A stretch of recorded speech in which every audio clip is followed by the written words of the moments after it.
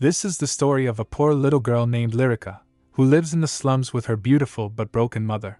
Once a noblewoman, her mother now spends every night drunk, blaming her daughter and the past for the miserable life they live. While her mother drowns in alcohol and regret, Lyrica works tirelessly just to survive. She cleans, runs errands, and saves every coin she can, dreaming of the day her mother might finally smile again. One day, her mother told her something while hiccuping drunkenly. "If only it weren't for you," she muttered bitterly. "If it weren't for you, I wouldn't be living like this. I used to be a noblewoman." Her voice shook as another hiccup escaped her. "If only your father hadn't fallen into so much debt and sailed across the seas. If he had come back, at least we wouldn't have been chased out of our lands." She suddenly waved her hand as if dismissing her own words. No, forget it." She took another long drink. "Instead of living in these slums, I could have remarried and started a new life, if it weren't for you." Lyrica trembles at first upon hearing that, but she smiles and answers, "You're right, that's what I think too, mother. My mother is the most beautiful woman in the world. Her blonde hair flows like rays of sunlight, and her eyes are blue like cornflowers. Her exquisite features and milky skin make her look like an angelic fairy wherever she goes. My mother is my pride and joy. Even though we are living in the slums now, we are actually of noble birth. She is the only person I know who can read. She's truly incredible. She's only like this because life is too unbearable for her right now. When she gets too drunk to walk home by herself, she leans on me. Every night she grows angry at me, and she spends all the money I earn on alcohol. But all of that will change when father returns. In her imagination, she can see it clearly. My love! My daughter! I'm home!" Father calls out warmly. "Look at all the money I made!" He laughs and lifts her up. "My little sweetheart, did you miss me? We'll all live together now." "Father!" she cried happily. "Now we're rich!" But then she gasps and shakes her head, snapping back to reality. "I got distracted. I have to get back to work. Right now, I'm working, she resolves, until the day I see mother smiling again. I'm going to take care of her. "Good work, Lyrica," the shopkeeper says kindly. "Thanks for working so hard and not stealing anything." A coin clinks into her hand as he adds, "Keep up the good work." She trembles slightly from exhaustion but bows politely. "Hard work builds character. I'm happy to be of service." "Oh, what a smart kid," the shopkeeper remarks. "I wish my kid was half as smart as you." "Thank you," she replied brightly. She thinks in her mind, "Work builds character. I learned that from a shoe shiner once. I always take that to heart and apply it to everything I do, and it's been quite helpful." After work, she passes by in front of a bakery. She saw fresh bread has just come out of the oven, and the smell is amazing. She exclaims, "The loaves look so soft, warm, and delicious.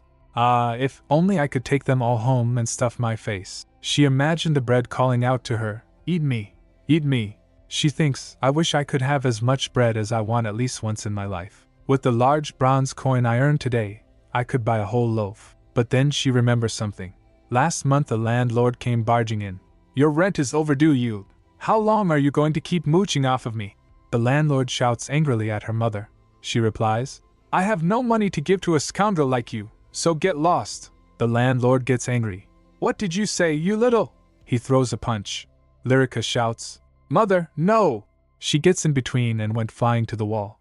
Blood started dripping from her nose. "How dare you hit my little girl?"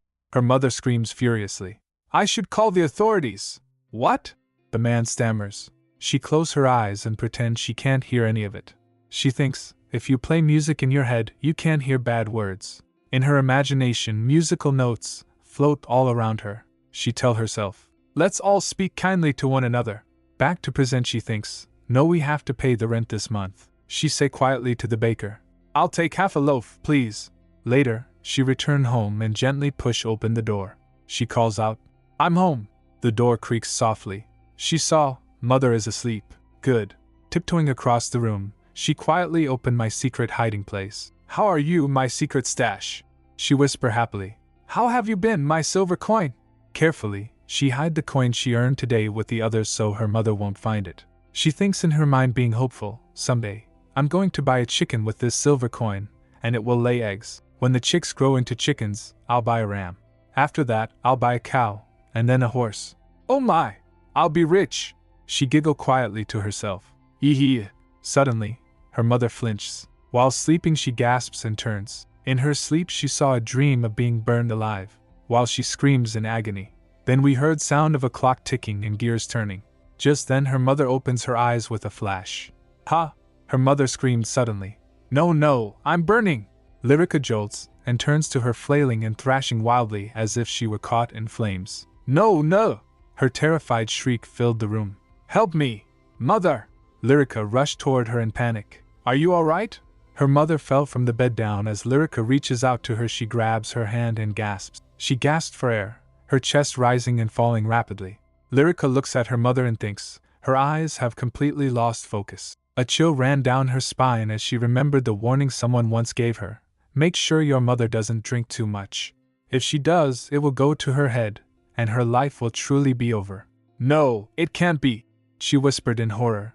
Mother! She embraces her mother crying. Mother! Her mother gasps while asking, Where am I? She saw horror in her mother's eyes. Her gaze landed on her. Lyrica! Yes, mother! It's me, Lyrica. Can you recognize me? She asked anxiously. We're at home right now. Do you remember? You're alive, her mother interrupted softly. You're alive. You're younger now. No, wait. Lyrica gets confused. Huh? Lyrica, her mother asked urgently, grabbing her shoulders. How old are you right now? She replies. I'm 8 years old, she cried out. That's impossible. Her heart dropped. Mother's mind has broken. Her mother staggers while walking towards the window. What is happening? She muttered to herself, looking outside. This can't be. We live in the slums? Impossible. This is, my God. No, mother is fine, Lyrica quickly said to herself, trying to stay calm. She just had a bad dream. Her mother again said, Oh my God. Lyrica thinks. She's too upset right now. She might hit me if I go near her. I should wait until she calms down. Then her mother turns and rushes to her. Lyrica backs away fearing. Mother, you're upset, so please. Before she could finish, her mother lifts up her hand. Lyrica imagines the landlord who punched her and in fear closes her eyes. She's gonna hit me. She flinched instinctively, but her mother caresses her. Lyrica, my precious Lyrica. She glances at her mother. Tears were dripping from her eyes. Her mother says, I can't believe you're really alive. Then, to my complete shock, she pulled me into a tight embrace. Lyrica froze in confusion as she held her close, trembling. She whispered, her voice shaking. You've come back to me. Lyrica wonders. Mother! Her whole body quivered as tears streamed down her face. Her mother sobbed. Mommy is so sorry! Lyrica thinks in shock. What's gotten into Mother? It's all my fault, her mother cried. I was a fool. Mommy was too stupid to know how precious you are. Lyrica thinks, there's no way Mother would ever say something like this to me. She wonders, is this a dream? Her mother says through her tears, I love you, Lyrica. Lyrica was still confused. Huh! Her mother hugs her. Lyrica, my treasure. Lyrica thinks, no, this couldn't be real. If this turned out to be a dream, it would hurt even more when I woke up. Her mother wails. My precious baby, my Lyrica. Lyrica concludes, yes, it had to be a dream. But as she looks at her mother crying, she wonders. A dream. Her mother quivers and trembles while crying. Lyrica wonders. Huh? As she realizes that this is not a dream, she stammers. Tears also came to her eyes. She wails. Mother? She said urgently. Yes, Lyrica. Lyrica questions herself crying. Is this real? My beloved child, her mother whispered, pressing kisses against her face. I love you. Lyrica thinks, is this really happening? Her mother repeated again and again. I love you. She kept hugging and kissing her, whispering those words over and over. I love you. And for the first time in her life, Lyrica realized something. I had never known how good it felt to be in my mother's arms. Later they woke up rubbing their eyes and giggling to each other. But even then, a small fear crept into her heart. What if Mother suddenly changes back again? What if she goes back to her usual self? Lyrica, her mother said suddenly. What day is it today? She stammers. It's April 15th, in the year 485. Her mother's eyes widened. She says, the Imperial Ball. She grabbed her hand tightly. Rika, she said with determination. I must go to the ball and meet the Emperor at all costs. Confused Lyrica asks. What? Let's pause for a moment. On a universal scale, this is the size of Lyrica and her mother, nothing more than a tiny speck of dust. The landlord who intimidates them every month is only slightly bigger than that speck. The upper middle class is bigger still. A noble stands far above them, towering in comparison, and the high-ranking nobles are even larger than that. But the greatest and highest being of them all is someone so powerful that Lyrica and her mother are nothing more than dust beneath his notice. That being is the Emperor. So I must get ready today and attend the ball tomorrow, her mother said firmly. Today is my only chance, Lyrica cried out. But that's nonsense. She trembles as her mother looks at her in shock. She wails, I was wrong to think mother had changed. She questions, how are you going to attend the imperial ball, mother? They'll turn you away at the entrance. And what if the emperor tries to eat your heart? Rumors said that the emperor froze people he disliked solid and killed them. She wonders, mother isn't in her right mind. What do I do? There's bound to be a way for me to get in, she insisted as she stood up. Of course, I can't go dressed like this.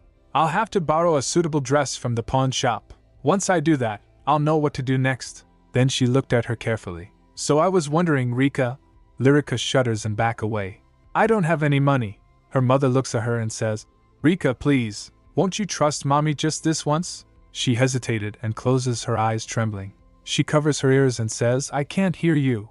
She resolves, you mustn't give her the money. Lyrica Vans, she told herself desperately. Mother has no idea what she's talking about. There's no way she'll get into the ball. And that money is for this month's rent that I'll have to pay soon. I don't want the landlord to hit me again. Her mother stares quietly, then says, All right, Rika, it's fine if you don't want to. But please remember this. She looked at her with an expression she had never seen before. I'm going to do my best for you, Rika. Of course, I know you can be happy without these things. But this is just what I want for you. Lyrica wondered. These things? Her mother says. I just want you to know that I'll do my best for you in my own way. Understand? Lyrica nods. Then she smiled faintly and pulls Lyrica in her embrace. All right then. Let's go to bed early tonight. But Lyrica quickly gets up and went to the table. She brought the bread to her mother and says, Mother, have some of this. I've already eaten, so I'm fine. Her mother looks at her. Lyrica looks bony and gaunt. Her mother puts a piece of bread in her mouth and says, Then let's eat it together anyway. So Lyrica thinks, even if mother said strange things, it doesn't matter. She has changed so much, and she's made me so happy. She fell asleep in her mother's embrace. The next day, she continued working. Someone asked, Are you sure you should be giving work to a kid from the slums? Another person replied, There's no one better than her. She was scrubbing and wiping the glasses. Earlier when she woke up, her mother was gone. She called, Mother? There was no answer. She rubbed her eyes wondering, where did she go? The room was empty. Her heart dropped. She went to her secret stash calling Mother, Mother. But everything was gone. Let's go to bed early tonight, she had said. My money. My silver coin! Just then someone nearby shouted as I stumbled. Hey, you better be careful. That's something you could never afford, she stammered. I'm sorry. Tears filled her eyes. My silver coins, my chicks, my chicken, my goat, my cow, and my horse. All the dreams she had built with those coins were gone. Goodbye. She cried, Mother, how could you? That was the first time she ever resented her mother. With no money left, she had to keep working without rest. That day she didn't even want to go home anymore, so she wandered the streets instead. She plopped down at a corner. She slumped to the ground and thinks, Once, I used to imagine Father returning. My love. My daughter, I'm home. Look at all the money I made. But now, I won't be able to even look forward to seeing Father again like I used to. As she sat there, exhausted, she heard someone's steps approaching. Looking at the person's boots, she thinks, What's this? Those look like expensive boots. Why are they coming this way? She prayed silently, Please go away and leave me alone. The footsteps stopped in front of me. Are you Miss Lyrica Vans? She looked up in shock. Well, the man said politely, reaching out his hand. I've come to escort you to the palace. And at that moment, she had no idea that her fate would completely change that day. She recalled it wasn't the first time she had met a wealthy-looking man. Once while walking, a man called, Hey girl! He throws a coin to her. Take this and get yourself a nice meal. She realized, the man standing in front of her now looked even wealthier than that gentleman. You weren't at home, he said calmly. So I've been looking all over for you. What? She stared at him in shock. Who are you? She thinks, just by looking at him, I can tell he is different. His clothing is fine and elegant, and his posture is perfectly upright. He looked like someone who had never needed to bow down to anyone in his life. Wait, she said anxiously. Is mother in trouble? No, the man replied. Your mother asked me to bring you to her, Miss Lyrica. You should let her explain everything herself. I'm only here as a messenger. He glanced around cautiously.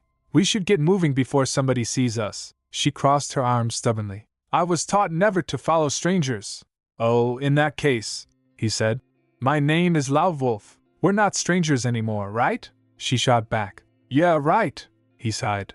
I guess that didn't work. Then his expression turned serious. To be honest, your mother is in critical condition, Miss Lyrica. Her heart dropped. What?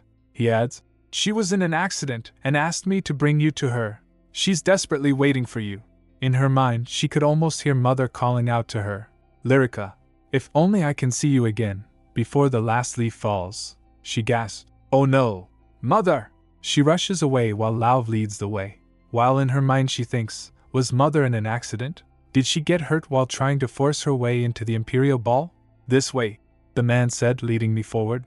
But I had prayed for her safety and well-being. We had even managed to survive in the slums without too much hardship. How could something like this happen? The door creaked as she approached. Mother, I'm coming! She cried, rushing forward. Your little girl Lyrica is coming for you. She hops on the carriage as Lauv gently pushes her. The door slammed shut. She shouted, We must leave at once! But before she could react, he knocked sharply on the door. Miss Lyrica, he said calmly, you really shouldn't be so gullible. Excuse me. She blinked in confusion. As the carriage was moving, she says, But you said mother was hurt.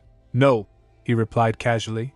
Your mother is fine and healthy. She remains silent. He calls out, Miss Lyrica? Slowly she began.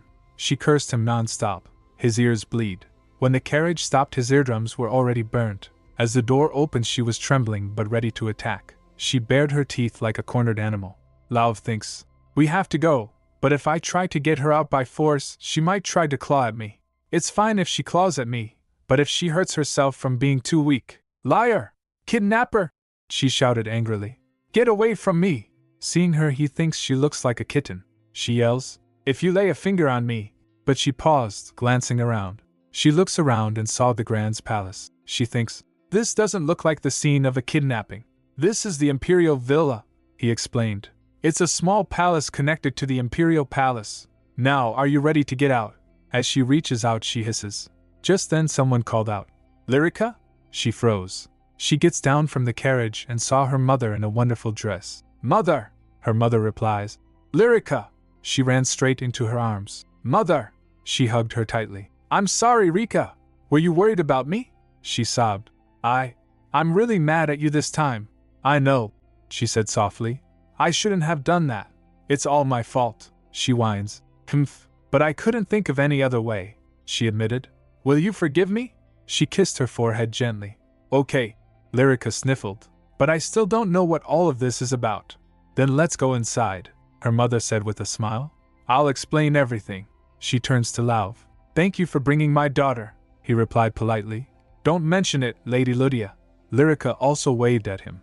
As Lauv bowed, Lyrica thinks to herself in shock. That grown man just bowed to me. Her mother asks, What's wrong? As she was wiping her, Lyrica asks, Are you sure we're allowed to be here in a place this incredible? Her mother replies, Yes, don't worry. She wonders, Really? What in the world had happened to mother? You see, her mother said calmly. Mommy attended the Imperial Ball. Lyrica asks, Really? Her mother replies, Yes, really. And that's where I met the Emperor. Why you met the Emperor? She gasped. But, according to the rumors I had heard, high nobles were born with special powers, but the Emperor was something even more terrifying. People said he ate the hearts of children and froze anyone he disliked to death. So be careful, unless you want to get your heart eaten. Her mother giggled softly. It'll be all right, she said. His Majesty is a reasonable man. Lyrica wonders, Really? Does being reasonable have anything to do with being terrifying? Her mother gently puts shoes on her feet. How soft, she murmured. Lyrica exclaims, They're as soft as delicate petals. Then they went to another room, where her mother smears jam on a bread and shoves it to her mouth. As she was gulping down a drink, her mother smiles. She says, So, Mommy is going to marry His Majesty in 2 days. Hearing that, Lyrica blurts out the drink in shock. Lyrica stammered in disbelief. You're going to marry His Majesty? Her mother replied calmly. Yes, but it's not going to be a normal marriage. She leaned closer to her and whispered, Rika, I'm going to tell you a little secret. After 2 days, there was a grand marriage held at the palace. People were applauding and cheering as they put rings on each other's finger. The emperor glances at her, so she trembles. Her mother told her, The truth is, this is a contract marriage. Wow. She looked around nervously. Look at all these people. They're all looking at us, right? She wonders, Mother, do you think I'll be able to do this? Before, as her mother told her, This is a contract marriage. She questions, what would a contract marriage equal? She ponders, a contract mean you have work to do. Almost immediately, she regained her composure. Ah, her mother laughed softly. I thought you'd be more surprised, Rika. I was plenty surprised, she said seriously. I'm almost dying of shock. Her heart was pounding wildly. Her mind raced, but once I thought about it, it started to make sense. There was no way Mother could have met the emperor, fallen in love, and married him so soon. Now that I know it's a contract marriage, I actually feel a little better. After all, back in the slums, I have learned one important rule. Work is the best way to build credit. If this is a contract, then it simply means Mother has a job to do.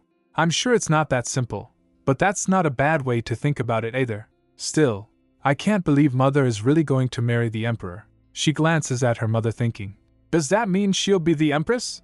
Noticing that her mother beams, Lyrica thinks she's so incredibly beautiful, but I still remember how things used to be. She remembers her mother would shout drunkenly, laughing loudly. Be that as it may, a deal is a deal, and a contract is a contract. Then Lyrica picks up her drink and says, I have to do something to help Mother do her job. She asks, Then, what's going to happen to me? Oh, her mother said casually, His Majesty is going to adopt you as his daughter. So, in 2 days, Lyrica, you're going to become a princess. A princess? Her mind went blank for a moment. A princess. She laughs, imagining herself. That's not going to be like that. Then she understood. So that means I'm a contract princess. She wonders, what's the job of a princess? She asks her mother. How long will the contract last? About 8 years, her mother replied. Until the crown prince comes of age and becomes the emperor. You know the story, right, Rika? The current emperor was only sitting on the throne temporarily. Once his nephew, the crown prince, became old enough to rule, the throne was supposed to return to him. The complicated history of the imperial family was something everyone knew, and no one really believed the emperor would give the throne back. Lyrica thinks in her mind, but 8 years is a long time. I'll be all grown up by then. After that, her mother said warmly, we can live together in a pretty house in a quiet place not too far from the capital. We'll even have a little garden. Really? Lyrica asked excitedly. Our very own house? With a pretty little garden? Will we really be able to have all that? Of course, Mother laughed. We'll even be able to travel wherever we want. You wouldn't believe the size of the bonus I'll get. But then her expression turned serious. However, you mustn't tell anyone about this. She clasped her hands tightly. This must remain an absolute secret. No one must know about this. Don't worry, Lyrica said firmly. I won't tell a soul, even if it kills me. Hearing that, her mother went in shock. She quickly embraces her and says, I know, Rika, I know you won't. Lyrica thinks she must be scared about taking on such a huge task, so she tried to comfort her the only way she could. Mother, she said gently, it's going to be okay. You have me. She patted her softly, trying to be reassuring. Don't worry, Mother, she promised. I'll keep protecting you. At least, that was the promise she made.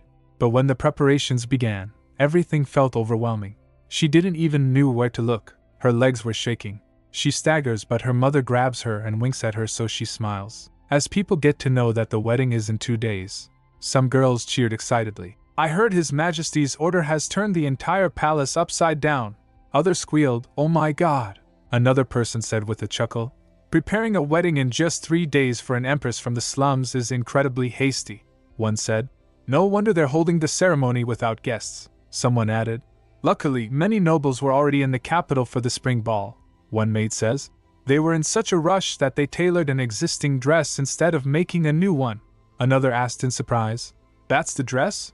One noble remarks while sipping tea, I had never seen a dress like it before. The back was so inflated and extravagant that I didn't know what to think. It's vulgar.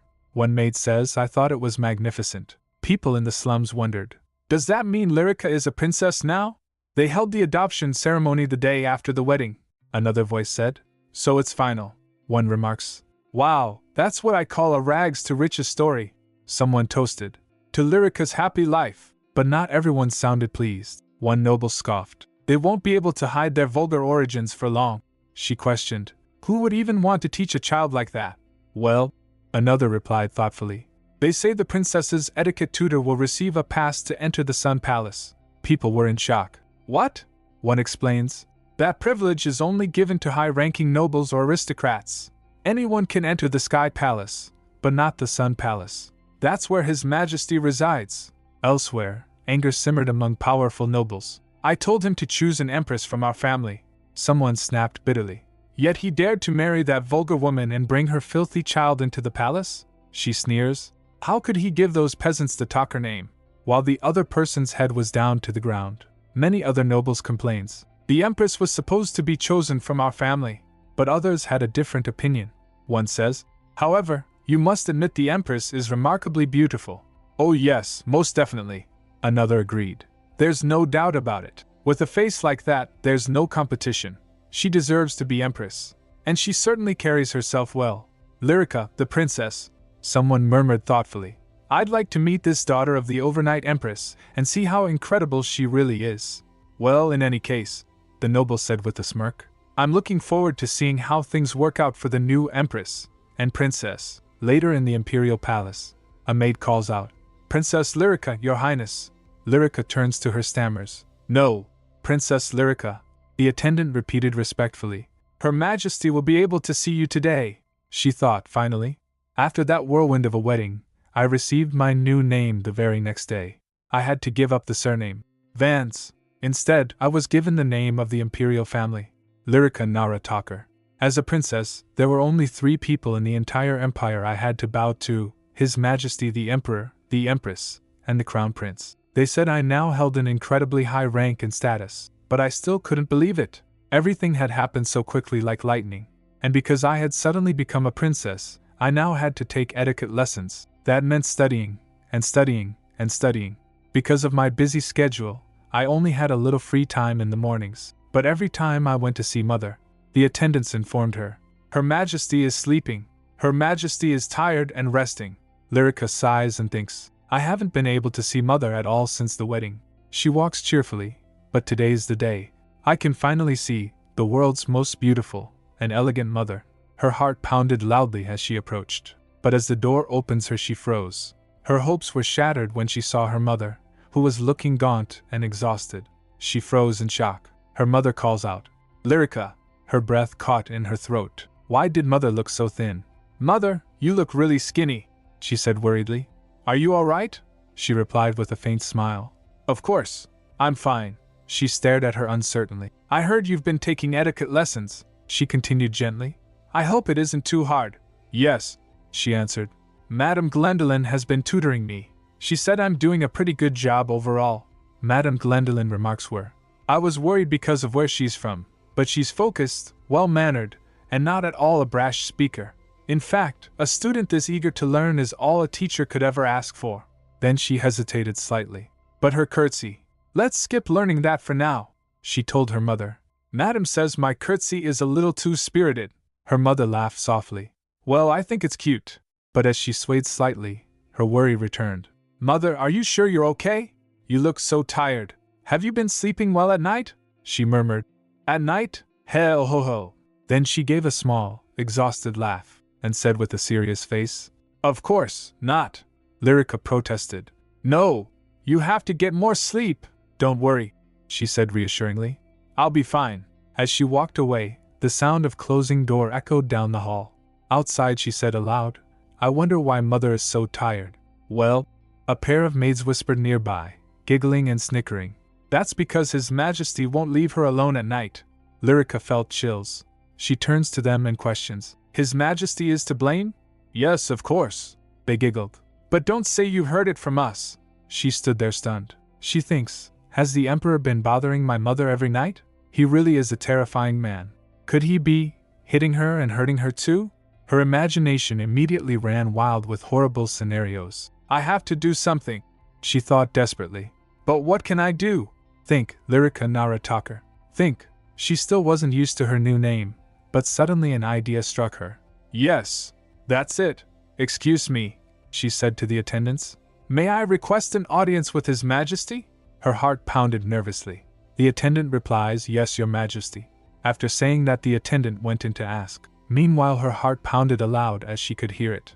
The attendant came back and says, His Majesty says he will see you, as long as it's quick. She cheered up a little. It worked.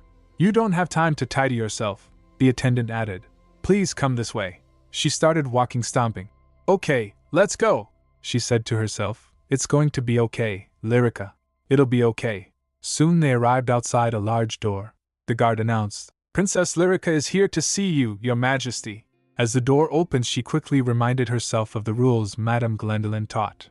When you have an audience with His Majesty, until you bow to him, you mustn't look at him. There are only 3 people you must bow to, the Emperor, the Empress, and the Crown Prince. You are subordinate to only those 3. That meant she had to curtsy to the Emperor. There were 2 other figures besides the Emperor present. They turns to her. She stiffly bowed. The Emperor asked, What is it? She flinches and tried to speak, but words got caught in her mouth. Feeling embarrassed, she stammers. I came to ask for a favor, Your Majesty, he says. Speak. She gulps, thinking, Don't be scared. You can do it. Be admirable, Lyrica. Be brave, she blurted out. Please, stop bothering Mother every night, her voice echoed. The other persons present there tried to stop themselves but couldn't. They laughed upon hearing that. The Emperor slams his hand on the table and rises up from his place. He looks at her confused. Huh! Tears came to her eyes. While sniffling, she says, Mother hasn't been able to wake up in the mornings, she continued nervously in tears. I think she hasn't been able to sleep much at night. It's too hard on her, so please. The figures present besides the Emperor were almost weeping, trying to control their laughter. She wails, So please stop bothering her. Wait, the Emperor started to say. But your mother actually enjoy. His subordinates present there interrupts him by coughing. Ahem! Another coughed loudly. HRRM! The Emperor stopped. Lyrica blinked in confusion. Why are they all coughing? She thinks maybe coughing is some kind of etiquette rule when the Emperor is speaking, and I just haven't learned about it yet. She questions herself. Is that right, Madame Gwendolen? So she coughs slightly. The Emperor's subordinates burst out laughing, slamming his hand on the table. Pwahahaha! Lyrica panicked. Did I do something wrong? Ahem. One of the men steps up and said, That fool isn't teasing you, so don't worry, brave princess, he added, kneeling down to her. His Majesty will not be bothering the Empress anymore. The Emperor interjected. Hey! He turns to the Emperor and asked, Isn't that right? The Emperor replies, All right. Lyrica cheered up and shouts, Thank you, Your Majesty. Then she finally looked around and noticed the other me. She wonders, by the way, who are these people? One of them introduced himself. I am Lat Sandar, the Chancellor. And this, he said, gesturing to the other man, is Tan Wolf. Just call me Tan, the man said easily. The Chancellor adds, He's the captain of the Imperial Guard, and the bane of the Empire. The Prime Minister and the Imperial Guard, she gasped internally. They're both very important people, Tan says. You being the Chancellor is the real bane of the Empire. Lat shot back. Repeating what I said is your comeback? How pathetic, Tan asks. What? Feeling awkward, she bowed quickly. Then, I should get going now. The problem is solved, she thought. So I probably shouldn't stay here. Just then the Emperor asked, Why? She froze. The Emperor said, Come here, she asked. Pardon me? He gestures with his hand. I said come here, he glares, saying, I won't bite. She thinks, a contract princess must build her credit. She stiffly walks to him. He gently lifts her up and placed her on his lap. She gets shocked. He asked, Are you a candy wrapper? Your clothes rustle like one, and you're as light as a feather. Your mother seemed to adore you, but she must have been starving you. She did not starve me, she protested immediately. Don't mock my mother. Then why are you so light? He said lazily. I could flick you with one finger and you'd fall over. See? Like this. He was about to, so she said. But my body is very strong. He flicked on her forehead. She went flying and fell down head on the ground. Her words echoed in the room. My body is strong, strong. She screamed internally. She didn't starve me. Tan and Lat rushes while shouting. Your Highness! Your Majesty! Lat asked the Emperor. Your Majesty, what is the meaning of this? Tan picks her up and asked, Your Highness, You really are as light as a candy wrapper. But she repeated to herself, trying not to cry, I'm strong. I'm strong. Then Lat turns to her, Your Highness, are you all right? As he raised his hand to reach out to her, she again felt the fear of the landlord trying to hit her. She closed her eyes in fear. Moments later she was sitting on sofa while Lat and Tan caressed for her. Lat said, Your forehead is red. There's no bump on the back of your head, though. He asked, How does it feel? Does it hurt when I touch it? Lyrica wasn't able to handle the overwhelming affection from all of them. She sniffs and says, I'm fine. Both Lat and Tan glares at the Emperor, Your Majesty. He countered, she said she was strong. I bet Otto would have been fine, the Crown Prince. Lat replies, The Crown Prince is a boy, and he's a talker. The Emperor sighed awkwardly. Sorry, I've never had a daughter before. Then he ordered, Call the doctor, and bring snacks that the princess might like. His aide bowed, then glanced towards Lyrica. He looked slightly confused. Lat thinks in his mind, the Empress is one thing, but no one is quite sure how to treat the adopted princess. And now the Emperor has summoned the princess to his study and called a doctor for her, and even ordered snacks. The doctor checked her forehead carefully. Did you hit your head on something? This ointment should help with swelling. He quietly observed the scene. He thought, the three main powers of the empire are all taking care of this one girl. Lat realized, I'm sure what he's thinking. It looks like the princess's life in the palace is going to change. After all, the emperor's favor was the most powerful protection anyone could have in the imperial palace. Soon, snacks were placed in front of her. She asked, Won't you have some with me? No thanks, they replied. It's all for you, Your Highness, so please enjoy.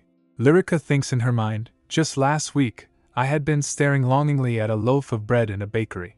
Now, she drips the snack in chocolate jam and carefully puts it in her mouth. She took a bite. Her eyes widened.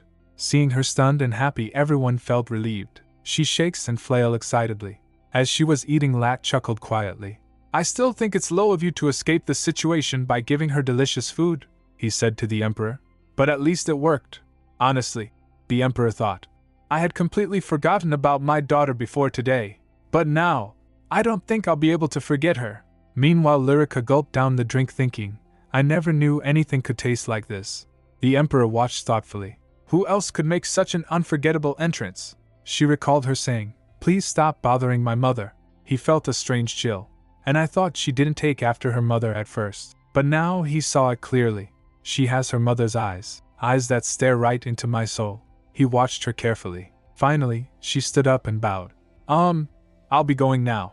Oh, Your Highness, the Chancellor said suddenly. Before you leave, I'd like to ask you a question. She paused. He asked, Who told you that the Empress was being bothered every night? He leaned forward slightly. Was it, perhaps, the Empress herself? Lat looked at her carefully, and a sudden thought crossed her mind. They don't think I'm here because Mother sent me, do they? What? She blurted out nervously. No, I'm here on my own, he asked calmly. Then who told you that? She mumbled, unable to explain properly. Well, just because. I understand, Lat replied after a moment. Then let me ask you another question. How do you like living in the palace? She answered quickly. I've been working very hard to adjust, he said thoughtfully. I see. Then he turned to the Emperor. Your Majesty, how about we assign Bryn's soul as Her Highness's personal maid? The Emperor replied. All right, Lat remarks. Splendid. Lyrica observed, Lat seems very serene, but he might not be a good person. There are few good people in high positions of power. People of high status are often firm, and sometimes very cold. Wouldn't Lat be like that too, since he's the Chancellor? Tan Wolf said suddenly.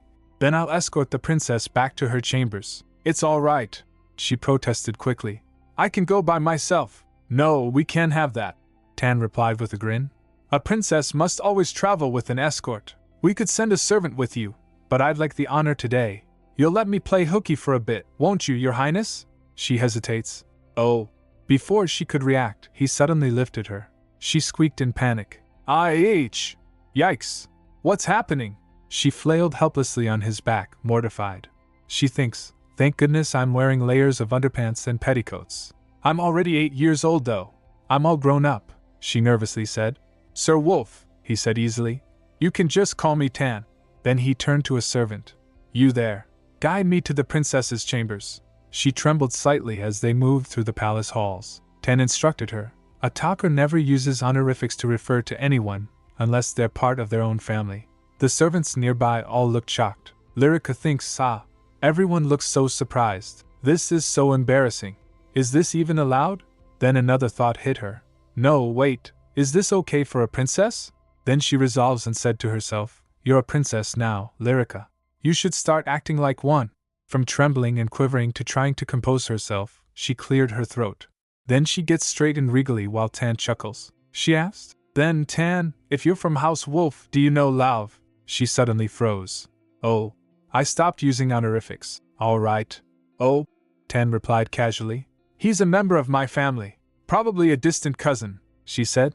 I see. Well, please tell him I'm sorry for all the harsh things I said, Tan repeated with amusement. Harsh things? He puts her down at her chambers, she said. When he brought me to the palace, I thought he was kidnapping me, so… Tan burst out laughing.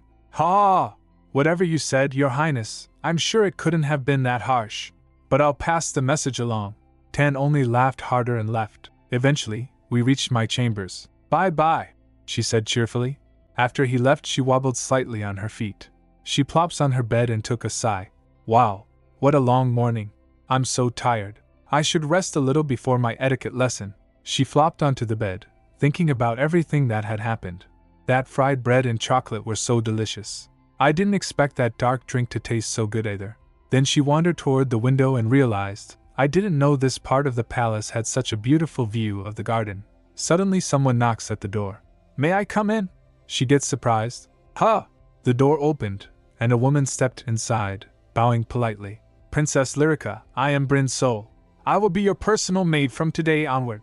It's a pleasure to meet you. Lyrica looks at her in confusion for a moment. Ha!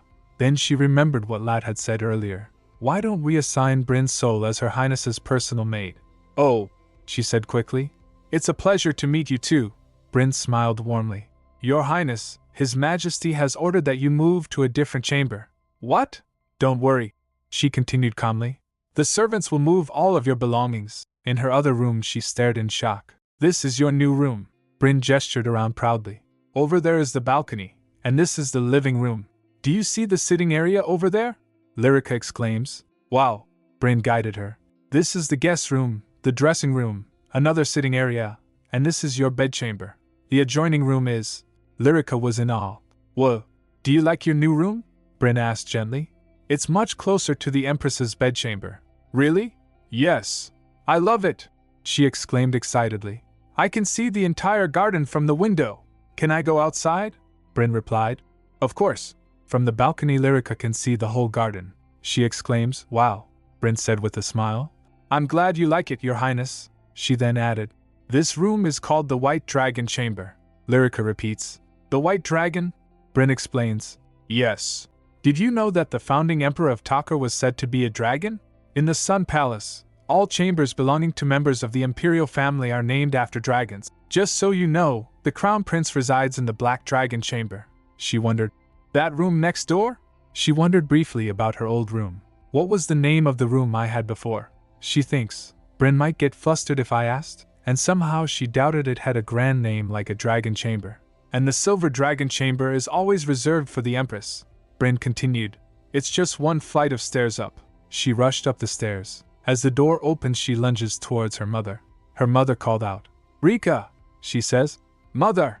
She pulled her into a tight hug. Her mother said, My sweetheart, come to mommy. They both giggled, hugging each other warmly. Lyrica thinks in her mind, now that the Emperor has promised to leave Mother alone, I should be able to see her every morning. There's nothing more to worry about. Rika, her mother said gently, looking at her. I heard you went to see His Majesty, she asked, startled. How did you know? She replied. His Majesty came by to see me. Mother held her shoulders gently and looked at her with concern. Rika, thank you for worrying about me, she said softly. But you don't need to put yourself at risk like that. I was so shocked when I heard what happened. But I did it for you, Mother, she thought earnestly. And His Majesty wasn't as scary as I thought. I know you did it because you were worried about me, Rika, she said, her voice warm but serious. But I'm saying this because I'm worried about you. You mustn't go see His Majesty like that again. Okay? She leaned down and pressed a small kiss on her forehead. Still, Lyrica added thoughtfully, I don't think His Majesty is a bad person. Her mother suddenly grabbed her shoulders firmly. She said, "That's exactly why he's dangerous. Just because he was kind to you and showed you a little affection doesn't mean you should trust him. Is that clear?" She looked at her gravely. "His Majesty is fully capable of slitting your throat with a smile on his face." She swallowed nervously. "My throat," Lyrica replied. "Understand?" Her mother adds, "I'm not trying to scare you, but it's better to be safe than sorry." Then her expression softened again. She changed the subject. "Well, what shall we do now? Would you like to spend the day with me today? You can even sleep in my bed tonight." "Really?" She brightened. "But I have etiquette lessons." Then Birin interjected. "I'm sorry to interrupt." "My apologies, Your Majesty," the woman said politely. "But Madame Gwendolen, Princess Lyrica's etiquette tutor, was told not to come today because Her Highness hurt her forehead." Her mother turned to her. She asked, "And who are you?" "I am Bryn Sol, Your Majesty," the woman replied with a bow. "I have been assigned as Princess Lyrica's personal maid." Her mother giggled slightly. "So you're from House Sol, heh? Well, that's wonderful." Her mother settled down and thinks proudly. "Look at my Lyrica! How could she be so cute and bright? She's claimed her place all on her own." House Sol had served the imperial family of Taka for generations. Serving House Taka was a great source of pride for them. The fact that a direct descendant like Bryn Sol had been assigned to Lyrica meant that they were willing to treat her like a true member of the imperial family. When her mother became the Empress, she had replaced the head maid of the imperial palace and taken charge of the household, while Lyrica was still staying in a guest room. However, she hadn't thought she could interfere in matters regarding her maids and tutors. She hadn't even expected the Emperor to care about such things. After all, there were many people who were trying to obstruct her, unwilling to accept her as an empress who had appeared overnight. And yet, the Emperor had gone out of his way to help. "Rika," her mother laughed softly, "it's because you're irresistibly cute. You're so adorable that even a dragon has fallen for your charms." She chuckled again. Her mother thinks in her mind, "Of course, I won't forgive him if he ever lays a finger on her." Then she suddenly squeezed her cheeks. "My baby, how are you so cute? How are you this beautiful, adorable, and lovely?" She paused, her eyes filling with emotion. "And why didn't I realize this before?" She hugged her tightly. Recalling a horrible dream, she hugged her tightly and said, "I love you." She trembled while she said that. Lyrica thinks in confusion, why do mothers sometimes laugh and cry at the same time? Her mother again said, "I love you, Lyrica." She said softly, "I love you too, mother." Later that day a servant introduced a dress excitedly. "The bustle dress Your Majesty wore at the wedding is going to become the next fashion trend," she adds smiling. "It's already quite popular among the social elite." Lyrica thinks, but shouldn't a princess's dress look more like this? A crinoline dress. Her mother suddenly leaned down and kissed her cheek again. She whispered, "I've become unbelievably happy." Later while walking she said, "I love you." At another moment she said, "I love you, Lyrica." Again while lying to sleep her mother again said, "I love you." Lyrica thinks, I've become so unbelievably happy. So happy, it's almost frightening. I should really listen to mother's advice. But somehow, she found herself sitting in the Emperor's study again. She thought, what am I doing back here? That scary man could slit my throat with a smile on his face. Her mother's warning echoed in her mind. "Lyrica, you must not go see His Majesty." But the problem was, he had been calling for her every single day. Just then a servant knocks at the door and came with snacks. He said politely, "Pardon me, Your Highness." He served her the snacks. "Please enjoy some macarons." The next day, "Have some eclairs." The next, "Would you like some rose cakes?" Again, "These are called financiers." Every day, different sweets were brought out for her, and every day, they were unbelievably delicious. Lyrica thinks, I suspected Mother and the Emperor had argued about it at some point. But His Majesty must have won, because Mother had stopped saying much about it lately. That's why I've become somewhat used to this. Maybe a little too used to it. She slumped on her seat. She told herself, quickly straightening her posture. No, act like a princess. Meanwhile, the Emperor stared at her thoughtfully. He wondered, why isn't she growing? Lad asked. What do you mean? I'm talking about the kid, he replied bluntly. She's clearly eating well, so why isn't she growing? Your Majesty, Lad said patiently. It hasn't even been 10 days yet, he seriously said. But Otto grew every day. Do you think she might have some kind of condition? Your Majesty, Lad replied calmly. Princess Lyrica is not from House Talker, House Barat, House Sandar, or House Wolf. In any case she is not of noble birth. 10 nods to that. Lyrica raised his arm. The Emperor asked. What is it? I don't have a condition, she protested. And I'm strong. I'm growing very well. Bryn says I can start wearing bigger clothes too. And besides, she cleared her throat and added proudly, I'm a talker too. My new name is Lyrica Nara Talker. She thinks firmly. That still makes me a talker, right? What's the point of having a contract if I'm going to back down when it matters most? That's right, Lat said with a grin. Princess Lyrica is a talker. The Emperor studied her for a moment. Come to think of it, she does look less haggard than when I first saw her. Still, he frowned. But shouldn't you be growing this much every week? What? She gasped. No one can grow that fast. Maybe a plant could, the Emperor said casually. But I did, she blurted out. Well, that's because your Majesty isn't human. The room fell silent. Lat and Tan also get shocked. Lyrica felt chills. The Emperor slowly turned his head. Who told you that? Lyrica was taken aback. Huh? The Emperor's gaze sharpened slightly. Lyrica thinks, he asked it as if it is nothing, but I can feel that the question is much more serious than that. Her heart thumped nervously in her chest. She concludes, I have to give him a proper answer. The imperial family is descended from dragons, she explained carefully. So your Majesty being a dragon, is what Bryn told me, she continued, trying to remember everything she had said. The Empress's room is called the Silver Dragon Chamber, and the Crown Prince's room is the Black Dragon Chamber. But there's no dragon in the name of your Majesty's chamber, because your Majesty is the dragon himself. Oh, Lat quickly cleared his throat. Ahem, Princess Lyrica is technically correct, he said cautiously. But saying His Majesty isn't human could be misunderstood, so it would be better not to. The Emperor interrupted lazily. So what? Isn't that what everyone thinks anyway? They talk about me as if I'm inhuman and emotionless, Lyrica adds. Well, I was actually touched when I first heard that story, because it feels like a faraway fairy tale. Then he crooked his finger, beckoning her closer. She hurried over. He studied her quietly. This small, weak child. She runs to me whenever I call her, without any fear of death. No, that's not quite right. It's not that she doesn't fear me. I'm sure she does. She lifts her up and placed her on his lap. He continues, she simply trusts that I won't hurt her. His heart raced, and for some reason, I don't want to break that trust. He gently patted her head. How intriguing. Then he looked down at her and asked suddenly, Why, your Majesty? He said. Pardon me? He said with a grin. You should call me Papa. She gets surprised. Huh? I said, he repeated calmly. Call me Papa. For a moment, the room fell silent. How interesting, he thought, watching her closely. Are her eyes the result of those eyes? Memories flickered through his mind. He recalled her mother saying, Until the Crown Prince ascends the throne, I will enter a contract marriage with you for 8 years. His remembered the nobles pestering him. Your Majesty, you must choose an empress soon. The throne cannot remain vacant for long. He thought, they can't even look me in the eye, yet they rant about the empress's throne, hoping to claim a piece of it. Disgusting. Then her mother had spoken. I will marry you, your Majesty. For the next 8 years, I want you to support me so I can do everything I need to do as Empress. He had warned her. Even with my support, there is only so much I can do for you as Emperor. High society is a war zone, but she had answered without hesitation. I know. I will handle the conniving foxes, wolves, snakes, and flowers with thorns for you, your Majesty. He thinks, so far, she's exceeded all my expectations enough to make me wonder where she was hiding all my life. But compared to her mother, this child is like no one I've ever met before.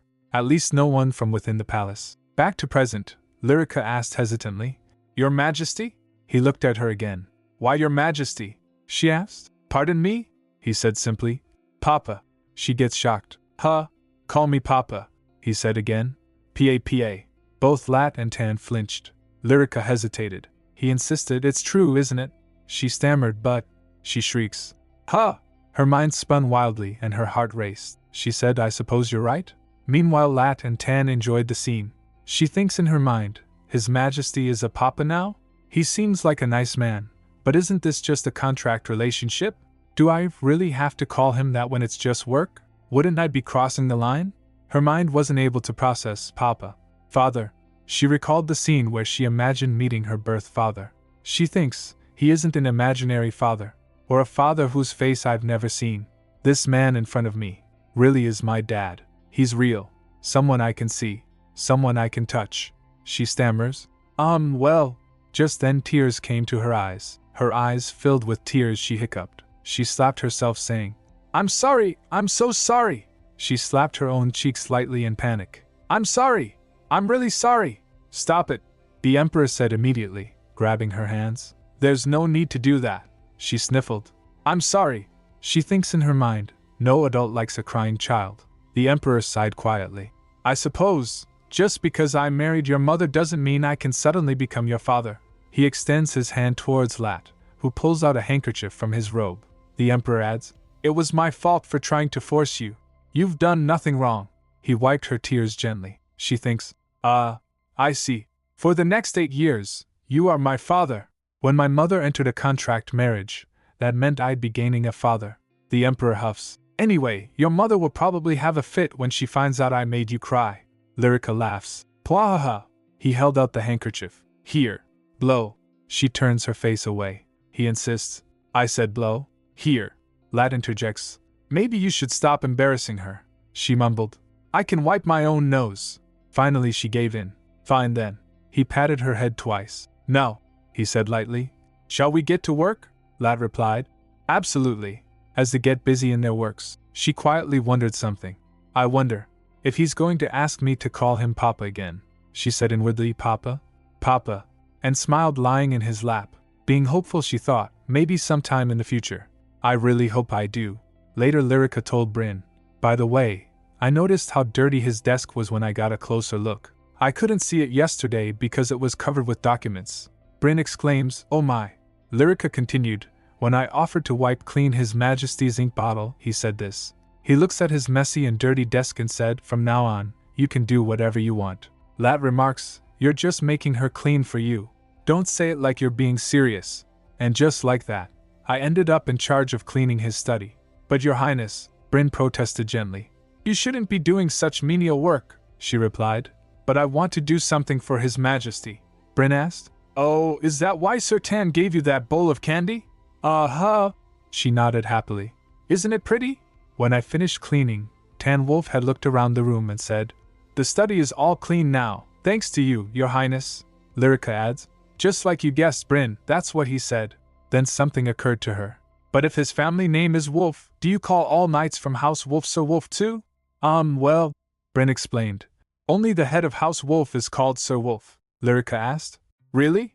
Bryn thinks, in her mind, the Emperor disliked having too many people going in and out of his study, so he only allowed his closest confidants inside. When the palace staff heard that the little princess was going to clean the Emperor's study, most of them laughed and expected her to fail.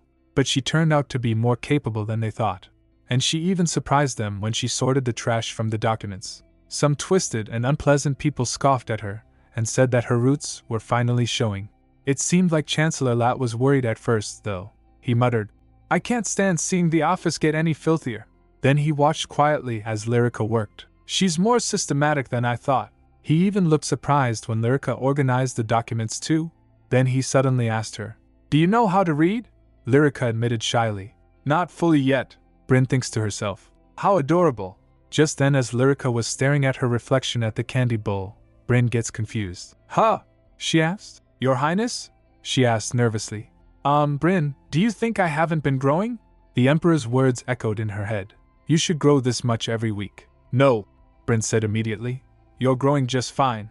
"Did someone say something to you?" She leaned closer and whispered quietly in her ear.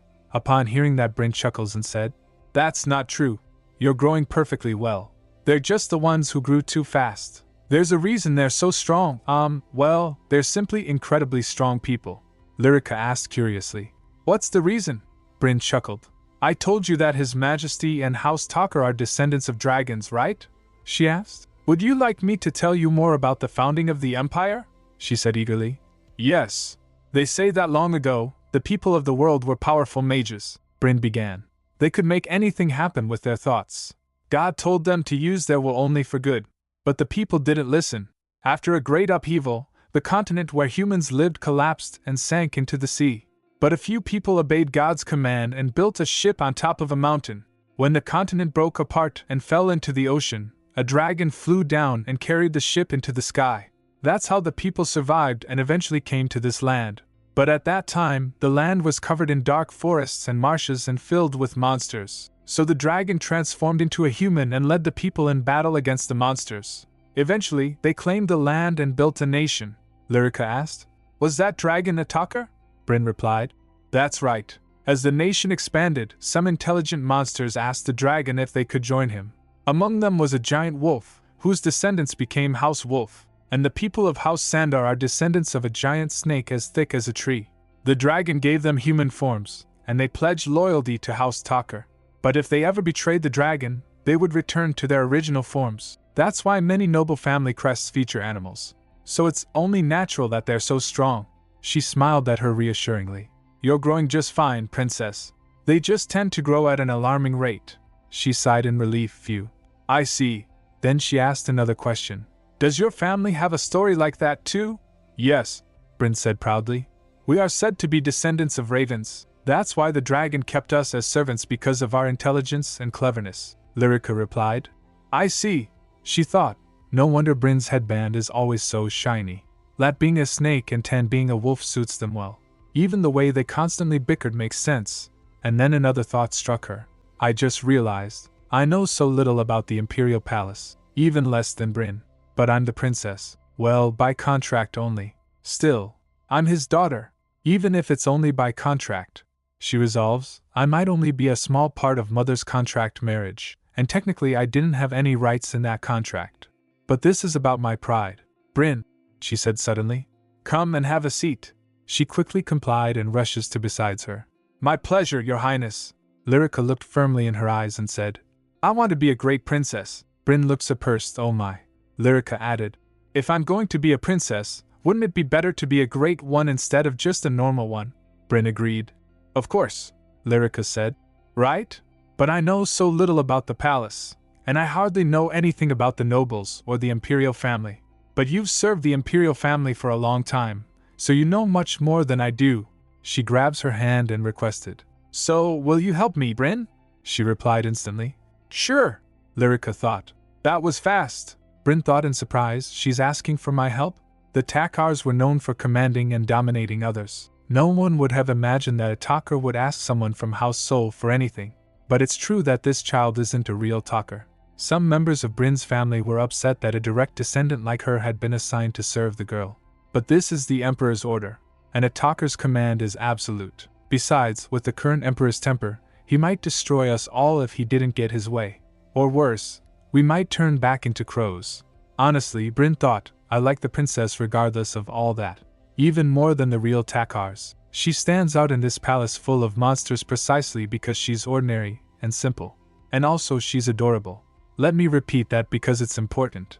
She is absolutely adorable, Bryn confirmed. Of course, your highness. I, Bryn Soul, will do everything I can to help you. So, she asked with a warm smile, what would you like to learn about first? Bryn, eyes shining with a slightly unsettling eagerness, leans in. So what would you like to learn about first? The little princess, Lyrica, bounces with excitement. The palace? Lyrica, determined, climbs the grand staircase, declaring, this is my home now, so it doesn't make sense that I don't know about its structure, or who lives in it. She's on a mission to familiarize herself with every nook and cranny of the Imperial Palace. First and foremost, I need to have a good idea of the structure and layout of the Imperial Palace. Then I'll be able to move around freely to do my work. Bryn nods. All right. Just leave it to me. Lyrica peers at a massive map spread out on a table. Are there this many rooms? Her tiny finger traces a path. What's this path for? Bryn explains. That's the servants' corridor. That door leads to the servants' quarters. As they enter the room, a startled voice calls out, Your Highness? You're here? Lyrica points to another area. Then what's this? Bryn reveals. It's a secret escape passage. Lyrica asks. Is it supposed to be marked if it's a secret? Bryn smiles. Normally it's not. But I am a soul, she thinks. The history of the Imperial Palace is the history of House Soul. Lyrica thinks. I'm glad I asked Bryn to teach me. At another place she asks. Then what about here? A guard blocks their path. You may not pass this point. Lyrica is surprised. Huh? But, the guard is firm. This place isn't open to just anyone. Bryn flinches, but Lyrica calmly says, why yes, I understand. Let's go, Bryn. Come on. Later, seated on a swing, Bryn told. That place was off limits, but besides that, It's hard to look around this vast palace, isn't it? Lyrica replies. Yes, it is. And I'm starting to get used to having people bow to me wherever I go. Then, huh! A refined voice interrupts her thoughts. Your Highness. It's Lat, carrying books and scrolls. He asks. You look busy, Your Highness. Lyrica explains. I'm walking around the palace to get familiar with its layout. It's my home now, so I thought I should know. Lat smiles. You're absolutely right. He pauses, then asks. Was there anywhere you couldn't go? Lyrica exclaims. Oh, yes, there was a place that was guarded by soldiers. Lat chuckles. Oh dear. Then, Your Highness. Lyrica, suddenly nervous, thinks. Huh! Something feels scary. Lat leans in. If you go to the Imperial Guard quarters, you'll find Ten there. Tell him what happened and ask for a guard to escort you. Brine chuckles. Oh my, what a great idea. Lyrica, hopeful, says. So, the Imperial Guard quarters. Lat confirms. Lyrica gets pumped. All right. Lat smiles. Your Highness, what is your surname? Lyrica replies. Talker. Lat tells her. Don't forget that. After she left, he remarks. And gaining the help of House Soul is quite impressive. Lyrica and Bryn arrive at the Imperial Guard quarters to find a chaotic training session underway. Lyrica thinks. Everyone is in groups except for that man. She wonders. Is that Sir Lauv? The guard shouts excitedly after seeing her. Hello, Your Highness! A gaggle of guards surrounds her. She's so tiny. And cute. She's so small. She's adorable. Can we help you with anything? Lyrica, overwhelmed, says. It's nice to meet you all too. She gets overwhelmed. They're all huge. Then a voice bursts, opens the door through the crowd. He says, Huh, Princess Lyrica? What are you doing here? One of his subordinates cries out, Captain, please! The documents! Lyrica turns to him. I came to tell you something. I just ran into a lot. She glances nervously at the guards. Should I really say this in front of so many people? Tan quickly lifts her up, saying, Aha!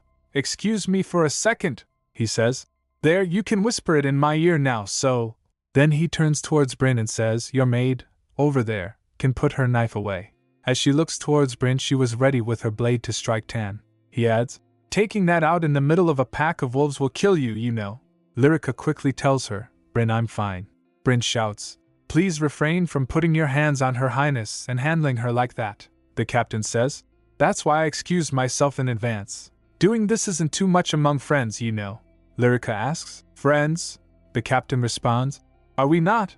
Lyrica replies, No, I'd love to be your friend. The captain smiles, Ha! How cute. So tell me what happened. Lyrica whispers, Well, Lyrica thinks, These wolves can hear everything. Then she tells him the story and announces, So I've come to borrow a knight. The captain considers, and with a flash of his eyes he gives a thumbs up. Then I'll go. Just then his subordinate speaks from behind. So Lyrica hesitates, but Tan asks, Is there a problem? Glancing towards him, Lyrica replies, A problem. Tan sternly says to his subordinate, You do know affairs of the imperial family come first, don't you? His subordinate gave in. I'll see you later then. The captain walks away holding Lyrica and laughs. Tan holds Lyrica, she says. I thought you'd say no. He continues to lecture her as they walk with Bryn. Your Highness, how many people did I say you have to bow down to? Lyrica responds. 3. He confirms. That's right. He explains. The Emperor's orders are also called the words of the dragon. The words of the dragon are absolute in the Empire. Even if you put up a scarecrow and call him a talker, all the nobles of the Empire will have to bow down to it. Lyrica thinks. Are His Majesty's orders that important? I've tried to think of doing the same thing as a princess, but I couldn't imagine whatever I say being that important. Tan adds. His Majesty has formally adopted you as his daughter. Lyrica spoke, but internally she says, I'm sure Tan and Bryn have no idea that I'm a temporary contract princess. I'm only an adopted daughter. Tan winks and says, You're the princess that can order the captain of the Imperial Guard around with a twitch of her chin. She gets surprised. 3. So Tan laughs, ha ha ha. Lyrica thinks, Really? Is that how that works? He explains further. The only 4 surviving Takars are the Emperor, the Empress, the Crown Prince, and you, Princess Lyrica. In other words, you are only second in line to the throne. Lyrica replies, But it doesn't matter because the Crown Prince is going to take the throne anyway, right? That's too much for me to wrap my head around. Tan replies, Yes, but what I'm saying is, that's how high your status is. Lyrica marches forward, stomping her feet. Tan hides away and told her, "I'll be watching you from the back." He thinks to himself that he's on a stakeout to catch a culprit. As the guard stops her, she asks, "Are you not going to let me through?" The guard replies firmly, "No, you may not enter." Lyrica grits her teeth, clenching her fist. "Ugh, no! I have Bryn and Tan behind me. You can do this, Lyrica." She questions, "Why can't I go past?" The guard states, "This is His Majesty's order." Lyrica thinks, "Oh, if that's what His Majesty ordered, there's nothing I can do about it, right?" She glances back at Bryn. Bryn smirks evilly. Lyrica wonders, "Huh." Bryn steps forward. "Did His Majesty specifically order that the princess be stopped from passing through here?" The guard strains. "Arg." He smashes his spear on the ground and announces, "She still can't." Bryn guards Lyrica from the guard. Just then Tan shouts from behind, "She can't do what?" The guard quickly turns towards him. Tan demands, "Tell me, what isn't she allowed to do?" He gives a sinister smile. The guard shakes from fear. Tan grabs his spear and demands, "State your name and rank." The guard nervously replies, "John Enders, first ranking officer in the 1st Imperial Guard, sir." Tan, while folding his spears in anger, asks, "All right, Enders. So what did you say she isn't allowed to do?" The guard stammers, "Well," Tan sneers as he continues molding the spear, "Oh, I know that even nobles need a special pass to enter the Sun Palace. But does that apply to members of the Imperial family as well?" The guard trembles. "No, sir." Tan asks, "Do you not recognize her maid?" The guard whimpers, "I didn't, sir." Tan questions again, "Don't you know that only members of the Imperial family have personal maids? Have you not learned the basics?" He replies trembling, "No, sir." Tan folds his spear into a ball shape and shoves it into the guard chest. "Go and bring me your superior." Enders stumbles and wobbles while leaving. Tan thinks, not only is it unheard of to forbid entry to a princess, but he even dared to frown at her, and he smashed his spear on the ground to intimidate her. How could he threaten such a small child? A wolf would never imagine doing such a thing. He smiles. "Ha! I expected some resistance, but how could a mere officer treat a princess, even an adopted one, like that?" Then he turns to Lyrica. "Now you may go as you please, Your Highness," he says internally. "There's no need for her to see what I'm about to do next." He started walking, saying, "I'll take care of it from here." Just then Lyrica calls out, "Are you sure you'll be all right on your own?" Tan turns back in shock. Lyrica exclaims, "I can go with you. Of course, I know you can manage well on your own, but still, it's better to fight together than alone." His eyes widen, blinking in surprise. He laughs. "Pwaha," she adds, "if I get scared, I'll go tell His Majesty, so don't worry." Just then the Emperor says, "There won't be any need for that." The Emperor was watching them from above, standing with Lat. Lyrica bows to him and greets, "Hello, Your Majesty." Bryn bows. Lyrica curtsies. Tan, scratching his head, says, "I came to teach that soldier a lesson, not to say hello." The Emperor says, "Isn't it funny?" He stepped forward, saying, "How could a mere officer have the nerve to do something like that? Don't you think there's someone backing him?" He pokes her forehead. She gets surprised at first, then she quivers. The Emperor grins down at her. "You are a talker indeed," he continues. "Being a talker has nothing to do with what kind of person you are, what you have or don't have, or whether you're worth anything or not." The Emperor then declares, "I have adopted you as my daughter, and that means everyone shall bow down before you. If not, they would be defying my orders." His expression is serious, letting everyone know he means business. The Emperor asks, "So who was it?" Tan replies, "A first-ranking officer in the 1st Imperial Guard." Lat nods, "I see." Then he turns to Lyrica and smiles ominously.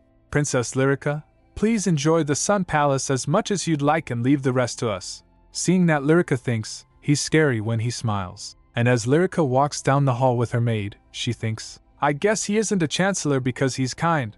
Soldiers salute as they pass, and Lyrica muses, "The soldiers have been replaced at all the other posts that were restricted too. News must travel fast around here." Bryn chuckles softly. She tells Lyrica, "Of course, this is a matter that deals with you, Your Highness. Matters dealing with the Imperial family are not taken lightly." The maid leans in close. "So what is it like to have a taste of power, Your Highness?" Lyrica wonders, "A taste of power? Is this the taste of power?" Lyrica eats a sweet treat and thinks, "I wouldn't be able to taste this either if I hadn't become the princess, would I?" Again while in bed she thinks, "The taste of power. If I wasn't a princess, I wouldn't have such a comfy bed either. Power is great, The next day Lat suggests, "Don't you think that's the taste of money?" The Emperor throws documents away and says power is about how well you can use it. Papers fly around the room as Tan cries out, "Your Majesty!" Lyrica quickly grabs all the papers and proudly presents it.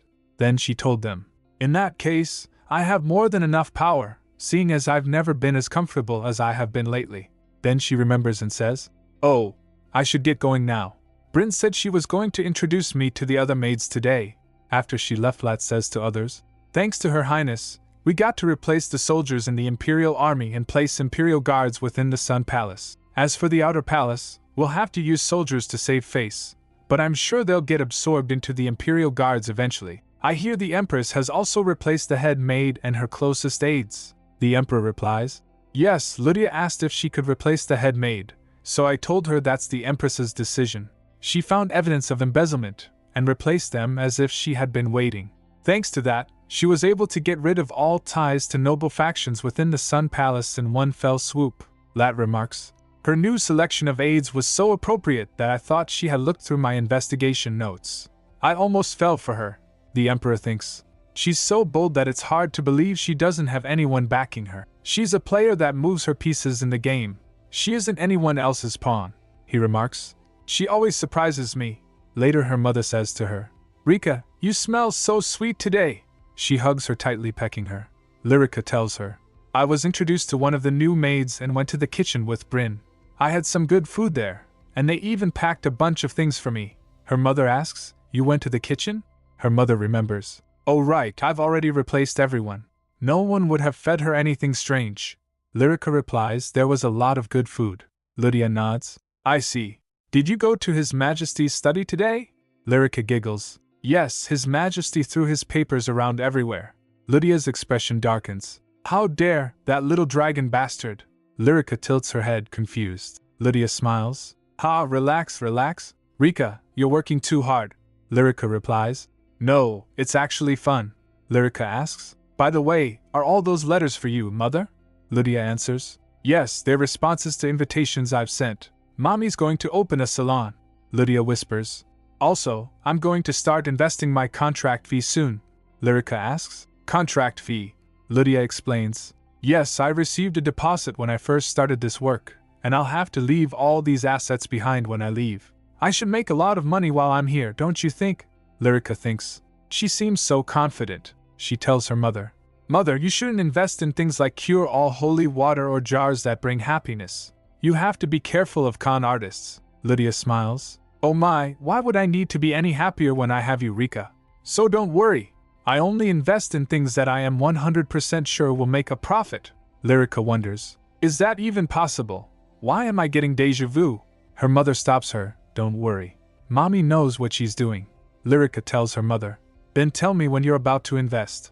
"Promise."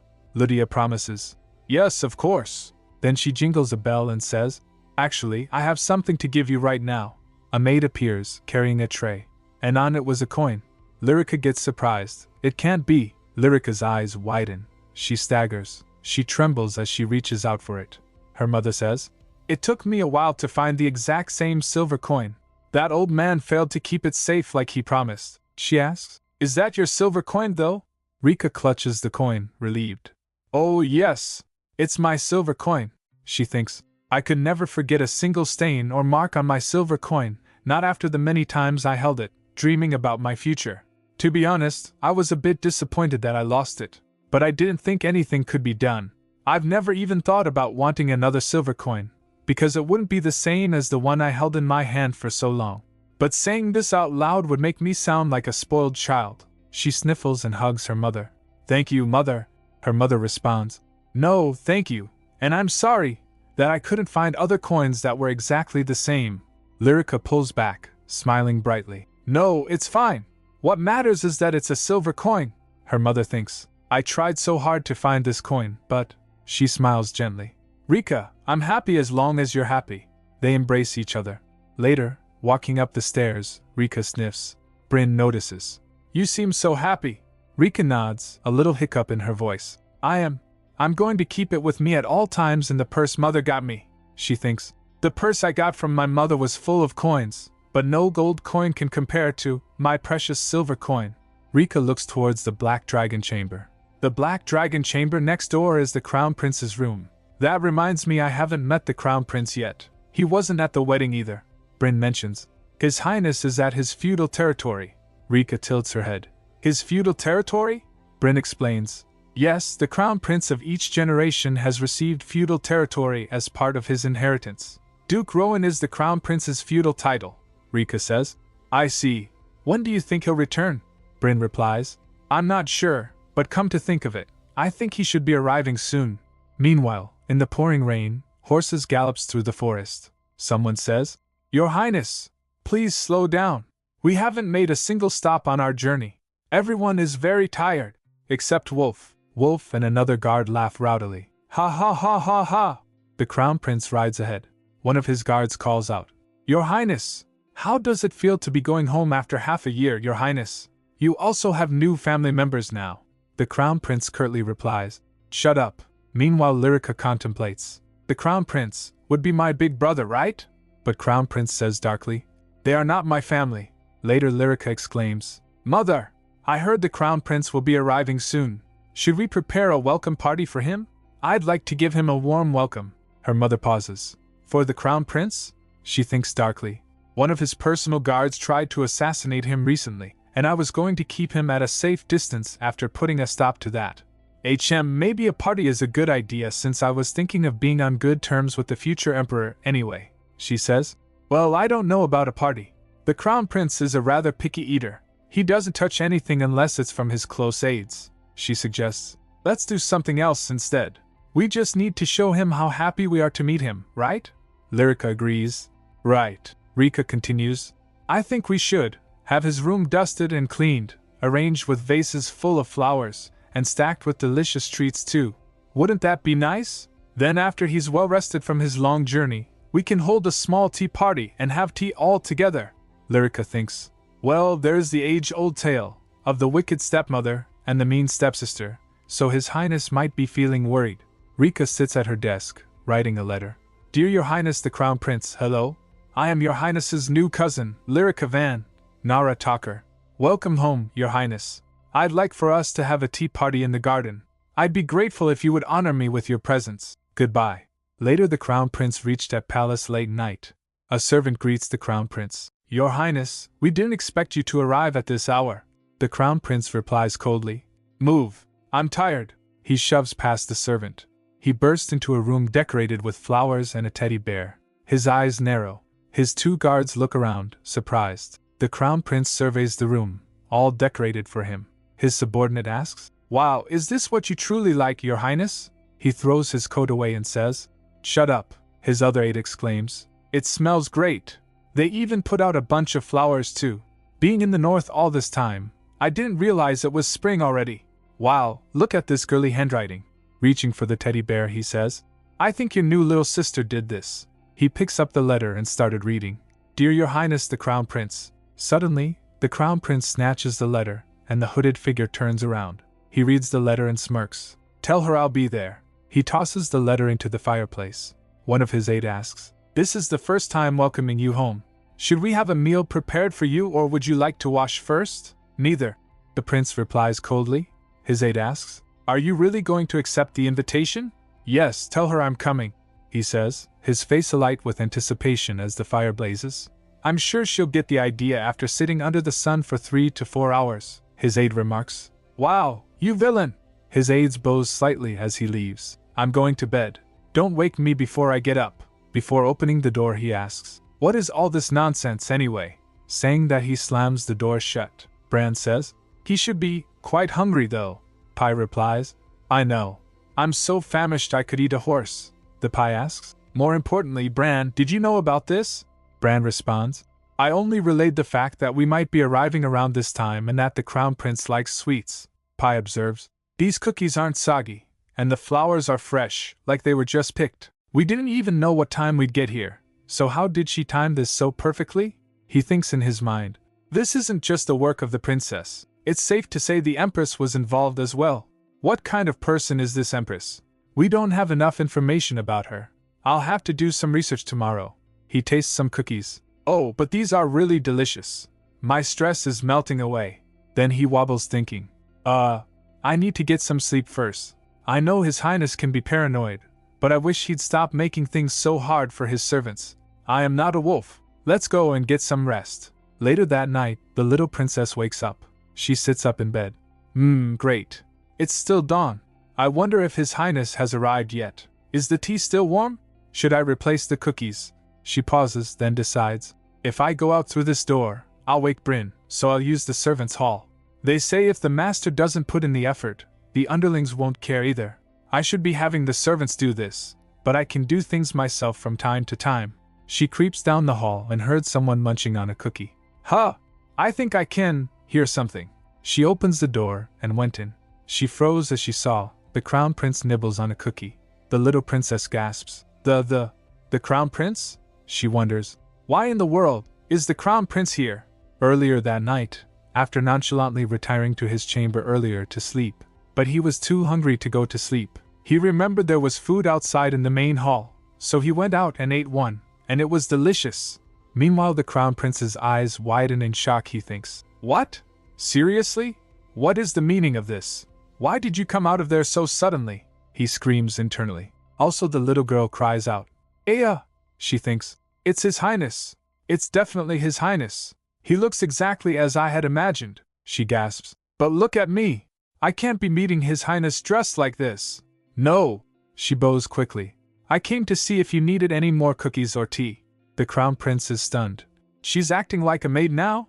What kind of maid walks around the palace dressed like that? He grits his teeth. Seriously, why would she pop out of there at this time of night? Did she come here to see if I'd be foolish enough to eat the food of my enemy? Did she come creeping over here to take a gander at my folly? He rises to his feet. The little princess trembles in fear, bowing his head down.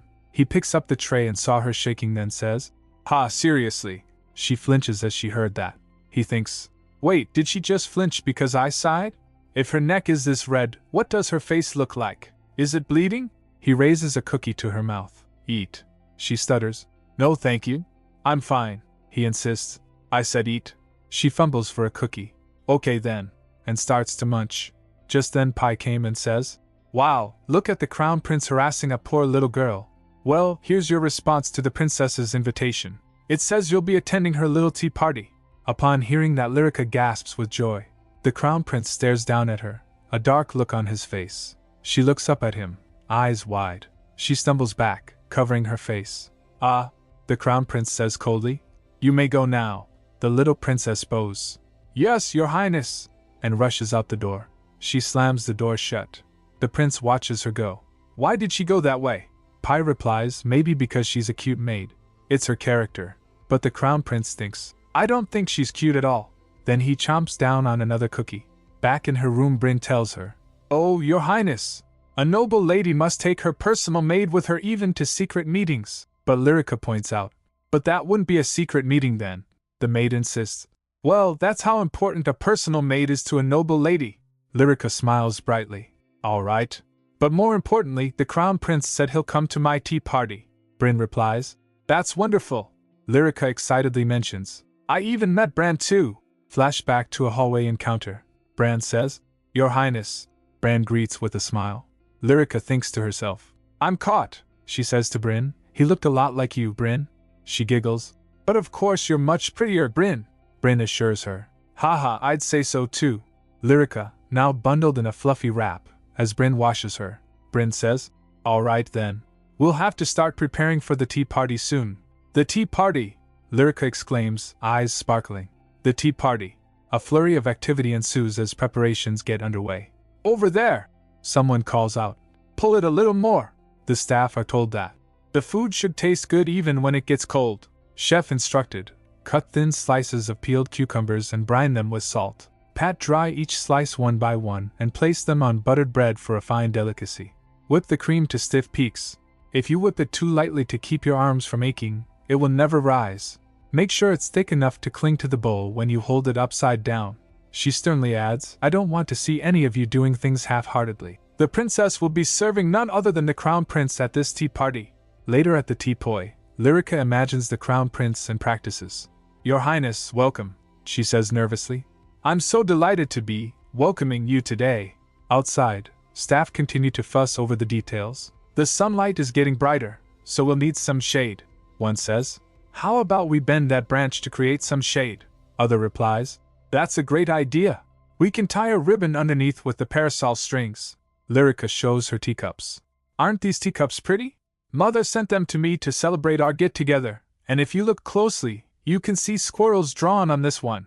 Oh, that one has baby bears. Each cup has a different illustration, and it's quite fun to spot them. She continues imagining and practicing. The tea is from Lord Sandar. It has a very delicious scent. The tea will have to stay warm under the shade. Let's put warmers on the teapots to keep the temperature. She continues. This is roasted apples and caramel with rooibos tea, and that's a rose tea that smells great and has a beautiful rosy color. Those are tart raspberries poured over a thick, rich cream. And we even have some Earl Grey tea that smells like juicy, ripe peaches. She adds with a nervous smile. I'm so glad that we're siblings, Your Highness. I've always wanted to have a sibling, you see. Meanwhile, the staff continued to fret over the details. I don't think the table mats match well with the tassels on the parasol, one complains. Do you have anything else? One servant says. His Majesty said we can have access to the ice stores, so we should also serve some iced tea made with orange black tea and thinly sliced lemons. Everything must not be too overdone or undone, Your Highness, because this will be the princess's very first tea party. Lyrica continues. So if you don't mind, I'd like for us to become close. Lyrica was ready, standing waiting with Bryn for the crown prince. She thinks in her mind, the weather at the end of May is so bright and sunny. The spring wind is warm and uplifting, and the rose buds are already in bloom.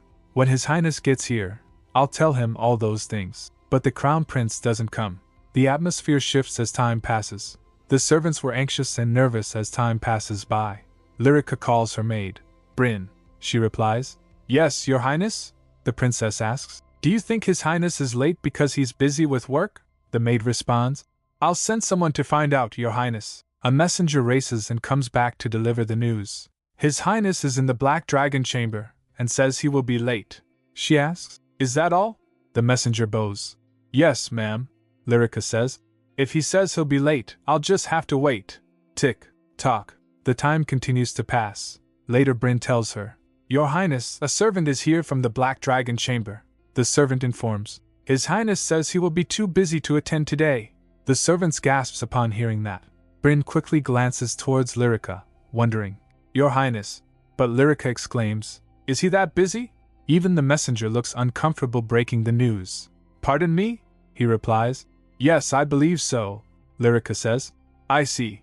Would you tell him not to feel too bad about it then? She smiles. He must be worried about keeping me waiting. Please tell him that I'm fine and that he mustn't worry. Then she says to Bryn, Oh, right. And will you give him some of these freshly baked treats? What do you think, Bryn? She replies. I think that's a marvelous idea. The messenger dashes off. Lyrica watches him go, a shadow falling over her sweet face. His Highness has a much higher position than I do, so it's natural for him to be busy with work. I'm just worried he might feel bad about me. While Bryn smiles at her, she thinks, If he really had no choice, either do I. Bryn thinks in her mind, but the crown prince might take her words differently. She imagines him interpreting her wrong. For would you tell him not to feel too bad about it then? He might take it. Hey, I'm holding back right now, you know. For please tell him that I'm fine, and that he mustn't worry. He might think, I'm not fine at all. He should definitely worry. For he must be worried about keeping me waiting. He will thinks, Who stands up an 8-year-old girl? For so it's natural for him to be busy with work. I'm just worried he might feel bad about me. He will interpret, I know you're not busy at all. If you don't feel bad, you're a real scumbag, you hear? Bryn observes that the crown prince might take her words differently. That's how people interpret things in the palace. But the great thing about our princess is that she meant every word she said without the slightest bit of malice. Then Lyrica says, Bryn, let's enjoy the tea together. Isn't it a waste to just throw it away? Lyrica nods as she raises her hand and waves. She exclaims, Wow, they come with just a hand wave? Of course. A hand signal is all you will need to summon a servant, Bryn explains. But you should be careful when there are soldiers around. They may mistake it for an order to attack and strike at the wave of your hand. It's happened a few times historically, Lyrica replies.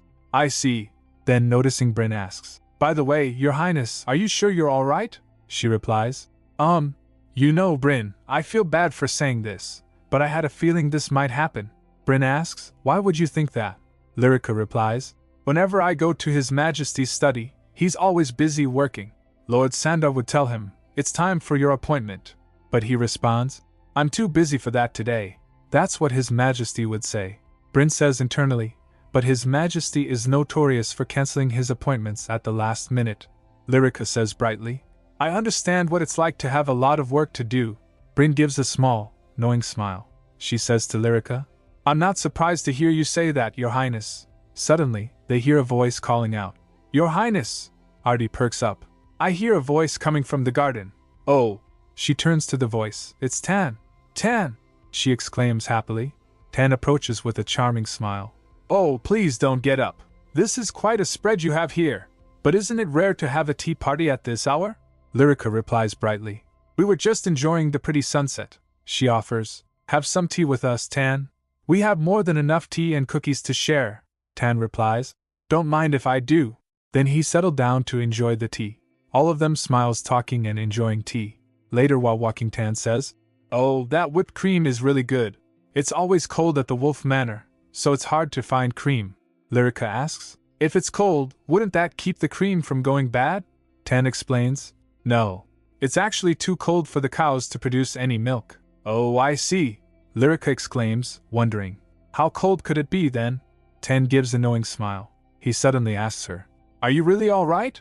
Weren't you expecting another guest today? I hope you weren't too disappointed. She is taken aback by his question. Huh! She thinks to herself. Oh, so it wasn't a coincidence that Tan stopped by. She responds to Tan. No, I'm not disappointed. I just think that His Highness may have a warm heart. She grins cheerfully. He asks in disbelief. Come again? She replies. I know he tried to come see me. I'm sure he was just too busy. She continues. So he kept telling himself, just a little more, and I'm done. But he lost track of time because he was trying so hard to finish. Lyrica imagines the Crown Prince working diligently and says, just picturing him saying just a little more while trying his best to finish his work, makes me think he has a warm heart. Tan is touched. You think so? Then she says, You came to see if I was okay, didn't you? Thank you, Tan. I would have been sad if I was alone, but I have you and Bryn with me, so I'm fine. Tan thinks, so that's it. This little princess doesn't think anyone would actually try to do her harm. Even though her life has been full of obstacles and strife, she still believes in people. Tan replies, You don't have to thank me. After all, I got to skip some work and have some delicious treats. Besides, I came because I beat Lat in a game of rock, paper, scissors, she responds. You both could have joined us though. Tan explains. Then who would stay behind to do the work? Lyrica says I should have sent Lat a basket too. Tan asks, A basket? She elaborates. Yes, I sent one to Prince Otto so he could have some snacks while working. But Tan realizes, normally, food is only given to people of lower rank by someone of higher status, though. Did Bryn's soul not tell her about that? Bryn can only smirk at Tan's realization. Seeing that, Tan burst out laughing. Well, I'm sure receiving a basket full of fresh baked goodies from a younger sibling is fine, but I wonder what the Crown Prince thought when he received it. Lyrica then says, there's one thing that I'm upset about. Mother will be disappointed to hear what happened, she thinks. Yes, I'm pretty sure about that. But I'm fine with it, he adds. I'm sure your mother will be fine with it as long as you are, Your Highness. Tan slams the door behind him, and took a sigh. I truly do hope Her Majesty the Empress doesn't have a problem with it. Later her mother is trying to cheer her up with gifts. Lyrica, I have a gift for you. And Lyrica's like, wow. Lyrica gasps. It's so pretty, her mother says. I ordered it for you to help you feel better. She whispers. Don't worry, Rika. Otto will come to regret what he did. Lyrica's shocked. What? But she thinks, I don't really want him to regret anything. Then Bryn exclaims, My goodness, is that really Elzerk lace? Her mother confirms. Of course it is. She explains. This is lace from the Elzerk region. It was meticulously woven by master craftsmen, so it's quite expensive but equally as beautiful. The parasol details are insane. Even the shaft of the parasol is made of ivory, and the handle is made of gold. Bryn smiles. You could even say it costs as much as a fortress. Lyrica staggers with it, already struggling. It's too heavy. Still, she doesn't want to disappoint her mother. Mother, can I take it out for a walk right now? Her mother smiles. Yes, of course. Go try it out. Outside while taking a walk in the garden, Lyrica thinks, it's a bit lighter carrying it like this. She twirls the parasol and admires it. Look how it sparkles. How pretty. But the wind picks up. Suddenly with the strong gust of wind she went flying with parasol. Bryn shouts, Your Highness! Lyrica is swept off her feet. She slips and the parasol goes flying. Oh, no, she thinks. My fortress is flying away. She cries out. No, H. She rushes for it. Bryn is chasing after her. Your Highness, please don't run. Lyrica's desperate. The parasol! My parasol! The parasol that my mother gave me! Lyrica makes a grab for it. I got, huh! But it's too late. She was flying away with the parasol. Bryn calls out. Your Highness! Lyrica is screaming. Help! Somebody! She bumps into something. Ouch! Ugh! And fell down.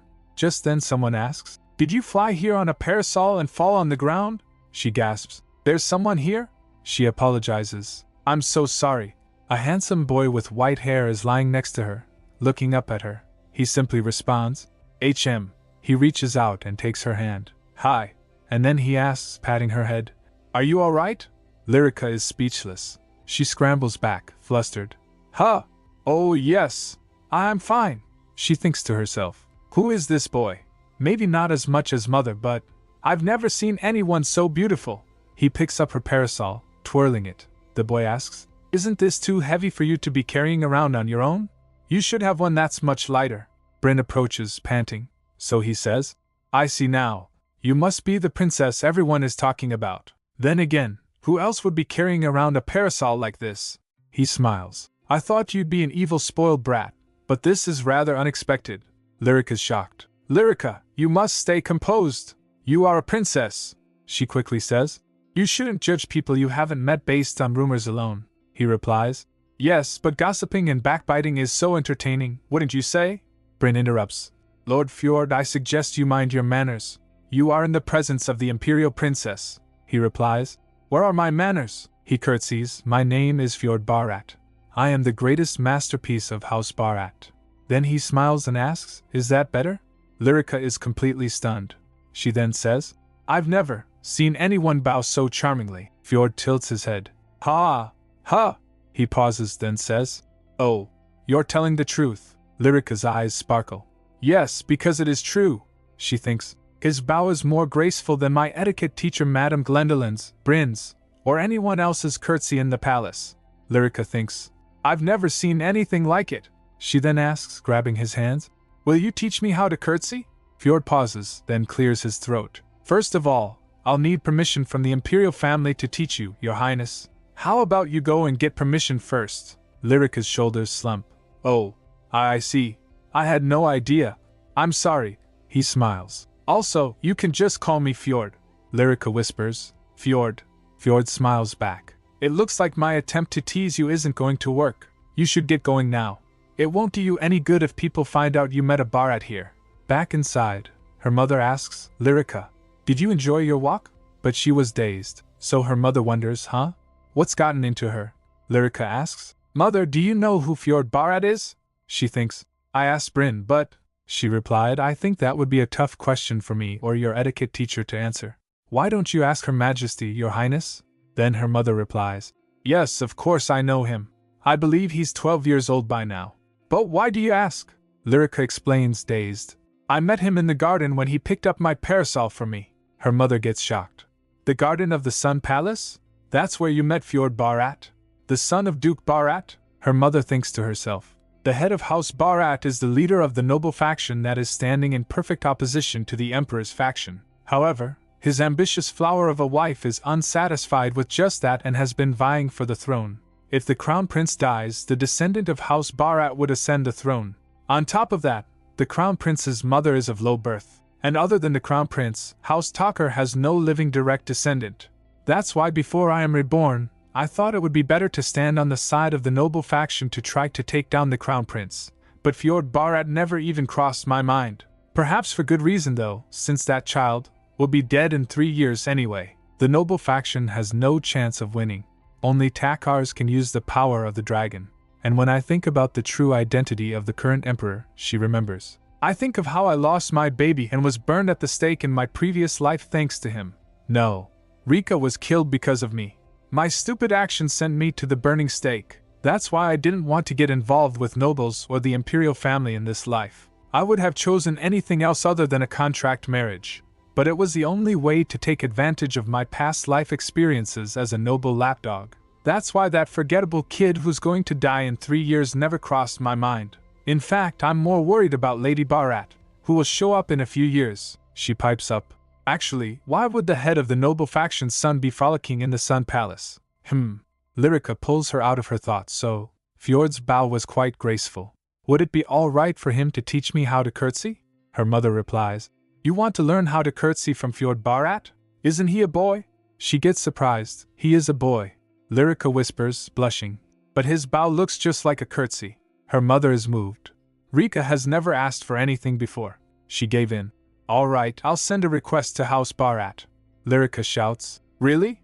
Her mother thinks. They may be the political enemy of the crown prince, but the boy will die in 3 years anyway. Even if I have to live a humble life after the divorce, I should still develop a good network of friends. I could get stabbed in the back if I retire with nothing. In order to protect you, I'll use the crown of the Empress like a toy at my disposal. She hugs Rika tightly. How could I ever refuse a request from my Rika? And Mommy will be able to buy Rika whatever she wants soon. You see, Mommy's going to be very rich soon. Rika asks. You're going to be rich? Her mother confirms with a smile. I found a very promising investment partner. His name is Yuba, and he's looking for someone to invest in a field expedition. Rika asks quietly. An expedition? Her mother reassures her. Yes, he's known as a con artist by many, but he's actually very honest. Rika exclaims. What? Con artist, Rika whispers. So how much did you invest with him? Her mother replies lightly. Everything I have. Her mother giggles to herself, and Rika declares. I'm going to talk to this man myself. Her mother replies. All right, I'm sure he hasn't left the palace yet, so if you call for him now. Rika is already gone. Her mother calls from behind. Rika? After she dashed off, her mother reflects. Well, I'm sure he won't have a problem convincing her with that crafty tongue of his. His gift of gab does make him seem even more like a con artist, though. It's too bad Rika still doesn't seem to trust me, even after everything I've accomplished so far. Let's see. She pats her dress and muses. The bustle dress faction that I helped popularize and the traditional crinoline faction are in opposition in high society at the moment. But soon enough, the crinoline faction will be on its way out. After all, who would want to wear crinoline when people die from not being able to run away due to its girth? Soon, there will be a great fire in the opera house. Though I may have boosted its popularity for the time being as the Empress, after the fire, the bustle dress will become the new trend. Well, I guess there's no reason to let it all burn to the ground. As I achieve success after success, Lyrica will ever grow to trust your mother? Meanwhile, Rika is running. Bryn calls out. Your Highness, you mustn't run. Your Highness, the imperial family walks and never runs. Lyrica replies in her mind. But Bryn, I'm not an imperial family member right now. Shocking revelation, she thinks. My mother may say this, don't worry. Just trust Mommy. But that's all the more reason for me not to trust that fall con artist. I'll have to strike instantly so he doesn't have time to think. How dare he try to scam my mother out of all her money? She knows nothing about the ways of the world. Just then realizing, she stops running. The ways of the world. Does she really not know anything? It's true that mother suddenly changed at a certain point, and she's not at all like she used to be. Perhaps I am judging this person who I've never met before because I can't trust mother. Just then Bryn calls out. Oh, Your Highness! Over there! Yuba was escorted by a servant. They looks towards her. The servant greets her. It's an honor to meet you, Your Highness. Yuba exclaims. Ooh, this must be the rumored princess. He leans in and winks. It's lovely to meet you. Rika thinks to herself. Mother, this is clearly a con man. Meanwhile, Fjord Barat is relaxing under a tree. That rumored daughter of the villainess seems a lot like a robin. A bird lands on his finger as he smiles. Lyrica is not having it. This little firecracker just shouts. Are you Yuba? You con man! She realized, ops, I got so overexcited that I shouted what I was thinking. She quickly backpedals. Forget what I said just now. Yuba replies, yes, Your Highness. Lyrica confronts Yuba again, eyes narrowed. Are you Yuba? He replies, yes, I am. she demands, then states matter-of-factly. We need to talk. In her mind, this guy is the picture-perfect image of a con man, especially since her mother has agreed to invest with him. She says, I just heard that my mother agreed to invest with you. Yuba just smiles. Yes, that's right. She thinks. So you must have dazzled my mother with your wily charms. Her little red shoe stomps the ground as she declares. It's rumored that you're a con artist, so I'm sure you lied to my kind-hearted mother. She knows she's right. Way to go, Lyrica, she says.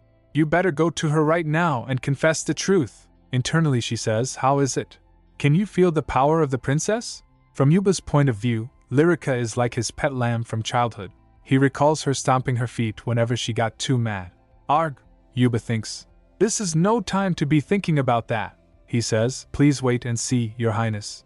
I am not a con man, she growls. If you listen to my story, Yuba pleads, I'm sure you'll know I'm telling the truth. He clutches his hat, thinking, I've worked so hard for this investor. I can't lose her like this. Lyrica considers. Cutting him off without hearing his side of the story would be kind of harsh. She agrees. All right then, let's hear what you have to say first. She concedes, and Yuba visibly sighs in relief. However, she continues, would it be all right if we walk and talk in the garden? She thinks, even if he is a con man, she'd feel bad if she invited him inside only to kick him out. Yuba smiles. Of course. Thank you, Your Highness.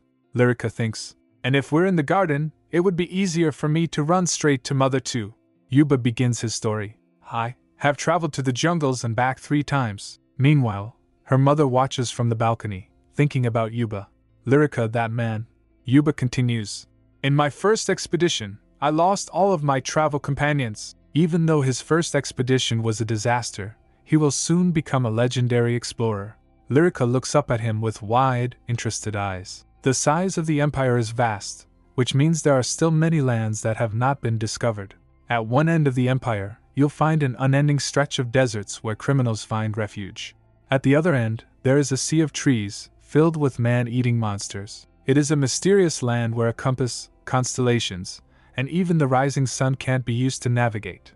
It is a jungle, but you can find rare animal species, plants, and countless new things there, so being able to return from the jungle is a chance to become rich.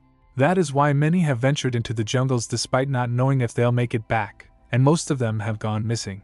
Therefore, these expeditions are impossible to take on without money, which makes investments from the nobility essential. So far, no one has supported that man because of his reputation as a con artist, but soon, he will return with astounding success. In my previous life, he received joint funding from commoners to become a famous explorer in a joint expedition, but that's neither here nor there. She sips her tea. Lyrica, she thinks, I pray you will trust your mother this time. Lyrica, hearing his story, tears up. Oh, I see. I had no idea and thought you were just another con artist. Yuba smiles gently. Thank you for shedding your tears for me, Your Highness. He looks intently at Lyrica. I hope you will take back what you said about me. I promise you that I will return. Lyrica says. Yes, I take it back. Both Bryn and the servant were skeptical. But this still sounds like a con. Also, Lyrica rummages in her pocket. She lifts a small, round object. I'd like to invest in you too. I don't have much though. She shows him a silver coin. Lyrica is beaming. This is the silver coin I used to pray with when I was dreaming of becoming rich in the slums. I prayed for my mother and I to escape the slums and live a happy life someday. Yuba get moved. I guess you must really believe in me. Lyrica grins. That's because you're telling the truth, right? Yuba recalls the nobles sneering. Aha, that was amusing. Are there any more lies you'd like to tell us? Try to make up something else, why don't you? You should really consider going into acting. Yuba ignores them and asks, but investing in me. But the nobles scorn him. What? They throws a coin at him. Take this for your entertaining story. He thinks.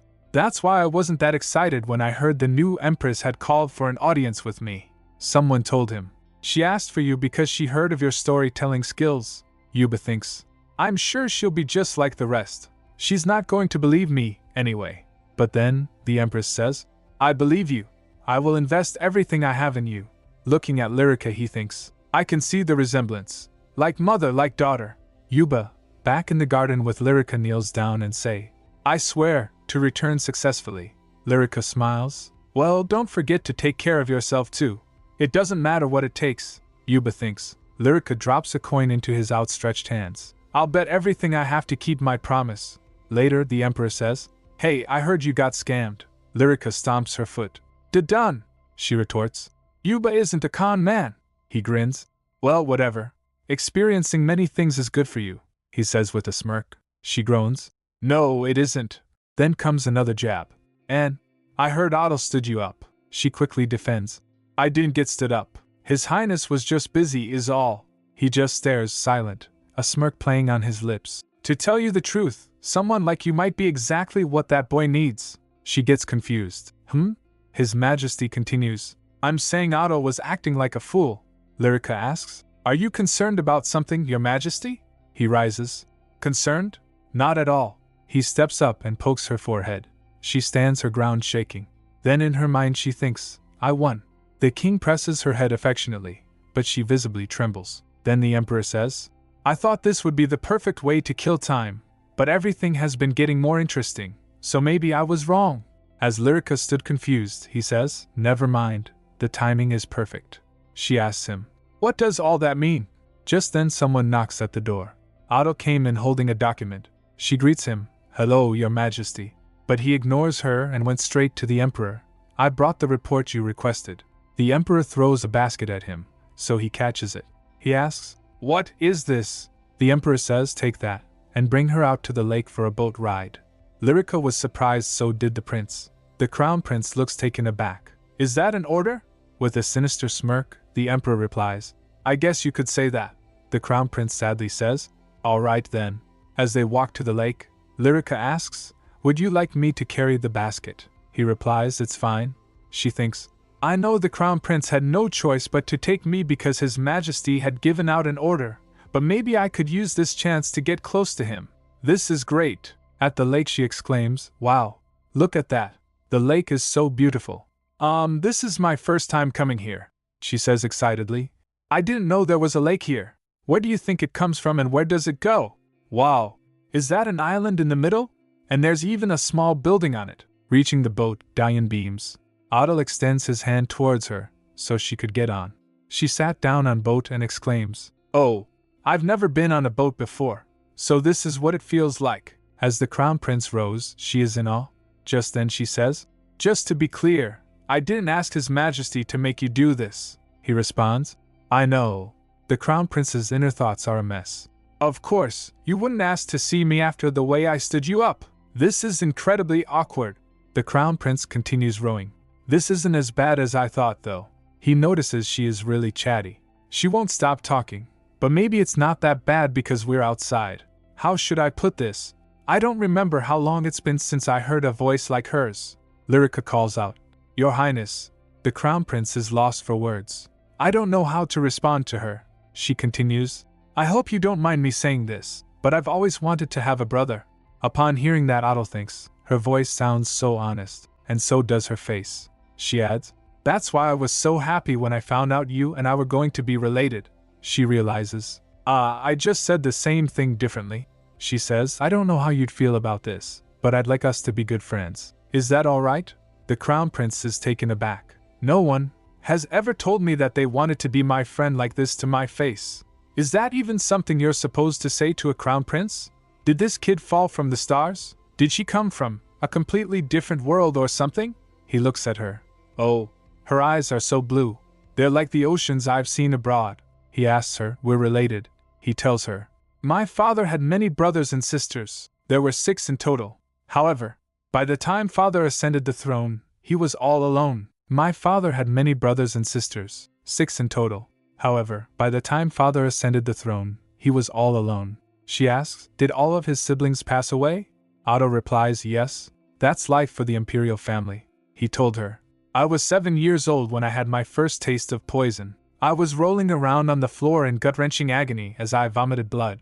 Even on his deathbed, my father said that we are the descendants of the dragon forged by fire and air. He said it was something I had to overcome. Collapsing over something like that in the middle of a power struggle will only get you devoured. Lyrica replies, That must have been incredibly sad. He blinks in disbelief. Would you look at that? No one has ever said anything like this to me before. He recalls the other people's word. That is why you must stay strong, Your Highness. Otto, you must get stronger. Trust your uncle. You have to remain strong, Your Highness. He thinks, all my life, I had seen nothing but power plays that were meant to prune out who would be the most powerful one on top. Even the way my uncle looks at me with those cold eyes makes me think he'll one day. Then he says, well, of course. I'm sure he was sad. Just then Lyrica says, I won't die though. Surprised, Adel asks, what? She replies, I'm not gonna die like your father and brothers. I'm not going to do anything to make you sad. So don't you worry. He looks at her stunned for a moment, then chuckles. Then are you always going to take my side? She replies, of course. Isn't that what siblings are for? He laughs, then adds, I don't really believe people when they say things like that. Did you know that I didn't even cry at my father's funeral? That's what it means to be an imperial family member. Power has a way of changing people like that, she replies, but everyone needs to hear these things. Even I know that. He gets intrigued. She continues, words like whenever and always may just be words, and they may sound empty and can't be trusted, but I still need to hear them. And I really do believe that. After hearing that, Otto thinks in his mind and concludes, this kid is seriously stupid. I heard she had lived a hard life in the slums, but how can her mind be this flowery? I'm supposed to brush off people like you out of annoyance, but the look on your face and the sound of your voice make you seem like you're from a dream world. Later they went to the small building besides the lake. Just then a guard approached. Your Highness, Otto says. Ruan, the guard says. You mustn't wander around by yourself. Otto replies. Well, these were His Majesty's orders, and you know he's always so spontaneous.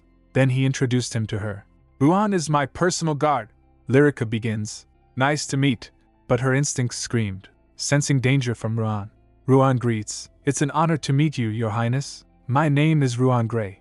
At that moment sirens started sounding in her head. She reflects. I have always been a good judge of people. I believe I was able to survive the slums because of my quick senses. But a deep unease settles in. Who is this guy? I'm getting a really bad feeling about him. I know he's going to hurt us. Chills run down her spine. She asks, her voice barely a whisper. How did you know we were here? He replies. I asked one of the servants. Otto was busy shuffling through things. She gasps. As Ruan was about to pull his sword, she calls out, Prince Otto, and runs towards him, pushing him away. Otto thinks in his mind, I knew it. She had to put up with all my whining and grumbling. Now look at what's happened. I was right though. All humans are the same. Maybe that's actually comforting.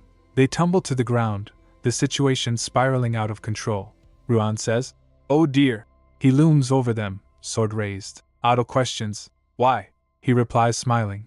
I've been serving Your Highness for 8 years for this very moment. For the sake of everything we've been through, I wanted to send you off without letting you know. Otto thinks, so this is the end. Then a stark reminder hit him. Don't forget, our ancestors were the soaring dragons, forged out of fire and air. Voices echoes. You must get stronger, Otto. Look over there. The crown prince isn't crying at his own father's funeral, whispers one woman. I know he's a talker, but that's so heartless, replies another. I must become stronger, he thinks. But father, what must I do in times like this? How am I supposed to fight off a grown man wielding a sword? I'm only a 12-year-old boy who hasn't yet realized his Takarian powers yet. He questions Ruan. How could you? He clutches the Lyrica tightly. That's because he's a villain, she cries. Otto flinches. Then Lyrica cursed him. You traitor, you evil man. I bet you think you have a good reason for doing this. You're the worst. Do you have no shame in killing a child? He sneers. How did such a vulgar little girl become a princess? I suppose it's fitting for an emperor of questionable birth. And that man having control of the empire is the problem. Now, the empire will have a new. Before he can finish, Otto grabs a wine bottle and flings it with full force on Ruan's head. Then Otto pulls her away running. They sprint together, dashing through the forest, their escape desperate. He remembers. I was 7 years old when I drank poison for the first time. When I came to, there were only servants by my side. And when the time came for them to go home, I was left all alone. My uncle said he was glad that I survived, but he didn't come see me. All I had were my servants and visitors rushing around me occasionally. I know my servants would be sad if I were to die, but they could return to their families and find comfort from their grief. Eventually, they would find another master to serve. If I die, my uncle would sire a son and make him the crown prince instead. And why is that? Because I'm replaceable. He questions himself. But why just me? Everyone has a special person in their life, but I'm not special to anyone. The people who used to love me are already gone. He retches, consumed by grief and loneliness. No one loves me, and I love no one. I have no attachments, and that makes me stronger than anyone.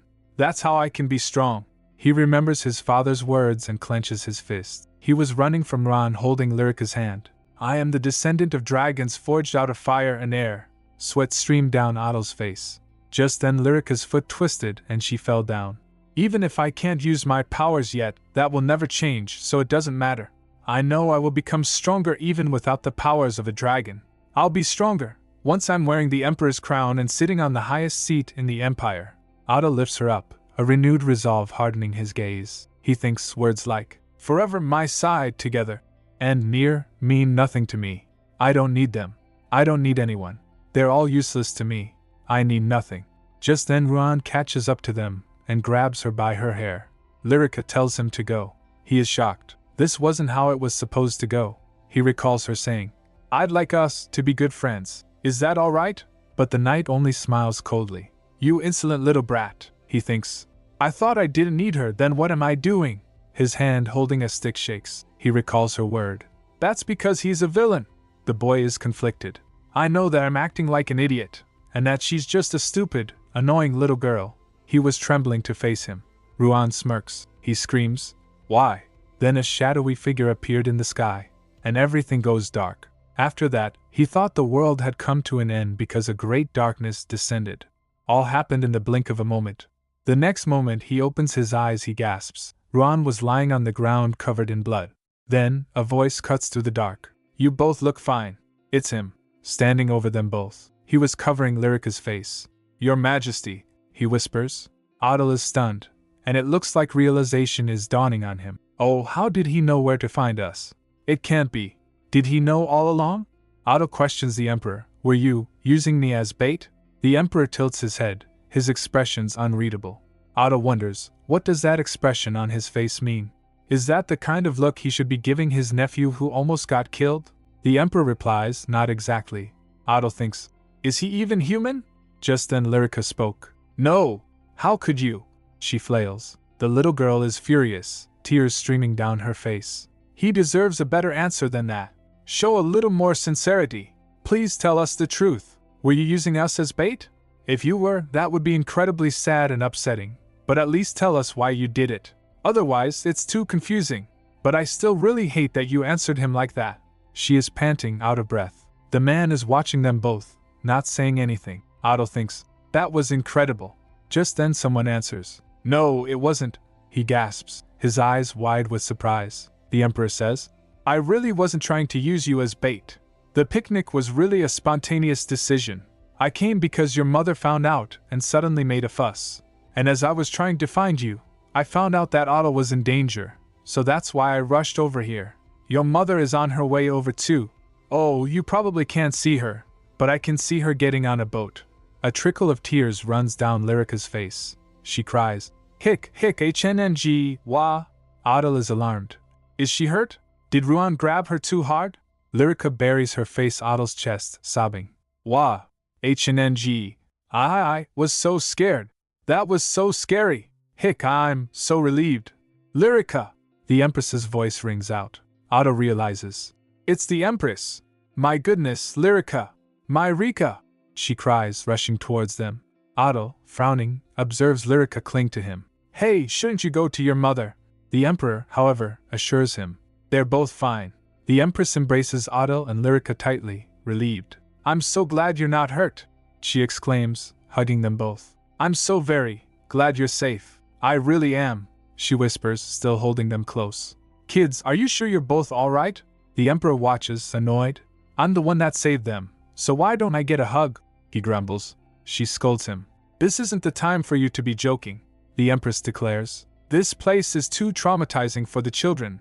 We must leave at once.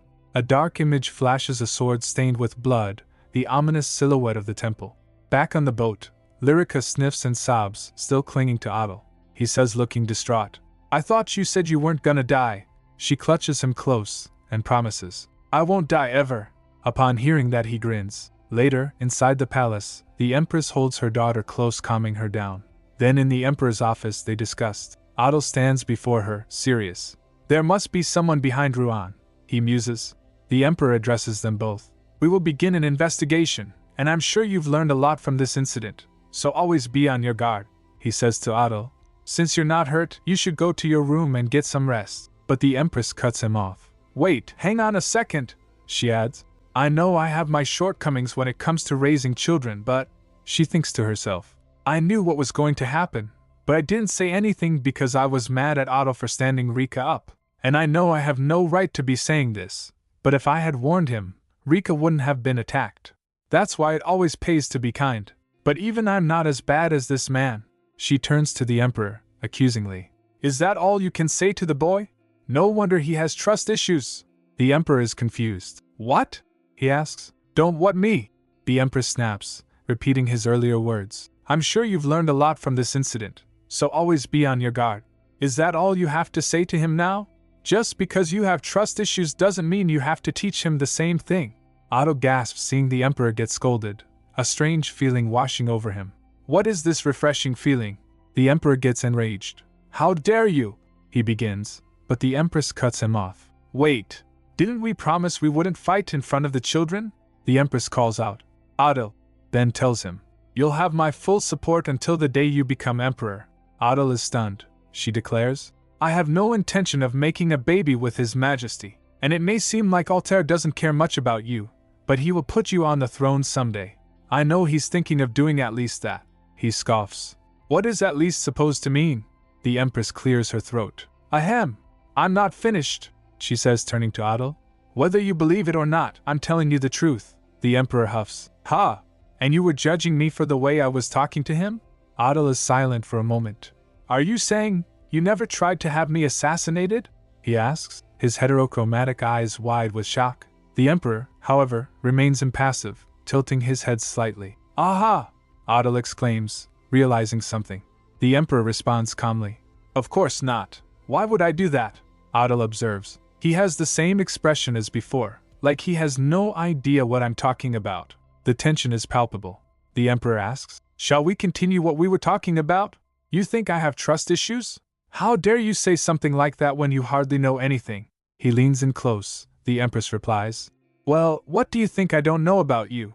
He grabs her face, pulling her close and leaving her speechless. There is one thing I'm sure I know about you, though. The door creaks open, then slams shut. Otto slides down the door, his face buried in his hands. It can't be. How? He imagined all of them to be cunning and scheming, but the reality turned out to be different. How tedious. The Emperor thinks in his portrait. The Empress' portrait proclaims, We're equal! Lyrica's portrait is screaming and crying. Otto looks up, his eyes shadowed with a dawning realization. He sweats and his eyes widen. Was all in my head?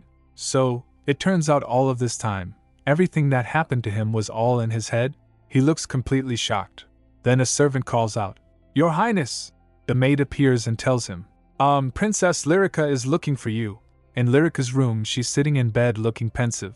Someone knocks at the door. It's Otto. Her eyes widen. A huge smile spreads across her face. Otto asks, What, you can't fall asleep? He walks towards her. If you can't sleep because of something like this, actually, I guess it is possible to lose sleep over something like that.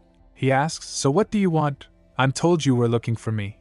Lyrica, peeking out from the covers, whispers, I wanted to ask if we could sleep together. I'm scared. Otto just stares at her for a long moment, then sighs. Happy now? He asks, slipping in the blanket. Lyrica beams. Yes. Tucked into bed together, Lyrica giggles. Otto asks her, What are you so happy about? She replies, Sleeping together like this. I always wanted to try this with a sibling. Otto thinks about her word. A sibling? He reaches out and pats her head gently. She beams. Then she asks softly, Weren't you scared, Your Highness? Lyrica told him. I was so scared. I don't think I'll ever forget it. A shoe shiner I used to know once told me that the worst people are the ones who do bad things and don't think that what they're doing is bad. Is that why you called him a villain? Otto asks. You could have really gotten yourself killed, Lyrica replies. But you could have run away when the man grabbed me. But you didn't, he replies. I'm used to things like that. It's happened to me 4 times already. Lyrica gets shocked. What? He's internally reeling, thinking to himself that was another unexpected reaction. He thought His Majesty knew all along but wasn't doing anything about it. He thought he was being used like a pawn in chess. He didn't think he cared whether he lived or died. But, he recalls the Emperor saying, "What are you talking about? You think I do something so tedious?" He continues, rambling, "I really don't know. I have no idea what you're talking about. I'm not interested, and I don't even want to hear about it. It's boring as it is. Being Emperor is boring, and I have no choice but to act the part. All this is so tedious." He realizes that expression on his face really mean he didn't know what I was talking about. On top of that, I heard my heartless uncle's conversation with my aunt. The nobles would have been so shocked to see it. I saw a side of Uncle I couldn't even imagine. Back in bed, Lyrica says, "I think I'd still be scared even if it happened a fourth time." Otto, squeezing her hand, says, "I felt more betrayed than scared." He thinks in his mind, why would Ron decide to do something like that now? He's served me since I was very young. Otto, holding her hand tightly, tells her, "I won't let go of your hand, so go to sleep." He thinks, he could have attacked me at any time, so why now? The only changes have been this kid and the Empress. Lyrica drifts off to sleep. The 8 years he spent serving me was all a lie. I wonder what was going through his head whenever he looked at me. Was he imagining how he'd chop me up to serve up to his real master when given the order? A voice booms. "That is why you must become stronger, Your Highness. You mustn't show any weakness." Another flashback. "The Crown Prince's mother is of lowly birth. You must become stronger, Otto. Without the Crown Prince, Lord Fjord will ascend to the throne." Lyrica's voice echoes. "I will always be on your side, Your Highness." Otto is lying awake in bed. "Lies," he whispers. It's no use hearing such words now. He buries his face in his hands. "Otto, you must stay strong. Stay alive if you want to be happy someday." He remembers the words of his father, who is sitting on his deathbed. "You must live a happy life, Otto. I know how hard your future is going to be, but now I must close my eyes for good without leaving anything behind for you. But don't forget, Otto, our ancestors were dragons who soared through the skies, forged from fire and air. They were the strongest and most beautiful creatures in the world. Do not forget your roots, and trust your uncle whenever you are in need." At that time, Otto thought, "No, father, I can't trust a man I've only just met." His father says, "I'm sorry," Otto urges. "Please don't go, father. Don't leave me all alone. Please don't leave me alone in this world. Don't leave me with these animals who will try to tear me apart if I show the slightest sign of weakness. Please, Dad." The somber bells chime, marking a prince now an orphan. Whispers ripple through the crowd. "Did you see how he didn't shed a single tear?" Otto, now a young man, stands alone, surrounded by those who would tear him down. But he vows, "I'm going to become strong. Like you said, I will become strong, father, and I will survive. But now I'll be alone forever." But then he remembers Lyrica's word, "I will never die." Otto responds, "I don't need anyone on my side." Again Lyrica says, "I'll always be on your side, Your Highness. Isn't that what siblings are for? That's what family is for." We see Otto lying in bed next to Lyrica as she sleeps. Tears steams down his face. Even though we're strangers who share no blood, or rather, because of that, we may be able to love each other, and maybe even become a real family. Looking down at Lyrica, Otto thinks, "Oh, look at this soft little face. I guess there's no other choice but to protect her now." He smiles as tears well up in his eyes. Family is irreplaceable, and it's always there for you. Otto lays next to Lyrica, his thoughts drifting. The real world was the same as it was yesterday. But why am I starting to feel optimistic that everything is going to be fine from now on? As my mind drifts, the sound of her breathing reminds me of ocean waves, and even her eyes are like oceans that shine like emeralds. If I fall into those massive waves, I'm sure no one will notice me shedding a couple of teardrops in that ocean. Oh, I've never drifted off to sleep this easily before. I guess I can cry now, right? If I'm in this ocean, I don't have to be so strong, right? As long as I'm next to you." And they both drift off to sleep. The next day, Lyrica and Otto went to her mother's chambers. But Lat told them, His Majesty and Her Highness are still holding their meeting, while having breakfast in bed. Lyrica, surprised, asks, "Really? It's been a long time already." She questions, "If it's taking them so long, it would be better for Lat to join the meeting instead of Mother." The little princess exclaims. Lat gasps, "I would never take part in that meeting." Then he says, "So you can get some rest for now, and you don't have to come back to His Majesty's office anytime soon." While walking back, Lyrica wonders, "Is Mother really all right? Otto replies. She could be physically exhausted, but I'm sure Uncle wouldn't go too far. Lyrica wonders. But I don't understand why His Majesty and Mother are having such a long talk about the assassin. Otto reassures him. You're getting worried about nothing. Just then Pai calls out from behind. Your Highness. They're greeted by Pai and Bran Sol, who asks, What are you talking about after making us wait for so long? Lyrica chimes in. Oh, I've seen him before. Otto introduces them. Pai, this is Lyrica. Lyrica, this is Pai. Silence. Then Pai says, Do you know you look like His Majesty whenever you do that? Otto is clearly taken aback. What? Pai quickly recovers, offering a formal greeting to Lyrica. It's an honor to meet the esteemed Nara Tucker. I hope your name shines as bright as the stars in the future. He then introduces himself. I am Pai of House Sandar, but you can just call me Pai. Lyrica is smitten. Wow, he's so classy. Royal protocol dictates members of the imperial family have two names, a first name for friends and a second for the general public. This is a very CLSSY greeting where one person states the other person's second name. But Madame Glendolyn told me that we just use our first names now. Lyrica declares, Nice to meet you, Pai of House Sandar. My name is Lyrica. He responds smoothly, Your Highness honors me by introducing your first name. Pai then introduces Bran Sol. This is Bran Sol, but you already know him, don't you? Bran greets her. It's an honor to meet you, Your Highness. Lyrica thinks, He's Bran's older brother who I've seen before. Apparently, House Sol is in nobility, so they can't introduce their family name to the imperial family. But what's interesting is that there isn't a single imperial that doesn't know the Sol name. This is my personal maid, Bran Sol. She's a very important friend of mine, Lyrica announces. Bran happily greets them. It's an honor to meet you, Your Highness. Otto's eye twitches. Friend? But she's just a soul. Suddenly, Otto grabs Lyrica's hand, yanking her away. Clomp, clomp, clomp. The others follow. Just then Otto asks, Hey, I heard you invested in a con man. Lyrica repeats. A con man? He says. Yes, I think his name was Yuba. Her Highness gave him a sizable investment. Rumors say he's quite the con artist. Lyrica interrupts. He's not a con artist. Otto is shocked. What? Lyrica defends Yuba. Yuba is not a con artist. He's a good man. He scoffs. That's what all con men say. I'm telling you it's not true. You'd know if you spoke to him. Lyrica insists, but Otto's having none of it. He's completely fooled her. He thinks darkly. It's always a gamble to enter the jungle, so how can he guarantee 100% that he'll come back alive? Otto argues. The fact that he's claiming he will makes him a con artist. Lyrica retorts. No, Yuba is just very experienced. Others besides them gets nervous and anxious. Otto sighs. What am I gonna do with you? Do you think the world is full of nothing but good people? I'm sure he's just like any other con man. He mutters. Well, if you're gonna be so stubborn, what are you going to do later? He asks. About what? Lyrica asks, confused. He exclaims. I mean, if he turns out to be a real con artist. Pai and Bran try to intervene. Why are you two fighting about that man? He's right. I don't think this is something worth fighting about. Otto is resolute. If he turns out to be a real con man, you must get my permission before you invest in anything else in the future. Lyrica, annoyed, says. Fine. But if you're wrong about him, you can't say that the people I trust are crooks ever again. Otto agrees. Deal. Otto thinks.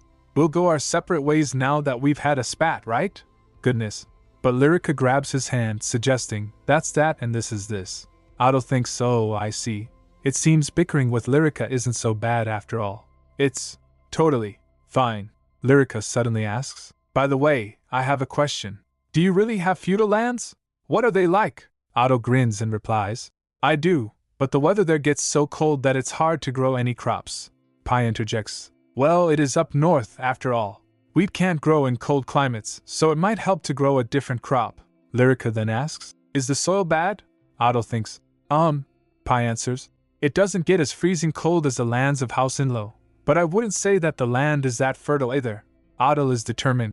I have to prove myself as a future emperor by cultivating such desolate lands. Lyrica shivers. I wonder how cold it gets there. She recalls, When I walked in the snow with my bare feet before, it felt like I was stepping on fiery blades. I could stand the summer heat, but the cold was terrifying. I was scared my nose or my toes would fall off from the cold. Otto notes. Still, it's very beautiful in the summer. Pai adds. The birch tree forest is especially charming, and he exclaims, there are blueberries, raspberries, and blackberries. It's a total berry paradise. She is taken aback. Wow! We often pick plenty of berries to make jam and syrup, and there's no end in sight after you start picking. Pi explains. Oh, we also gather a lot of honey and nuts. Even the bears can't get enough of them. Lyrica is enthralled. That sounds so amazing! I've tried raspberry jam before. It was sweet, and the way it shined was just like a gemstone. Adel, ever the realist, has to burst her bubble. That's because raspberries aren't that sweet, so it has to be boiled with sugar. Lyrica insists. It was still yummy. And then she says, I'd like to pick buckets full of them too, and see bears munching on berries. Just then a thought struck his mind and he strides off holding her arm. She calls out confused. Your Highness? She calls out confused. Your Highness? Where are you going? The others follows. Then Adel lifts her up saying, Ugh, you're so slow. He lifts Lyrica into his arms. She wonders, is this déjà vu? This feels so familiar. Adel is literally carrying our little princess again. She says, but I'm heavy. Adel retorts, no, you're not. You're much lighter than a foal. A foal? She's internally screaming. That's what he's comparing me to. All right, we're here, Adel tells her as they arrive at their destination. Her eyes widen in excitement. They were in front of a huge vined wall. She asks, a wall? Adel replies, no. Then Pi began, Your Highness, this is... He whispers to Adel, are you sure about this? Lyrica was wondering, are we supposed to climb over with these vines? Adel sighs, looking like he already knows the answer. It'll be fine, he says to himself as he reaches for something. Suddenly, there's a door. Her eyes widen. There's a door? He pushes the vines aside and opens the door with a key. The little princess gasps, her eyes wide with wonder. What is this place? She wonders as she takes in the sights. Her hands fly up to her cheeks, completely mesmerized. Raspberries. There are berries here, she exclaims, seeing a bush full of ripe raspberries. And here too. Is this a raspberry field? Where in the world? She wonders, looking around at the idyllic scene. Adel tells her, only pick the ones that are ripe. Where are we? What is this place? She asks. Adel smirks at her excitement. Don't you want to pick raspberries? Her face lights up. I do, she shouts, eager to start picking. Wow, she whispers, completely enchanted by the raspberry field. She runs and Bryn follows her. Bryn tells her, I'll hold them for you. Then Pi and Bran chime in. We'll help too.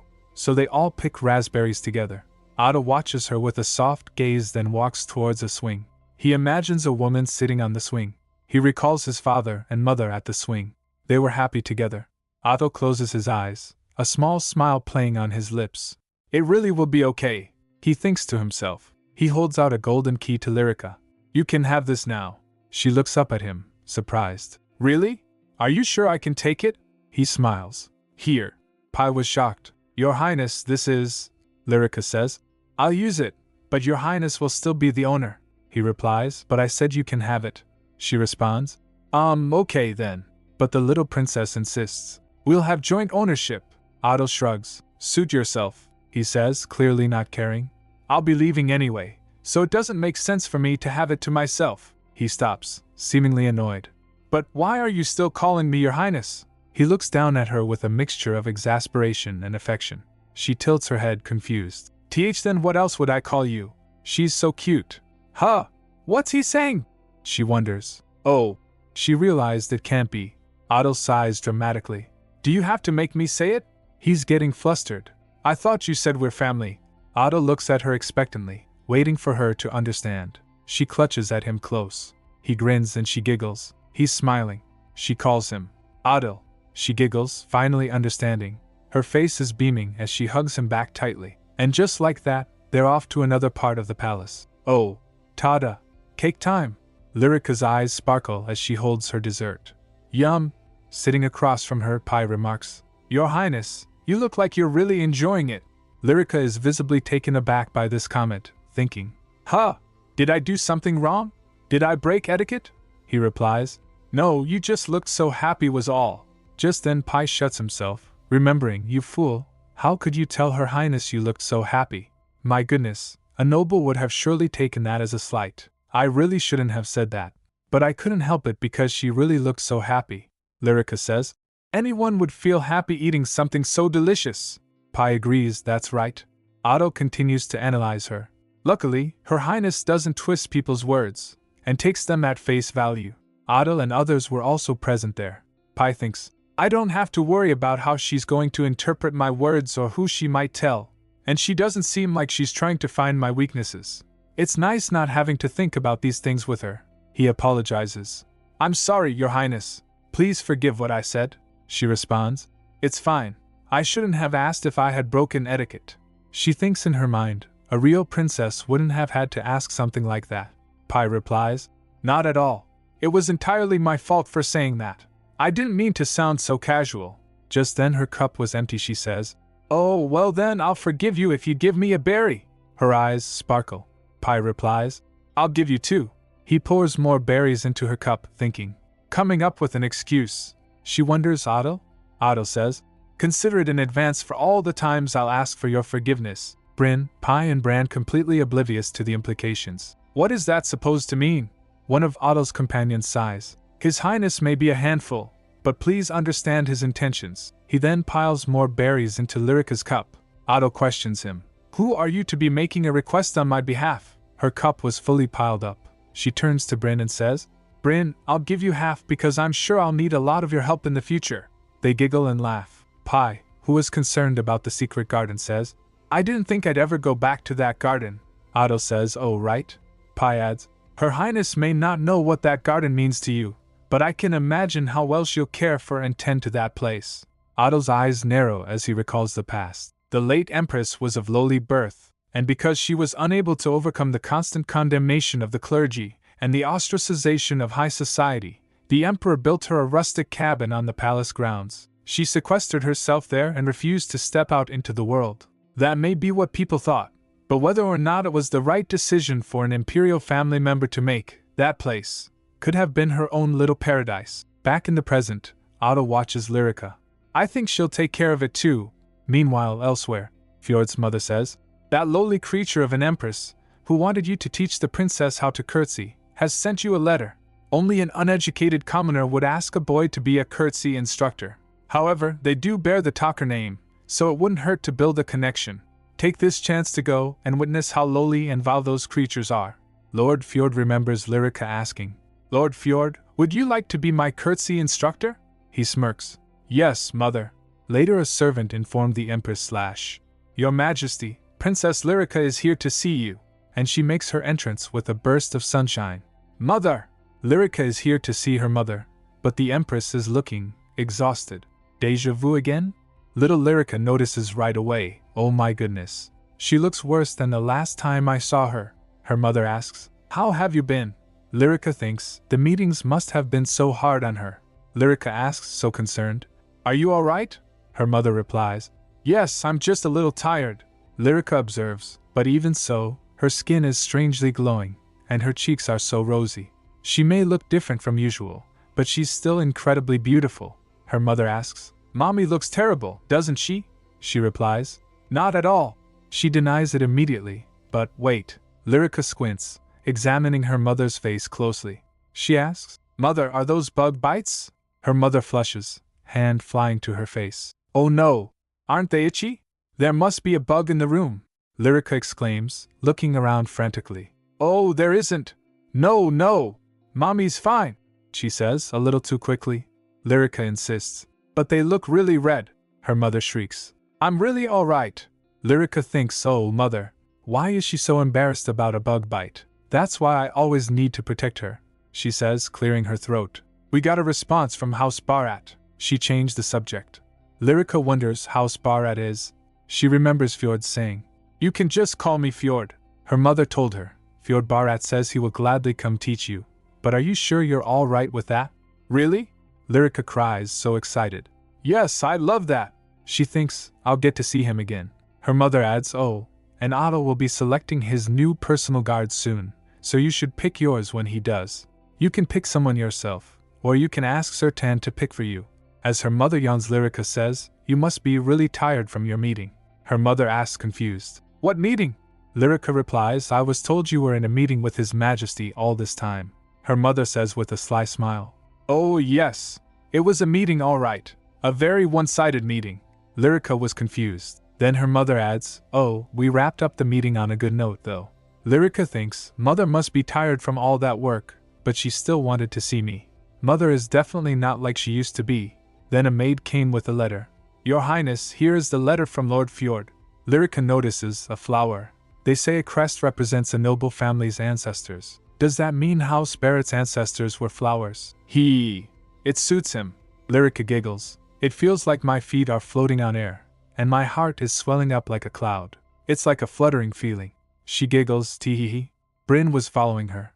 Lyrica thinks, and right when I feel like flying, I see a banister right before my eyes, and there's no one around. Noticing that, Bryn clears her throat. "Since no one is watching, would you like to slide down the rail?" Lyrica asks. Do you think it'll be alright?" Bryn replies, "I don't see why not." Lyrica gave in that case. Kaya! She swooshed down the banister. Huh? But she soon realizes, this is a lot faster than I thought. The stairs don't end, and there's even a sharp curve. She closes her eyes, and calls her, "Mommy!" But she plopped onto something. As she opens her eyes, she saw Emperor holding her. He says, "You're not supposed to close your eyes at the end. You need to see where you're landing." The Emperor asks Bryn, "Don't you think that was rather dangerous?" She bows, "I would have caught Her Highness if your Majesty hadn't caught her first." "I didn't know cleaning the banister was part of the princess's duties," the Emperor says, teasing. Lyrica says, "I'm sorry." He asks, "Sorry for what?" She says, "For sliding down." He teases, "You're sorry for cleaning the banister?" She was embarrassed, noticing that the Emperor says, "Oh, I'm not trying to make you tell me what you did wrong. I'm asking because I really don't know why you'd be sorry about something like that." He picks the letter and asks, "Since you have this, you must have gone to see the Empress. But why House Barat?" Lyrica replies, "I'd like to invite Fjord Barat as my guest." The Emperor says, "Sometimes no, very often. I wonder what is going on inside the Empress's head." He handed back the letter. "Here." He was all sparkling. Lyrica says, "Your Majesty, you must be happy with the results of the meeting." He asks, "What meeting?" Lyrica says, "I thought you had a meeting with Mother." He replies, "Oh, it was quite satisfactory." Lyrica says, "I see." He clears his throat. "Did you ask your mother the same thing?" She says, "HM? Ask her what?" He says, "You know, about the meeting." Lyrica replies, "Oh yes." He asks, "What did she say?" Lyrica told, "She said you left things on a good note." He asks, "Is that all?" She begin, well. Suddenly he grabs her and glares. "Tell me the truth." Lyrica was taken aback. Nervously she replies, She said it was a one-sided meeting." The Emperor was quite shocked. So did Bryn. He explodes, then frowns, "Ha. Yes, it was one-sided. Bryn thinks, Your Majesty? Oh my, he must be quite shocked." The Emperor is brooding, clutching his head, muttering, "One-sided, huh? So that's what she said. Then from now on, we'll just have to make sure our meetings satisfy both parties." He laughs darkly, sending chills down the spine. Lyrica and Bryn watch him leave, wobbling and swaying. Lyrica asks, "Does His Majesty seem mad to you?" Bryn replies matter-of-factly, "No, if he was mad, he would have killed one of us, or even both of us." Lyrica exclaims, "What?" The little princess is lost in thought. "Anyway, I don't think I should show this to anyone." Back in her room, a cheerful voice interrupts. "You're back. It's Otto, munching on something." Bran greets her politely. "Hello, Your Highness." But Lyrica got something else on her mind as she stares at him, thinking. Back in her room, the princess wonders, "Why do I feel like a guest in my own room? Where did all my maids go?" Otto explains, "I didn't want them hanging around, so I kicked them out." Lyrica thinks, "Poor Bran. He's doing the work of so many maids." He smiles sweetly. "I'm just happy someone sees my plight, Your Highness." The princess, bless her heart, gestures for him to sit. "Bran, have a seat."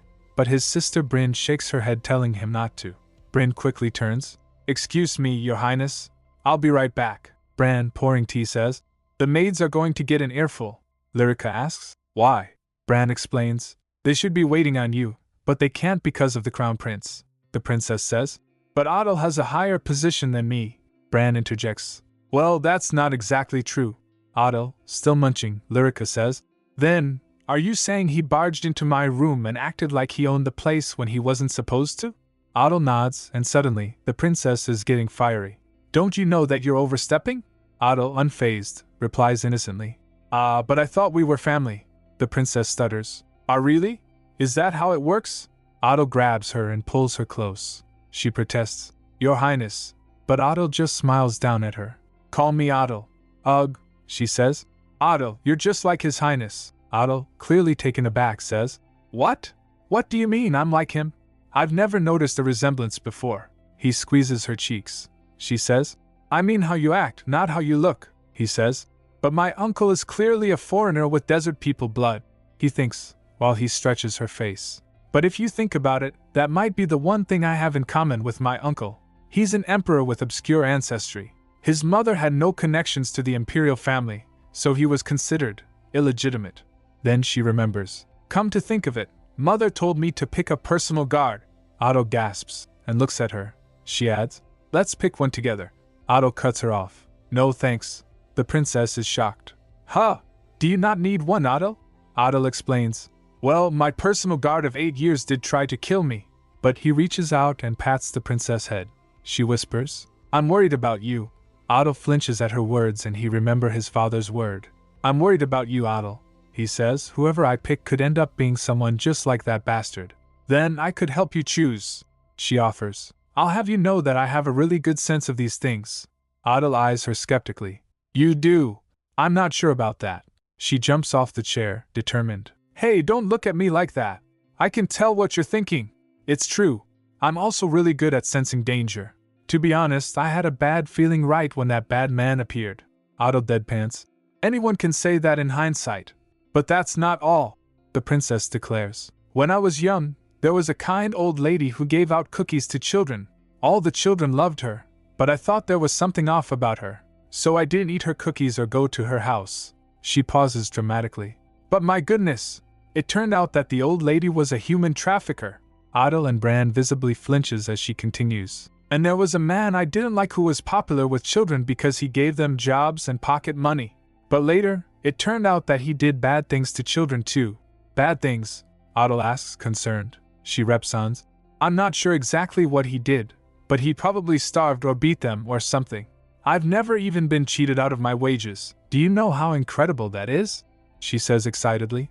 And there's more, except for when I ignored the feeling in my gut. I always managed to avoid bad guys. We may not be able to pick the best, but we can avoid the worst. Well, how about it? Don't you think? Just then Otto suddenly picks her up in a hug. She gets confused. Huh? Why you're holding me too tight, Otto? She stutters. He says, Let this count as 1 raspberry. She scoffs. I'll count it as 2. He concedes. Fine, whatever. He thinks to himself. Her body is warm and small like a child should be. Even when she's mad, she's not scary at all. She's cute. She's so tiny and weak, yet she's been through so much. She messes up with her hair. It's been a while since serfdom was abolished from the empire. Officially, that is. The rich realized it was far more efficient to milk tenant farmers who were officially considered free citizens for all their worth. Similarly, slavery was officially abolished, but it was still present in society. The scene shifts to a dark and ominous tone. What if she was sold off as a slave?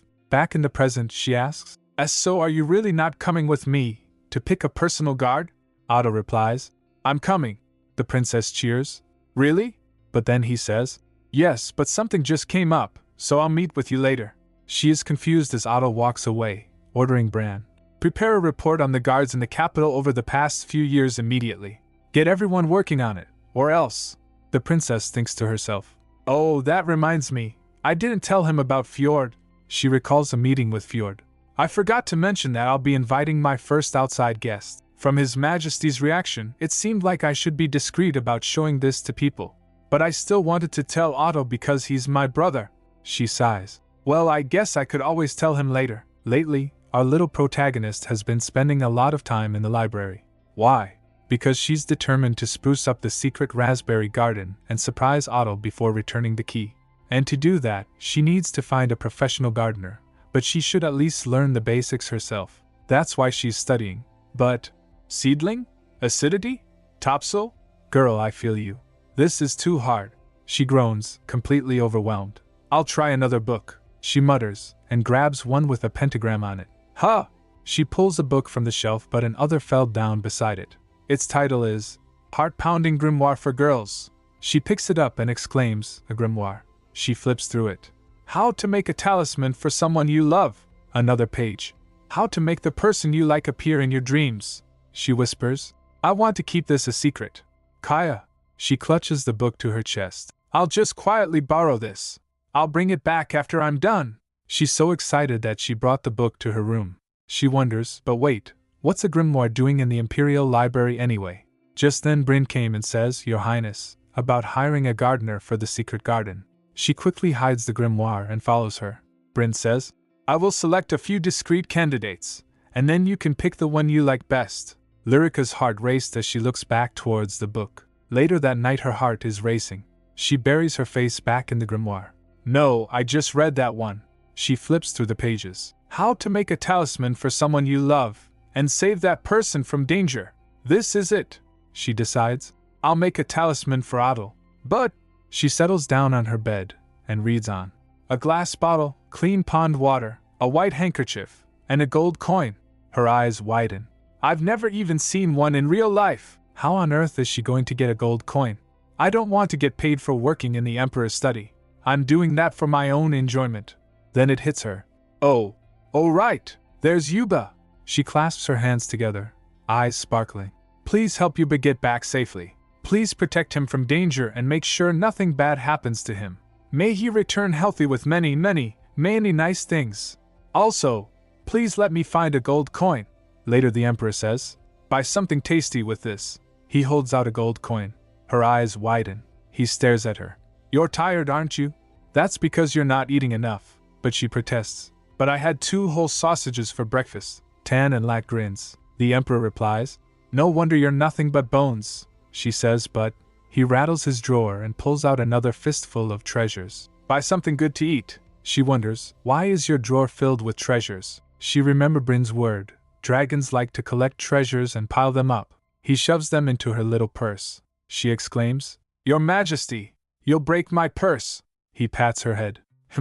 He examines her purse. That was saying, please kill me. She giggles. His hands are much softer than before. She's blushing so hard. The Emperor smiles. Go on, he says with a sly smile. She replies, Yes, Your Majesty. She thinks, it may be a bit clumsy, but it's clearly an expression of love. She skips away, clutching her purse. They really are similar. Now I have gold coins, emeralds, diamonds, and sapphires. She picks up a green emerald. This emerald is green as a summer garden. She holds up a sapphire. This sapphire is just like the color of Adel's eyes, then a pumpkin-colored one. Then she remembers Fjord's face. She covers her face, completely flustered. Then, something catches her eye on the table. What is this? Her maid answers. It's a pearl, Your Highness, and it looks like it's very high quality. She picks it up and examines it. Wow, it's so pretty. She gazes at her treasures. With this, I have all the treasures I need. She claps her hands. Now I'll read the book and start making the talisman. She rummages under her pillow. Her eyes widen in horror. The grimoire I left under my pillow is gone? Bryn approaches, holding the book. Your Highness, are you looking for this? She stammers. That's. Bryn smiles slyly, holding up the grimoire, now with a new cover. The cover title was too obvious, so after putting a new cover on it, I was going to return this book entitled. Lyrica hugs her tightly. Bryn exclaims, Oh my goodness, Your Highness. Closing her eyes, Bryn wonders, how exactly did you get your hands on that book? She thinks, a heart-pounding grimoire for girls was popular among young noble ladies a few years back. Flower readings, name compatibility, mostly cute, childish games, but Bryn is shocked. How did little Lyrica even get her hands on such a book? Since everyone knows about it, having a copy is like telling the world you have a crush on someone. Bryn promises to take the secret to her grave, but wonders if the princess is too young to have a crush. She thinks, but our princess is truly one of a kind. She is mature for her age, so she may even have a crush on someone much older. Could it be the captain of the Imperial Guard? Or the Chancellor? I'm sure it wouldn't be some pup like Sandar or Bran. Bryn offers, it would be hard for you to learn the incantations by yourself, so I'll help you. Which one would you like to try? Lyrica replies, I was going to make a talisman. She whispers, I was worried about how to get a gold coin, but I'm glad His Majesty gave me a bunch. I'm gonna make one for Adel, one for His Majesty, and one for you too, Bryn. Bryn wonders, Your Highness, do you think this is a real grimoire? Still, she thinks, That's so cute, she says to herself. Then again, our princess is too young to know about romance. I'll help you with everything, Bryn tells her, and Rika responds, Thank you, Bryn. Bryn believes she's at the age when she should be receiving plenty of love, not giving it. Later a letter arrived. Lyrica looks at it. This beautiful handwriting is just like him. The response from House Barat says that Fjord would be free to visit the palace at any time, even if that means the next day. Bryn says, So in that case, we should hurry and get your highness a personal guard. Rika thinks, I don't think he'd throw an imperial tantrum in front of an imperial palace, family member in the palace, but he is still Barat after all. Bryn follows up, We can't have you seeing outside visitors without a personal guard. Rika concedes, I guess you're right. Later Otto looks at Rika and asks, So, you want me to go with you to the Imperial Guard quarters to get us both personal guards? Rika replies, You guessed it. I said I'd pick one for you, remember?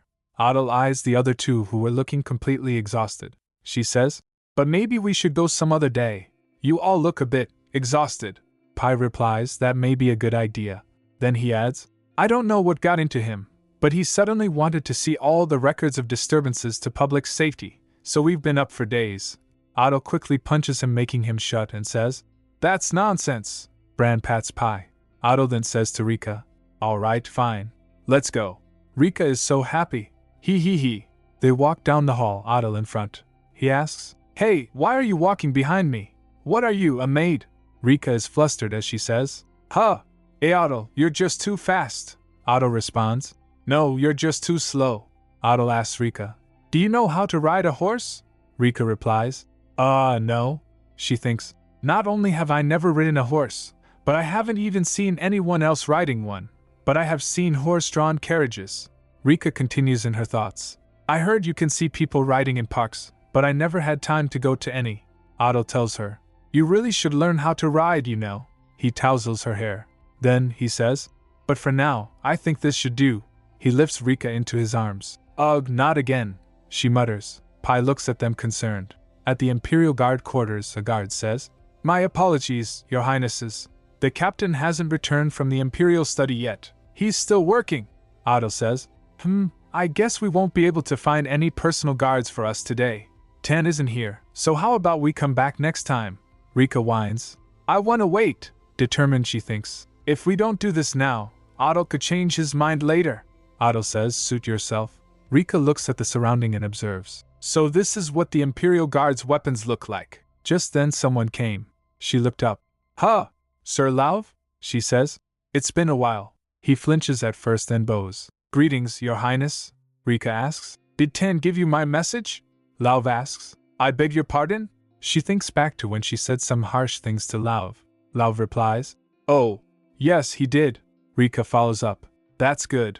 Rika asks Lauv. Why aren't you in your uniform? Are you on holiday?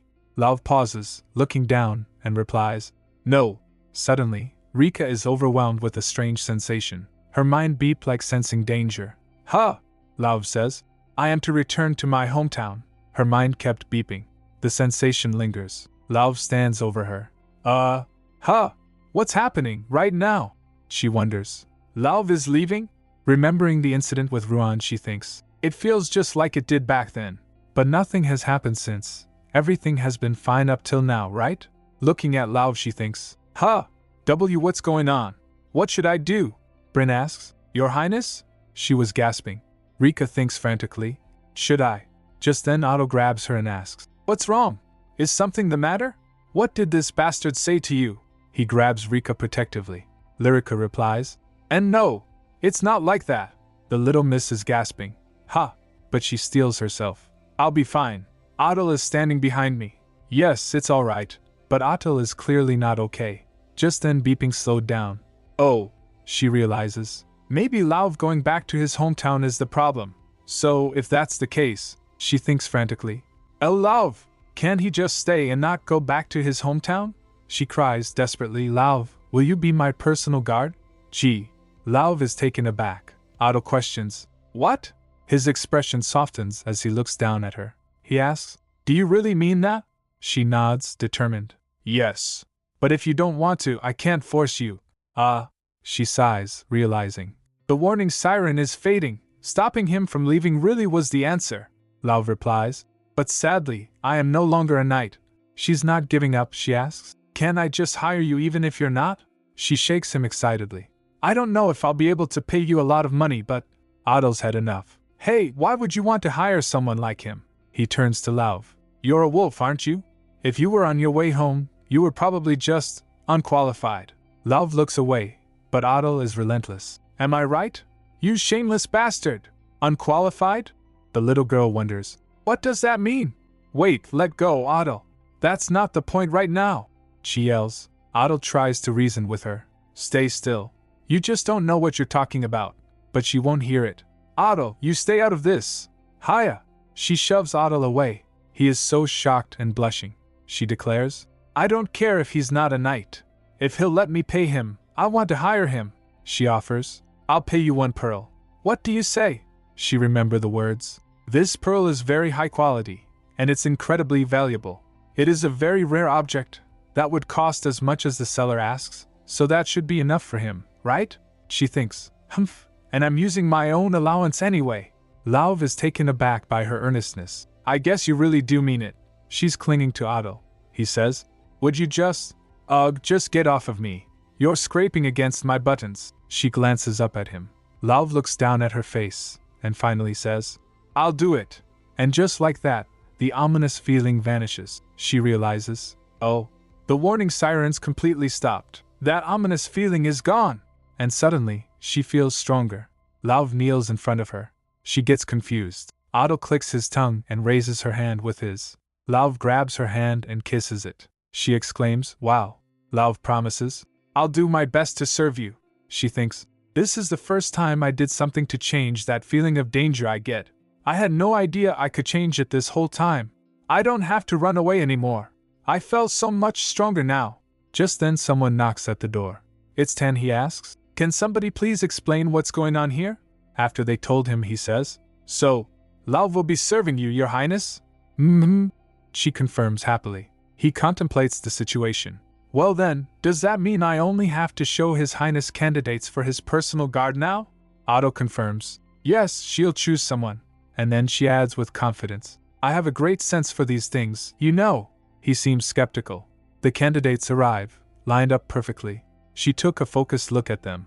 Then she whispers to Otto, and he points out the candidates. Tan gets quite shocked at her choice. Otto leans in conspiratorially. If you like both, we can hire both. They can always work in shifts. After that he left saying, I'm pretty busy, so if we're done here, I'll go now. He took Pai and Bran with himself. Then Tan asks her, Did that sense of yours tell you to disqualify 3 out of the 5 applicants? She replies, Well, I didn't think they were bad people. They just weren't that impressive, she says internally, and I didn't hear any warning sirens like I heard with Lauv. Tan sits in front of her and asks, Did you know that Lauv was supposed to leave the Imperial Guard today? Did he impress you that much? Her immediate answer is a flat no. Little Lyrica adds, I had a really bad feeling at first. I felt my back clam up out of fear, but that was because he said he was going to his hometown, and I felt better once I hired him. Lyrica asks Tan, But Tan, you're from the same hometown as Lauv, right? Did something happen there? Tan thinks for a moment. No, I'm sure the wolf territory is fine, but… Tan rises up from his place and kneels in front of her. Lyrica gasps, covering her mouth with her hands. Tan says, I never expected to be leaving your highness in that boy's care. Please let me know if anything happens. I'll support everything you do, and from the bottom of my heart, I'd like to thank you for hiring Lauv, your highness. Lyrica is confused. Huh, that's quite all right, Tan. Quickly Bryn chimes in. Are you really going to support her highness's choice, Captain? Tan, with a serious look, replies, Of course. The maid is so surprised. She says, We look forward to your cooperation, then. She thinks, it's so rare for the captain of the Imperial Guard to give his full support to anyone like this. She muses, the way Her Highness effortlessly attracts these kinds of allies is truly astounding. Later, Adel's companion confronts him. Your Highness, why do you talk to the princess in that manner? Adel asks. What manner? Pai asks. Why do you say things that could hurt her? He is flustered. What? When did I do that? Pai presses. You do it every day, right, Bran? Bran nods. Pai adds, Even earlier you asked her why she was trailing behind you like a servant, and why she couldn't even ride a horse.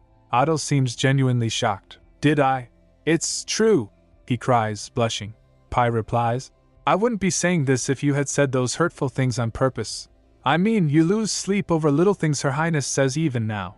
What if Her Highness talked to you like that, Your Highness? He imagines Lyrica asking, Why are you walking ahead of me like you're my master? He clutches his chest. Gah, Adil asks, Do you think she felt hurt?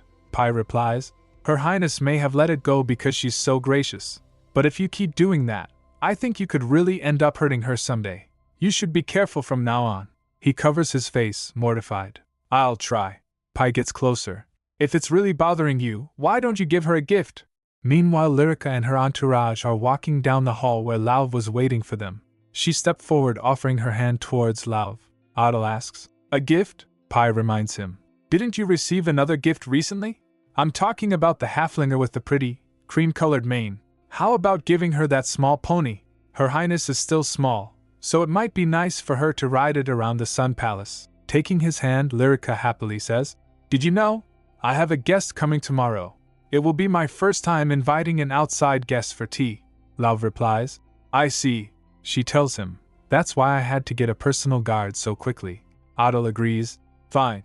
I think she'd like that pony. Lyrica smiles brightly. I hope the weather is nice tomorrow, so we can have a wonderful time. The next day, Lord Fjord of House Barat arrives. He greets, Fjord of House Barat is honored to meet you, Princess Lyrica Nara Takar.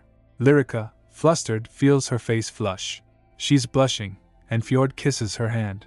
Lyrica's ladies-in-waiting all gasp at the sight. She's totally swooning. Everyone around her is losing it too. Finally, the day to receive her long-awaited outside guest has come, and it's none other than Lord Fjord of House Barat. He'll be teaching Princess Lyrica how to curtsy. To prepare for this day, they exchanged letters, assigned a personal guard with haste, and made sure everything was perfect. Her maids are blushing. He's so incredibly beautiful, and he's even in formal attire now and not disheveled like he was before. Lyrica asks, You didn't curtsy today. Fjord looks at her and rises. Today is a formal occasion after all. I didn't expect you to really invite me. She replies, Thank you for accepting my invitation. As they greet each other, Fjords looks at her guard.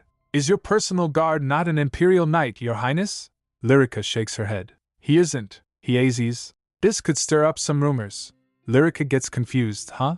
Fjord adds, People might question why Princess Lyrica couldn't choose a personal guard from the imperial knights, and they'll assume you're being mistreated for being a stepdaughter. He leans in closer to her, saying that. The words hang heavy in the air as Lyrica looks up at him. Her bright eyes widen in childlike wonder. But they'll still think I'm a talker, right? She asks, her small hand reaching out. She thinks, A contract princess is still a princess. I'm a talker. Fjord observes her with a soft gaze. You're absolutely right. Tea and cakes are set out, all elegant and golden in the light. At the table he muses. I suppose the sound of a buzzing mosquito wouldn't faze a dragon, but Lyrica counters. No, I'm sure even dragons would find mosquitoes annoying. She even imagines a cute little dragon getting buzzed. I guess you're right, Fjord concedes. Lyrica continues. And I may not know much about the issues related to the imperial family, but I'm sure His Majesty would take care of things for me. Fjord's expression hardens. Your Highness, you are quite naive. A talker saying such a thing to a Barat is unheard of. If Duke Barat heard what Your Highness just said, he would rip you to shreds. Your Highness. He starts again, his voice softer. You don't have a confidant yet, do you? Lyrica asks innocently. A confidant? Does Bryn count? He points out. She is a servant, he azes. As a member of the imperial family, you need a confidant to inform you of the latest news about high society, including conflicts between noble families. He or she could be a child around your age from a noble family. Lyrica thinks about it. Aha! Is that what Pai is to Adil? She replies. I guess I don't have one. I knew it, he says. Then I assume you don't know the rumors about your mother, the Empress Sither. What? Lyrica is visibly shocked. Did she get detained after causing a disturbance from drinking too much again? There she goes again. She just couldn't kick her habit. He quickly reassures her. No, it's nothing like that. For example, this Castella sponge cake has been popularized as a trendy dessert by the Empress. This? Lyrica is surprised. He continues.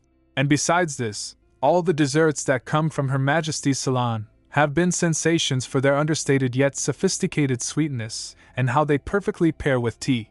Even our chef has been trying hard to recreate Her Majesty's cookie recipe. Lyrica wonders. Really? Fjord sips his tea. And that's not all. I heard that people have been ordering the bustle dress that she wore at her wedding at all the boutiques in the capital. I think you have to wait a year to get one, even if you order them now. Oh, she also put a conceited marchioness right in her place. Apparently, everyone found it satisfying. But the most remarkable thing Her Majesty did recently was calm down a mare that suddenly started bucking while the daughter of Baron Aaron was riding it. If Her Majesty hadn't been there, the situation could have been quite dangerous. I heard the lady's fiancé thanked Her Majesty profusely. Lyrica's eyes widen. Are all these stories really about Mother? My mother did all that, she wonders. Mother is clearly still beautiful, and she's become surprisingly sweeter, but she's still Mother. I always had to take care of her. Fjord's face is beaming as he proposes, so how about me? As your confidant? Lyrica is taken aback. Huh, he smiles brightly. Lyrica wonders. Oh, is he joking? He adds. After speaking with you for a bit, I can tell you don't have a confidant yet. Lyrica asks. Ah, really? He replies. Yes, these are usually the kind of things you talk about with a confidant. And usually it's a confidant's job to mediate between noble families or carry out other tasks. In any case, there are many reasons someone in a position of power would need a confidant. Lyrica realizes. Oh, I see, she replies. Then maybe I'm not in a position of power yet. Do you think I haven't had any offers like that because I'm new to this position? He nearly spits out his tea. That's nonsense, he thinks. She's the only one who doesn't realize this. But there's another new person in the capital everyone is talking about, and that's Princess Lyrica. But I don't think she has any idea. Lyrica is dazed. A confidant, huh? In the slums, I was too busy working to make any friends. I wonder what noble friends do when they get together. I really like Bryn, but she is my lady-in-waiting, so I can't play with her like I would with a friend. I guess once I become a great princess, people will start asking to be my confidant, right? Lyrica turns to him. Then, can you teach me how to curtsy now? Determined, she thinks, that'll be my first step to becoming a great princess. As he performs, Lyrica asks, clapping her hands. Wow, how can you curtsy like that? He asks. What do you think about when you curtsy, Your Highness? Lyrica responds. Huh, well, I'd bend my knees by about this much and set the angle. Would it be more graceful if I did it a little slower?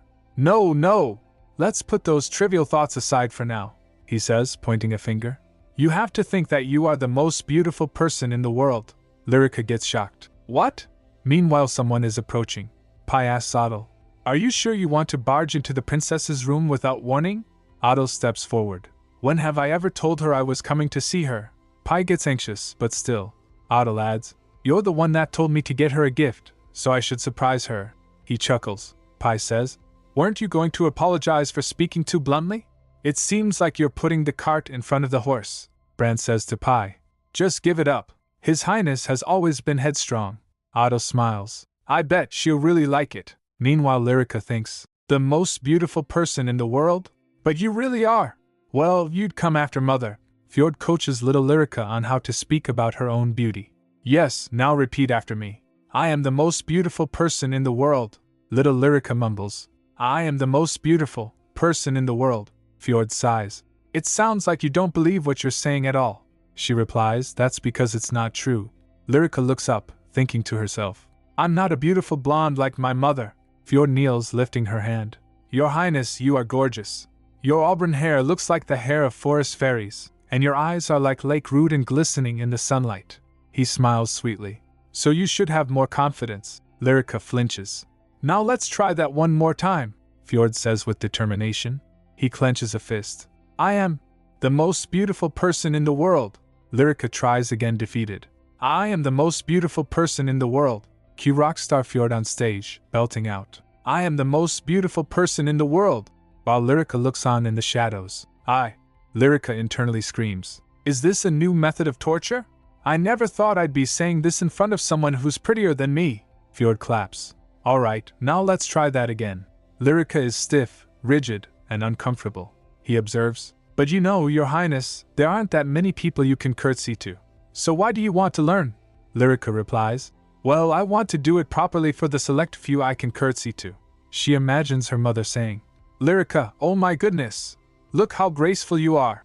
The Emperor, that's quite impressive. Adel, Heh, now that's much better, Fjord says. I'm sure they already think you're beautiful, Your Highness. So, Lyrica interrupts. Oh, that's it. I'll say something other than beautiful. Lyrica stumbles. I am the cutest and loveliest person in the world, she thinks. It's still embarrassing to say, but here I go. Oh, Lyrica, my adorable Lyrica. You are the loveliest girl in the world. I love you, Lyrica. It's what my mother has told me every day. I think I could say this, at least. Lyrica repeats. I am cute. I am cute. I am cute. Yes, Lyrica declares, and then she curtsy. Fjord watches with a small pft. Lyrica asks, was something strange? Fjord replies, no, it's not that. You just looked like a robin. Lyrica tilts her head. A robin? Fjord smiles, reaching out to touch her ribbon. Yes. You looked like a lovely robin princess. He smiles at her. Lyrica praises. Fjord, you look like the work of a craftsman. Fjord smiles softly. I would love nothing more than to be your confidant, Your Highness. Just then Bryn approaches. Hello, you two. You must be quite exhausted, so have some cold juice. She sets down a tray with 2 glasses of red juice. Meanwhile, Otto and his companions also reached outside her chambers. The servant stammers. Your Highness. Otto gestures him to keep quiet. He says, sure, you don't have to tell her I'm here. While drinking, Fjord says it's delicious. Lyrica replies it's raspberry juice. Outside, the servant urges Otto, but Your Highness. But he opens the door. Rika! Otto bursts into the room. I'm sorry about yester. But he sees Fjord and gets shocked. Lyrica exclaims, Ha! Adil! His face hardens. Day! He glares intensely. Lyrica walks towards him. Fjord watches him carefully. Fjord grins and places down his glass of juice. He bows. I'm Fjord Barat. It is an honor to meet you, Yor. In a flash, Otto grabs Fjord's collar. The glass goes flying. Lyrica gets shocked. The juice and glass shatter. You bastard, what the hell are you doing here? Otto snarls, grabbing Fjord by the collar. Otto's fist flies, eyes blazing with fury. Lyrica shouts, Otto. Fjord says, I was invited. Otto is floored. Invited? Lyrica steps in, trying to stop him. Yes, I invited him. So, but before she can finish, Otto lashes out. Ha! How dare you try to beguile my little sister? Did you try to use your good looks and your wily tongue to win her over? Pi and Bran were also shocked standing there. Fjord is unbothered. Her Highness was the one who asked to see me first. Before anyone can react, Otto throws a punch. Fjord goes down. Then, title card. Mother's Contract Marriage, Episode 42. Lyrica watches in horror as Otto attacks Fjord. She was running to stop him, but Lauv grabs her. Your Highness, you mustn't step in, Lyrica whispers. Lauv. Otto beat down Fjord. He is seething. Get lost, you Barat masterpiece. Get lost before I start wanting to see if that rumor is really true. Fjord glares. Ha! Is that right? His eyes narrow. I too am curious about. Suddenly, the room begins to shake. Clunk! Rattle! Clank! Everyone panics. The room is shaking. Lyrica wonders. Is this an earthquake? She realizes. Oh no! It's not the floor that's shaking. The objects are reacting to something. Her eyes widen. Fjord is on his knees now, but his eyes are glowing. Otto clenches his fists. You bastard! He lunges at Fjord again, but Lyrica throws herself between them. No! I don't know what this is about, but stop it! She yells. Stop! He's my guest! Otto and Fjord freeze. If you don't stop being rude right now, she cries, I'll never forgive you! He's my guest, she whines. And I invited him. Otto is furious, but Lyrica stands her ground. She trembles. So I'm responsible for Fjord's safety. Otto, please! Just leave us! Otto is seething. What? Hey, do you know what kind of guy this bastard? Prince Otto. Bryn interrupts, trying to calm him down. This is the White Dragon Chamber where Her Highness resides, she explains. I'm sorry for interrupting you, but I couldn't stand by and watch you act so disrespectfully toward Her Highness. Otto is finally silent, but his anger is palpable. If you like him that much, do what you want. He turns and storms out. Pi and Bran also follows him. The doors slam shut behind him. Lyrica staggers. Bryn reaches out to her for support. Your Highness! That was scary, she whispers. I didn't think Otto would throw a punch like that. Her hands tremble, her legs shaking. She clenches her jaw, her lip trembling. She turns to Fjord. Are you all right? I'll call for the Imperial doctor immediately. This is nothing, Your Highness, Fjord insists. You don't need to call a doctor. More importantly, are you all right? Fjord wipes the blood from his lip, a drop falling onto his pristine collar. I'm afraid I've caused a rift between you and the Crown Prince. He shrugs. He must have been one of the people you wanted to show your courtesy to. But Fjord is smiling. Lyrica thinks Otto called him a Bharat masterpiece. Fjord is like the work of a master craftsman. It's like he's saying that what's broken can always be mended, when he smiles like that. A little disagreement isn't enough to cause a rift between us, she says calmly. Besides, Otto is clearly in the wrong because you are my guest. Also, your injury isn't nothing. Fjord insists. It's all right. It's not all right, Lyrica retorts, stepping closer. She grabs her hand and started walking. Have a seat, she says, leading him to sofa. If you don't want to see a doctor, then let me put some ointment on you. He was taken aback. Well, this is refreshing. She's getting worked up over nothing, he says. I'm really all right, Your Highness, he says internally. But I don't want to say that out loud. Then he adds, I've had injuries far worse than this while sparring. She shakes her head. Sparring is different. Getting hit is painful and scary. She thinks, in the past, to protect the one I love, all I could do was pray to the stars. But that's changed now. I am the master of the White Dragon Chamber. She clenches her fist. I should take responsibility for the power I have, so whatever happens to my guest is my fault. She says, I won't let you leave like this, Fjord. You may think it's all right, but I don't. She stares directly into his eyes. Our adorable little princess with rosy cheeks, lost in thought, wiping his blood. But it's Fjord thinks. You know what? In my world, a scar like this is nothing. He thinks the heir of House Bharat is trained to swallow any kind of pain. That is why the forest inside the Imperial Palace is the only place where he can find respite from his Bharat roots. And that's when she came flying in with her heavy yet splendid parasol. The girl everyone thinks is a villain. You're a commoner from the slums, with faint noble roots, but no one knows where you came from. But you mesmerize the violent tyrant, which is something only a villainess can do. The tyrant's wife is a villainess, and that makes her daughter a villainess. I knew I'd been surrounded by nothing but lies. When I was young, I believed all of them. After all, children know nothing but the words of their parents. The vision of a woman with a black lace blindfold, holding a potion bottle, says, drink up. Fjord was lying down on floor, agonizing in pain. That's why I really thought that all my pain was his fault, his mother says. Open your eyes. The Crown Prince is the cause of all your pain. That bastard's name is Otto Sautakar. I thought he was the reason I was in so much pain, and why my father passed away. I hated him so much. But then, on the day of the Crown Prince's party, his 10th birthday, I saw him for the first time. Her mother's voice cuts through. That is your enemy, he recalls. And all I could do was laugh. But I couldn't really laugh because I was too scared of my mother. He was just a child. His eyes were full of deep fear, and his whole body shook with hatred. He was glaring at me like he was looking into a mirror and saw a boy. That's when I realized that he wasn't the one that was causing me pain. Then who was? It was something else. He looks up at his mother's face. We see the mother's face again, but now distorted and menacing. To become a talker and be the very best, you tried desperately to combine House Bharat with the direct descendants of House Talker, who you so despised. So how happy were you when you finally gave birth to a son with powers? You thought it was time for House Bharat to become the best, didn't you? Yes, congratulations. Your child is the masterpiece that House Bharat has wanted for hundreds of years. But later her mother whacked him, saying, We have been pressuring the emperor to choose an empress from our family, yet he gave the title of empress and princess to those commoners. How dare he give the Taka name to such vermin? Fjord thinks. When that masterpiece finally breaks, Mother, what kind of expression will you have on your face? So, little princess, I'm sure you don't know this, but I put so much hope in you, because my mother has never hated anyone as much as she despises you. How dare those miscreants? They say an enemy of an enemy is a friend, right?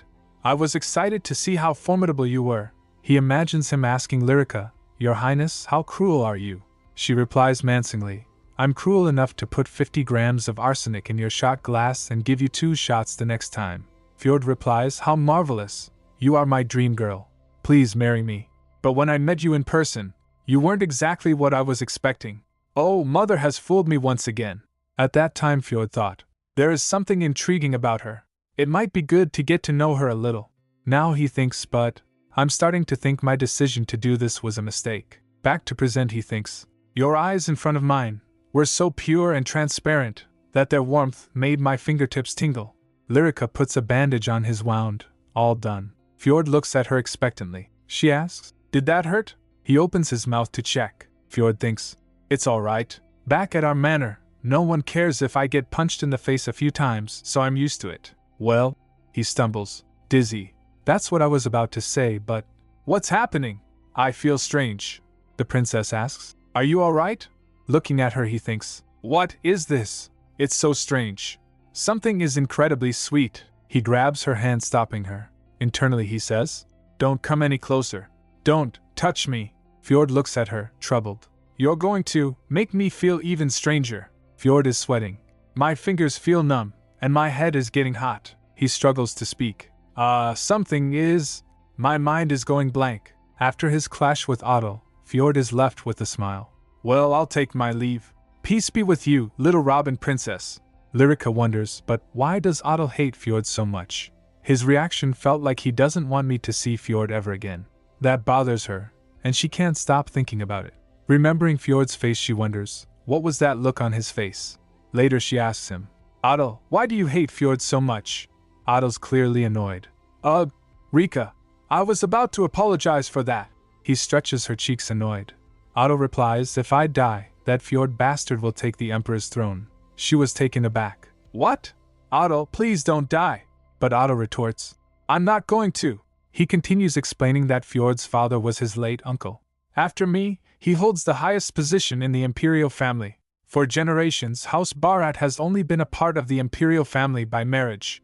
So in terms of legitimacy, he has more claim to the throne than I do because my mother was barely a noble. This is so frustrating." But Pai disputes this. But that's not true." Otto asks, "What?" Pai replies, "I mean, the next in line to the throne after your highness is Princess Lyrica." Everyone is stunned. Lyrica asks, "What? You just have to be a talker? But I don't even have that power thing." The boy continues, "It would be ideal if you had that power and were a talker, but the most important thing is your surname." Otto realizes, "Wait a second, is that how it works now?" She cheered up and announces, "Then that means I'm second in line." Pai laughs. Just then a servant informed, "Your Highness." Otto says, "Oh, it's here." He presents a pony. "Here, this is my apology gift." Rika exclaims, "What?" Otto says, "It's yours." Rika is speechless. It is. "So that's why he told me to dress in riding attire." He says, "I'm sorry about yesterday. I shouldn't have been so rude to your guest." Rika smiles brightly. "I already forgave you, but thank you for apologizing." Otto stands stiffly beside her. She giggles, then Pai asks, "What will you name it?" Rika, beaming, introduces her new pony. "Morning Star, because there's a star on its forehead." Pai says, "Morning Star? What a great name! It sounds like the name of the century." Otto says, "You should take it for a ride." Rika is nervous. But I've never ridden a horse before." Otto scoops her up and places her on the pony. "All you have to do is this. You'll get the hang of it." He slaps the pony and the pony immediately bolts, and Rika screams. Lauv and Bryn follows her. One of the boys remarks, "Speaking of the Barats, I just thought of something, Your Highness. We may have just realized that Fjord Barat has been pushed down in the line of succession thanks to Princess Lyrica, but the Barats would have already known this. They are serious about the throne, after all. So I thought the only way for a Barat to take the throne would be to get rid of the princess. But now that I think about it again, Fjord could also marry H." Otto cuts him off. "Gah! I was just saying that Duke Barat could be planning something. It was hypothetical." Otto replies, "You're being delusional. They would never even dream of tainting the Barat bloodline." Pai asks, "But you do agree that it would be a politically effective move, right?" Rika is riding the pony. Lauv says, "Keep your back straight." Rika asks, "Can I go faster?" "You know, Lauv," Rika begins, "about yesterday, why did you hold me back when I was trying to stop those two from fighting?" Lauv responds, "I thought it could have been dangerous. I only found out that they would have listened to you after the fact. But if you had tried to stop them from the start, His Highness would have gotten more angry." She asks, "Why?" He replies, "His Highness is very fond of you and thinks that you are on his side. So he wouldn't have been able to stand seeing you take the side of someone he hates. But after exchanging a few blows, I'm sure they both came to their senses. So that's why I think it was better to intervene at that point, she says. But the fight broke out in the White Dragon Chamber, so I should have handled it from the start. What in the world could I have done? Lauv says. In cases like that you could use me, Your Highness. If you had told me to handle the situation, I would have done what was necessary, she questions. But you're my personal guard. Am I allowed to ask you to do that? Lauv pauses, then declares, I don't just want to be Your Highness's shield. I want to be your sword as well. May I do that? Rika thinks. An adult has never spoken to me with such caution before. Everyone usually speaks to me however they want because I'm still a child. That includes these people. What? But Lauv is always so careful around me. Maybe that's because I'm not comfortable with Lauv yet. In fact, I only have him with me to help me give off a more sinister aura. And I don't think of him as a close aide like Bryn. Is he being careful because he knows that I feel this way? Then she says, Lauv, let's stop here for a moment. Rika pats Lauv on the head. I'm sorry, Lauv. All right. You did your best, Lauv, she thinks. She's trying to act like the Emperor, she announces. I will use you as my shield and sword from now on. Whenever I'm in trouble, I will call for you, so be sure to come and help me. Lauv, looking touched, bows. She thinks, maybe a great princess isn't someone who does everything by herself. He replies, my strength is yours, Your Highness, she thinks. If I trust and rely on the precious people in my life to make wiser decisions and get better ideas, maybe I could also become a great princess someday. The group waves goodbye. See you later, Your Highness. Later a servant informed Lyrica. The Empress has arrived. Rika's eyes widen. Mother is here? She runs to greet her. Mother! The Empress calls out. Lyrica! And embraces her daughter. Then she glares at Lauv. I came as soon as I heard Lyrica's personal guard was finally chosen. But it's him. She glares at Lauv. How dare someone like him stand next to my daughter? In my past life he was. The flashback is dark and distorted. The Empress clenches her jaw. Then says, Rika, I came to talk to you about something, so let's sit for a moment. About your new personal guard. I'd like to replace him with someone I'd prefer. Would you mind if I did that? Lauv Wolf was a real piece of work in her past life. Expelled from the Imperial Guards, he went on a rampage in his hometown. They called him the Monster of the Black Forest, the former knight of House Wolf. Eventually, he was hunted down and killed. No one knew what drove him to madness. Because of his actions, Tan Wolf resigned as captain of the Imperial Guards and retired to the countryside. House Barat, which I was a part of, had found the perfect topic for the gossip, so they weren't interested in the cause of his madness at all. The Empress frowns, but how dare this monster stand anywhere near my daughter? She smiles down at Rika, patting her head. Mommy just wants to pick someone for you, all right? But Rika replies, Mother, I'd like Lauv to keep being my personal guard. Her mother stunned. Did she just say no to me? But Rika has always been such an obedient little girl. She grits her teeth. It's only because I'm worried about you, Rika, she insists. That man isn't even a knight, so why does it have to be him? Rika replies, I understand what you're trying to say, Mother, but I trust Lauv. Her mother stares in disbelief. Does she trust him more than me? Her mind is racing. This won't do. I must put my foot down.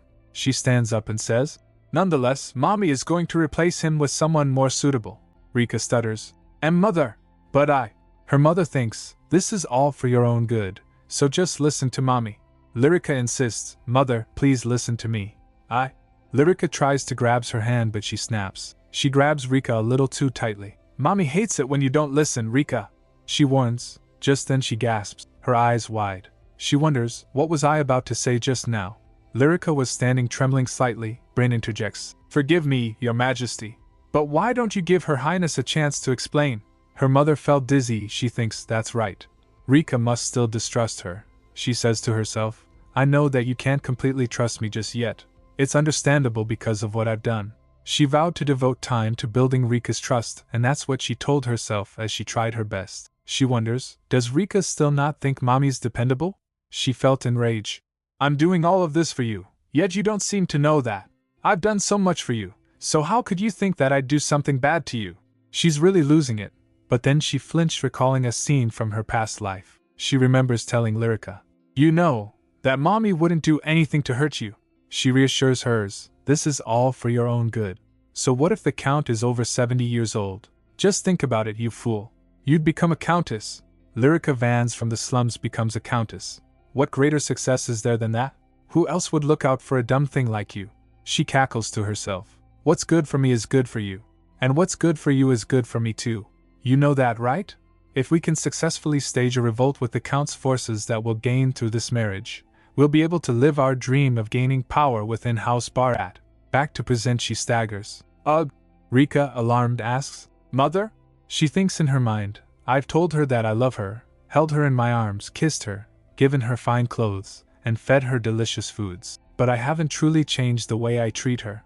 Right now, I'm acting just like I did in my past life. Mother, are you alright? Rika asks, concerned. Lyrica, she says softly. Can we talk in private? Little Rika looks up at her mother with wide, innocent eyes. At the balcony her mother says, Mommy won't force you to change your personal guard. Lyrica gets surprised. She thinks to herself, I can't stand the fact that my precious daughter is being guarded by a ticking time bomb. She continues, I'm sure you have your own reasons, Rika. I see I was trying to force my opinions onto you. But could you tell me why you chose Lauv and why you want to keep him? Tears trickle down her face. She sniffles. I am sorry. Rika gets worried, so she whispers. Mommy made another mistake. I was acting like a fool again. I don't mean to, but why do I keep hurting you? She despairs this time. I was so determined to do things differently. The whole world is changing the way I want it to. But why is it so hard to be a good mother? I thought I was doing well, but I was acting foolish again. I thought I had improved somewhat, but I was totally wrong. She tells her, Mommy just loves Rika so much, and Rika is the most precious person in the world. Tears came to Lyrica's eyes. Her mother thinks, I just really wanted to see you grow into a lady who was raised with love, like a flower that has grown under the full light of the sun. She adds, even if you hate Mommy and run far away, even if you refuse to listen to me and cause all sorts of trouble, Mommy loves you very much. She questions herself, what must I do to become a good mother? I know I shouldn't be crying like this in front of my child, but, she says, no matter what happens, I will never stop loving you, so why? I'm sorry, Rika. Mommy must look silly crying in front of you like this. Rika looks at her mother and hugs her. She says softly, I love you too, Mommy. Lyrica is nestled in her mother's arms, whispering, I love you too, Mommy. I'm never going to leave you no matter what happens. But the sweet moment is tinged with sadness as Lyrica continues, Please don't think that I don't like you. It makes me so sad. I know that, Lyrica. Her mother replies, holding her tighter. I'm sorry, Rika. I should have tried to understand you better. I'm so sorry for always being such a foolish, unfit mother. Tears stream down her face as she thinks, That's right, Rika, it's not your fault at all. If anyone is to blame, it's the fault of your foolish mother, and that shameless family of wolves. Her expression twists into one of pure rage. Now that it's come to this, I will take what is rightfully mine. But the anger fades, leaving only a single tear rolling down her cheek. Later that night the dragon is seething. Who did this to my woman? He breathes, the air crackling with barely suppressed fury. Wait, was she always the type to cry from someone harassing her? In fact, she pays back tenfold. He saw her sobbing. She calls out, Rika. Upon hearing Rika's name he got the gist of the situation. He says, I heard something happened between you and Lyrica this morning. Has it not resolved itself yet? She tries to reassure him. No, everything is fine with me and Rika now, and Rika seemed happy too. She remembers Lyrica telling Lauv, Mother said you can continue being my personal guard. The Emperor asks, You said that he was dangerous and that you were against it, but you still approved. She responds, That's because I want to respect Rika's wishes. And after listening to Rika's reasoning, she remembers Rika saying, Mother, I have a good sense when it comes to people. The dragon is intrigued. A sense? She thinks back. When I think back to when we used to live in the slums, it's surprising how nothing bad ever happened to us. I drank like a fish in the slums while still looking beautiful, so it should have been quite dangerous, but we surprisingly didn't encounter anything too unpleasant. Maybe that's why I trust her, but I understood her reasons. That's why I've decided to trust Rika's judgment. But inwardly she confesses, But I'm still afraid. I'm so worried that he might hurt her. She continues, her voice laced with self-reproach. I think that's why I got angry at Rika. It was out of fear.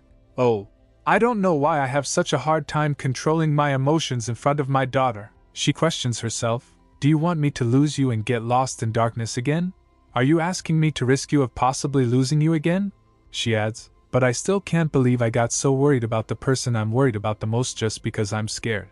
I really hate myself. The Empress, sensing his unease. What is it? The Emperor counters. That's what all humans are like. Whether they're afraid, sad, or even disgusted, they always get angry. A human who lives with an awareness of their own emotions is rare. At least you seem to know exactly what kind of emotions you're feeling, so I find that fascinating. That's a strength you have. If you get angry when you are afraid, that will help you if you are facing an enemy. She groans. But Rika isn't my enemy. I just don't think I know my own daughter very well. She reflects. I mean, I only just found out yesterday that she hasn't been able to carry the parasol I gave her because it's too heavy. She sighs. I don't want to parent like you do, Alterez. You almost got assassinated, but you've learned a valuable lesson, haven't you? Be more aware of your surroundings next time. The Emperor lifts her chin, his gaze intense. You know, you are rather fearless. I mean, you aren't afraid of me, are you? She meets his gaze, unflinching. Not at all. He chuckles softly. You are so strange. Some humans seem to place more importance on the fact that I'm a dragon, or they think I would go back on my word and just kill them, she retorts. I'm sure there are humans who would do that too, but… Oh, stop it, she exclaims, playfully pushing him away. I'm sick of hearing about your hatred of humans, she adds. Well, I've gotten what I wanted from House Wolf, so I should stop crying about it, he asks. Are you talking about your private meeting with Tan Wolf this afternoon? She replies. Yes, how could they allow such a liability from their family to protect Rika? It's outrageous. That's why I asked them to send Dire Wolf to be Rika's companion. The Emperor pauses, a flicker of surprise in his eyes. Dire Wolf, I can't tell if you're merciful or merciless. It sounds like you know who she is. The Empress replies, I've heard the rumors. She remembers, she was quite notorious even in my past life. Not only did she have an eccentric personality, but she was also one of the finest female knights in the Empire. Not to mention, in over 10,000 years, she is the first wielder of the artifact, K9, a treasured heirloom of House Wolf. Someone as legendary as her must protect Rika to appease my anger. How dare they send my Rika a defective knight? He chides her gently. Your daughter must be quite understanding to put up with you. She beams with pride. That's because my daughter is the greatest and cutest child in the entire world. Then, lost in thought, she says quietly, I just thought of this now. It just occurred to me that this may also be a good trait that humans have. No matter how sad and painful things may be now, they will always pass. By thinking of the happiness, peace, and joy that awaits in the future, we can endure any pain that we may be suffering at the moment. The Emperor remarks. That sounds like something Lyrica would say. She replies, I thought so too. I must be learning from her. She smiles softly. I like that. The Emperor gets stunned by her beauty. He just stares at her. Turning serious, she says, in any case, you should try to put aside your hatred for humans and enjoy the present. Humans have redeeming qualities too, you know. She continues. I still have doubts myself even after saying that, but… Just then he swiftly grabs her hand. She asks, a hint of surprise in her voice. What's wrong? He grins mischievously. I can say for certain that there is one thing that I like about humans. And with that, they share a tender kiss. That night, Rika is alone in her room. She puts a coin in a jar and thinks, many things happened today. It was exhausting, but in a way, it helped me realize just how the people in my life are precious to me. And I think I have to be the one to take care of Mother. I can't believe you cry like such a baby. People will think you're a pushover. She places the jar carefully on a shelf and prays. I hope the people I love stay happy and healthy. She closes her eyes and clasps her hands together in prayer. Dear Fairy, please lend me your strength. Please protect all of the people I dearly love. The next day, Lyrica presents Otto with a talisman she made. He gets surprised. What? It's a talisman that protects loved ones? He's so moved by the gesture. But he faked. It's a rather immature item, but I'll accept the kind gesture. But Pai is not buying it though, saying, Excuse me, Your Highness, you don't sound very convincing. Suddenly, Bryn is reeling, flashing her silver talisman. Oh dear, I'm suddenly feeling lightheaded. I wouldn't want to damage the limited edition silver coin talisman that the princess specifically bestowed on me. Pai and Otto stares at them. Love also receives a similar talisman. Thank you, Your Highness, I will cherish it. Apparently, Bryn requested it, specifying that she wanted a silver coin, not a gold one. This newly minted silver coin even has the Empress's profile on it. Lyrica also gives her mother a talisman. The Empress coos. Oh my, a talisman? Did you make this, Rika? Is this going to protect Mommy? The Empress hugs her tightly. Thank you so much, but I'm going to protect you, Rika, so you don't have to do anything, my dear. She showers Rika with kisses. Rika thinks back to yesterday. That's what Mother says, but… Just then the Emperor asks, "What's that?" Her mother explains. Rika gave it to me as a gift. It's a talisman that will protect her beloved mother. He seems intrigued, sensing something from the talismans. His eyes widen. Oh? Lyrica tries to give him one, but he replies, patting her head, "I don't need one, but thank you." He pats her head gently. Then he turns to the Empress and says, "If you go out dressed up that much, everyone will have their eyes on you and not the opera." The Empress asks, "Oh my, you know what I'm scheduled to do today?" To which he replies, "Of course." He continues, "How could I not know my lovely wife's schedule? They are such a loving couple, and the maids are all squeal." Lyrica thinks, it's important to remember they are contractually married, so I know they're pretending to be a loving couple as a part of their agreement. But still, "Are you here to escort me?" the Empress asks. He replies, "How could I not? I took time out of my busy schedule just to walk my beautiful wife out the door." He kisses her hand. "But I'm starting to feel nervous about letting my gorgeous wife leave without me," the Empress says. "But you know that I'll come right back to you." Looking at them, Lyrica exclaims, "Would a prince and princess look just like this in a fairy tale? Or a king and queen?" "Adieu," they say as they kiss each other. Then the Emperor turns to Rika and says, "And adieu to you too." She wonders, "Are you gonna kiss me too?" Then the Emperor asks her, "Did you make that talisman yourself?" She begin. Well, suddenly, Rika is swept off her feet. The Emperor drags her away. "Your Highness," the maids whisper. The Emperor tells them, "Do not follow us." His eyes are intense as they walk. Just then, with the swash of his hand, flower petals appear and then vanished in between. Inside the garden, the Emperor explains, "This garden is strictly for members of the imperial family. Even our closest servants aren't allowed in because only Takars may enter." He continues, "It's much more comfortable to speak freely when there's no one else around." Then she asks, following him, "Your Majesty, were you always a mage?" He replies, "No, but I'm not far from it." He demonstrates his power. "These are the powers given to the dragon people." He shows her. Flum! Rika is amazed. "Oh, so that's your power?" She giggles. "I thought it was the ability to freeze people." The Emperor replies, "I can do that too." She froze hearing that. He then asks, "All right, now tell me, how did you make the talisman you gave your mother?" Rika hesitates. "Well," she explains. "And that's what happened?" Rika asks. Do you think it's real magic?" The gold coins did shine particularly bright. Even Bryn was surprised. Bryn thought, "How mesmerizing." The Emperor confirms, "Yes, it is magic. So that means that someone knows that you can use magic." He thinks aloud. "Well, I guess it's fine if Soul knows."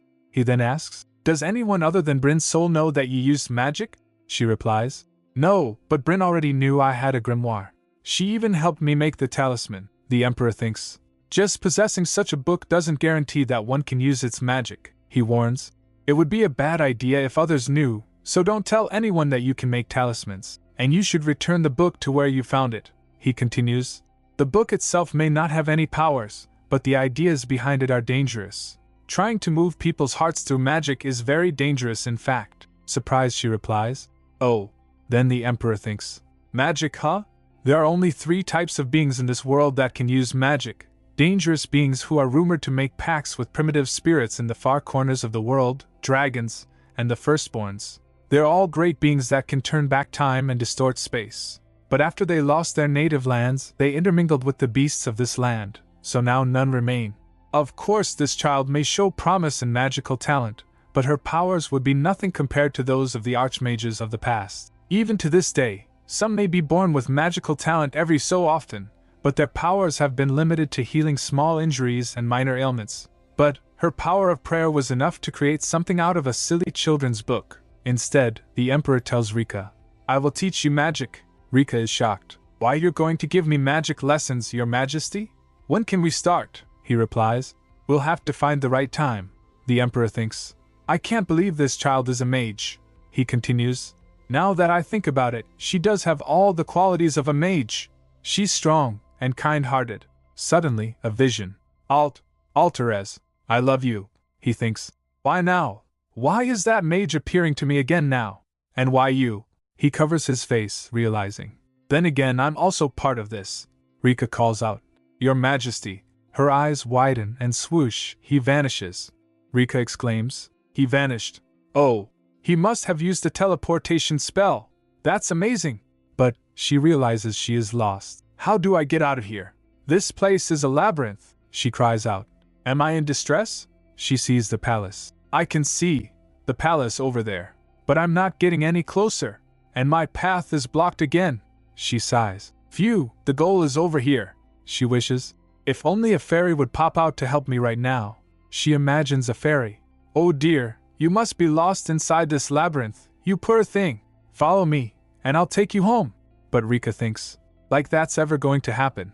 Suddenly she hears a rustle. She turns in surprise, she sees a figure and cries out, Fjord? He was huffing and puffing as he was in a hurry. He pauses and says, What? He grabs her arm and asks, Are you doing here? 1 hour ago, at the Barat Manor. Fjord thinks in his mind, ever since the day the princess invited me to the Sun Palace. I can't stop thinking about her. She's only 8 years old, but I can't stop thinking about her deep, blue-green eyes. I want to see her again. If I stay in the palace garden long enough, perhaps I'll run into her again. Prince Otto will kill me if he sees me, though. As he looks down from the window, he heard something. So? Meanwhile, a servant is talking to his mother. Her Majesty is now headed toward the Grand Theater, so I think we can go ahead with the plan. His mother sneered. That's why you should always know your place and never dream too big. We'll finally get to see her and that bustle dress of hers burn in flames. As he heard that, Fjord thinks, I have to tell someone. He teleported with his power. I need to get to the Imperial Palace first. It may be risky, but hardly anyone goes to the garden that's restricted to the Imperial family, so I should be able to sneak through there. As he was on his way teleporting, suddenly he heard a rustle. He turns towards the sound and saw Lyrica. It's Princess Lyrica.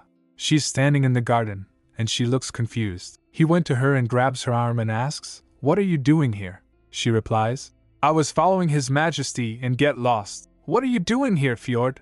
This area is restricted to Imperial family members, so you're not supposed to be here. He was huffing and puffing. He grabs her hand, dragging her, and says, Then let me show you a shortcut. Come this way. Lyrica thinks in her mind, I was hoping a fairy would help me find the way, but this is not what I had in mind. Instead of this, hello, pretty child. It's more like this.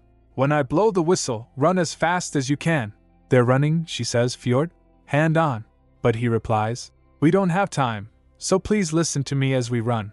Noticing the surrounding, Lyrica thinks, I didn't know the Imperial Garden had a forest like this. Fjord is sharing a secret. There's something I have to tell you, Your Highness. She asks, What is it? Just then she saw an open space from the forest and realized, Oh, an open space. I can see the entire Capita. Fjord adds, There will be a fire at the Grand Theater today.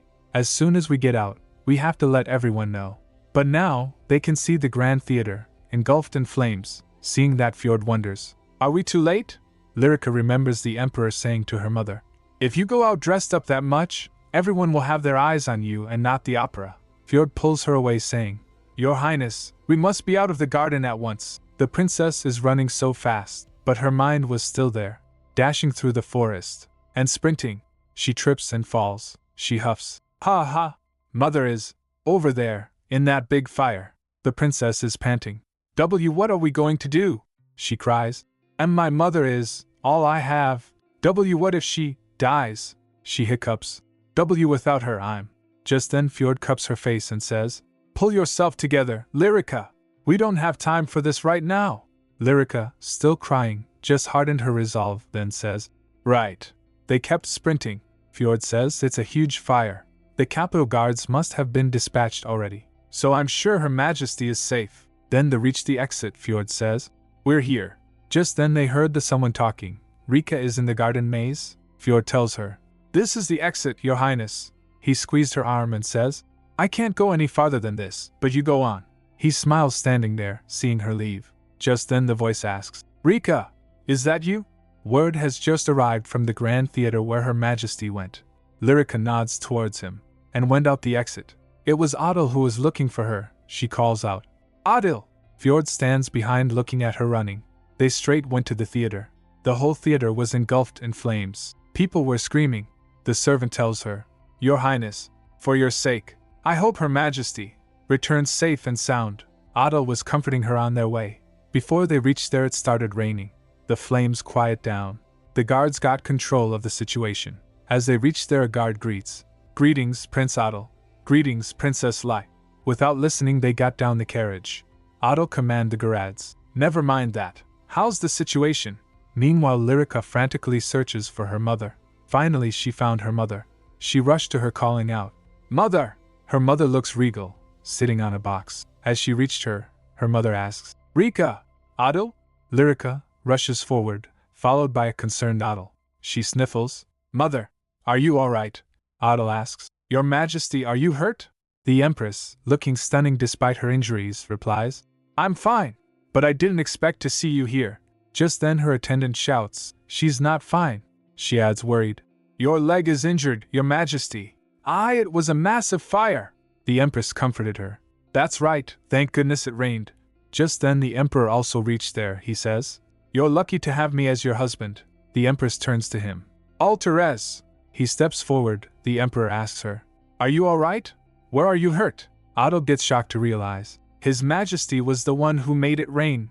The Empress's attendant tells people, "And if it weren't for Her Majesty, more people would have been hurt." The crowd is looking at the Empress. She stayed inside as long as she could to help people escape. Any longer and she would have.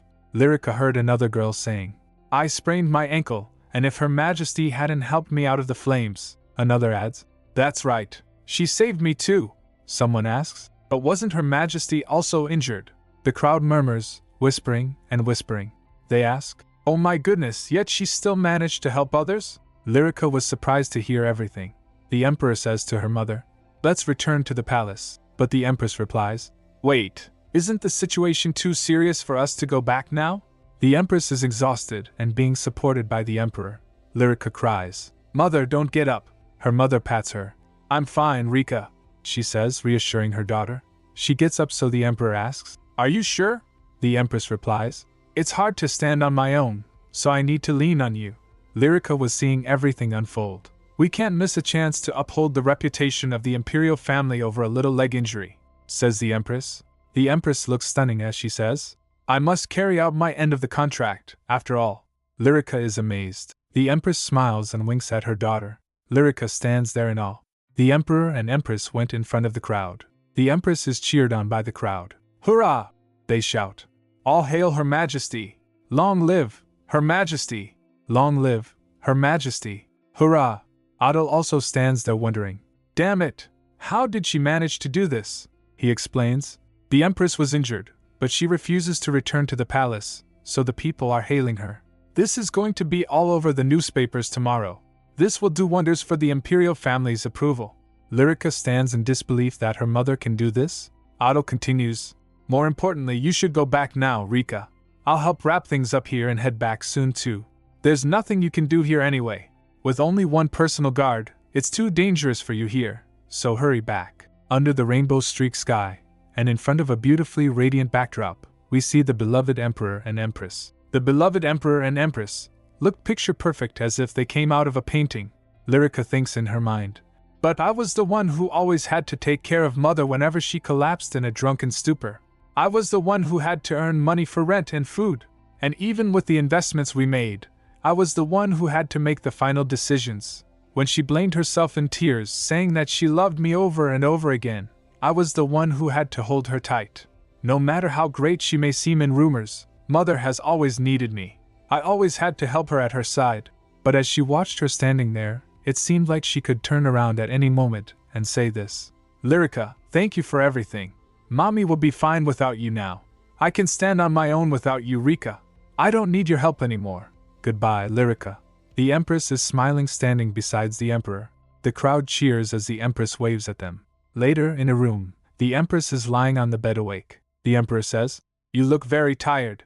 The Empress replies, "But I can't sleep." He says, "Well, you did go through a lot today. Would you like a drink?" The Empress thinks, "Don't you know I used to be an alcoholic?" She looks concerned and says, "Rika must have been really shocked today. She wouldn't stop crying." She recalls Lyrica, who says, "No, you don't have to stay with me all night, Mother. I'm fine. I think I'm just a bit tired." Remembering her daughter, she thinks, "I'm always doing my best, but I can never tell if it's enough. My work was a great success, but you're the only one who matters to me. The Empress wonders, does she still not trust me? Just then the Empress is startled. She asks, what are you doing? We then see the Emperor holding a candle. I've heard humans can't stand the dark. Does the flame frighten you? His question struck her. She covers her eyes and exhales. Ha! I don't like when others know my weaknesses, but yes, it does. I thought I'd be able to get over it because it usually never bothers me. But I was wrong. She recalls the scene when the theater was burning. The fire spread quickly and with great force, as if it had been set beforehand. The flames burned everything in their path like the time before. I already knew there was going to be a fire at the Grand Theater today. That's why I had prepared beforehand, like purposely pushing forward the bustle dress trend. Even in my past life, a great fire broke out on the day that Altair's contracted Empress was invited to the Grand Theater. Knowing the future, I headed to the theater, confident that I would be able to do things differently. But the situation was far worse than what I had imagined. Standing there, she realized I can't move. The moment she saw the fire, her body froze, and she couldn't move an inch. She thought, no, I haven't been able to change my destiny yet. The fire felt like I was being burned at the stake again. I can't leave Rika behind. My whole body is burning. She urged herself, please, move. Suddenly the talisman fell down. She looks at it. Isn't this the talisman that Rika gave me? She remembers, it's a talisman that protects loved ones. She then gained the courage to move. Her gaze sharpened with determination. She started instructing the crowd. Everyone, stay calm. Your Empress is here. I will not leave any of you behind. So everyone stay calm and move in an orderly fashion. I will stay here until every last one of you has escaped. Back in her room, she says, if it weren't for Rika's talisman, I wouldn't have come to my senses. I would have died there. She asks, do you think that gold could have been magic or something? The Emperor doesn't reply. The Empress smiles and adds, there were many times during my escape when I thought I was going to die. If you hadn't made it rain, I would have had a fiery death, so thank you. The Emperor says, after everything you went through, you could still put on a bold smile after leading the people out to safety despite your fears. She smiles. Oh my! Isn't that also part of our contract? The Empress is thinking. You needed an Empress that could help you in more ways than one, right? She grins saying that. He then sits on bed beside her. Yes, I'm just glad my incredible wife didn't end up burned to a crisp. The Empress glares. Don't even think about sleeping with me tonight, he suggests. You might have bad dreams tonight, so would you like me to hold your hand next to you? The Empress counters. Do you think I'm a child? He insists, but you're injured. She replies, it's just a minor burn and a sprain. Just then someone interrupts, pardon me, your majesty. She turns to see Bryn. She says, aren't you? Bryn told the Empress about Lyrica, so she rushes. She asks while walking, did something happen to Rika? Bryn replies, well, Her Highness has been upset all night, so the Crown Prince came to visit. Outside the door she heard Lyrica sniffling. Inside, Otto comforts Lyrica. Don't just cry so suddenly, Lyrica wails. Oh, what am I going to do? HNNG. What if Mommy abandons me? She cries as Otto holds Lyrica close. She's snuggled safely in Otto's arms. Tears well up in his eyes as he holds her close. What if Mommy abandons me? She whispers, her voice barely audible. Upon hearing that, her mother wonders, what? Otto's face is a picture of surprise. Huh! He looks utterly bewildered. He was confused. He then starts to comfort her, hugging her tightly. You know there's no way Auntie would do that. Her mother thinks, well said. That's right, Rika. Mommy would never do that, he assures her. I mean, this is Auntie we're talking about. Hearing that, she coldly thinks, what does that mean, Otto? But Lyrica sniffles. And my mother is just so beautiful that she could leave me behind to start a new life whenever she wants. But I always used to bring money home, so that I could take care of her like a good daughter. That was why Mommy didn't abandon me. Her mother seems to be in deep thought. She was listening to her. Lyrica continues, but now she's even more beautiful, and she's strong enough without me, so she doesn't need me anymore. She whispers, tears glistening in her eyes. That's what you said too, Otto. You told me to leave because I wouldn't be able to help. Suddenly, there's a tender moment between Otto and Rika. He holds her close, his expression softening. No, he exclaims. There were just a lot of people there, and it was dangerous. Plus, you're too small, and you didn't have enough guards with you. He groans inwardly, wait, saying this is only going to make her feel worse. Otto seems so conflicted, his eyes filled with a desperate search. What am I supposed to say at times like these? What should I do? Just then her mother came close and says, "So you've been protecting Mommy all along, Rika." She hugs her daughter warmly. "I'm sorry I didn't realize that sooner." Rika is held tight in the arms of her mother, and a wave of pure emotion washes over them. In a loving embrace, the two are together. Her mother thinks, "Oh, Rika, I see. Doing my best on my own isn't good enough. Even if we are family and love each other, we won't know that if we don't tell each other." She tells her, "If it weren't for your talisman, Mommy wouldn't have been able to escape that fire today. Now I see that you've always been protecting me, just like that talisman. I'm sorry it took so long for me to realize this." Rika looks so relieved, nestled safely in her mother's arms. "Mommy," she calls out. "Yes, Mommy is here."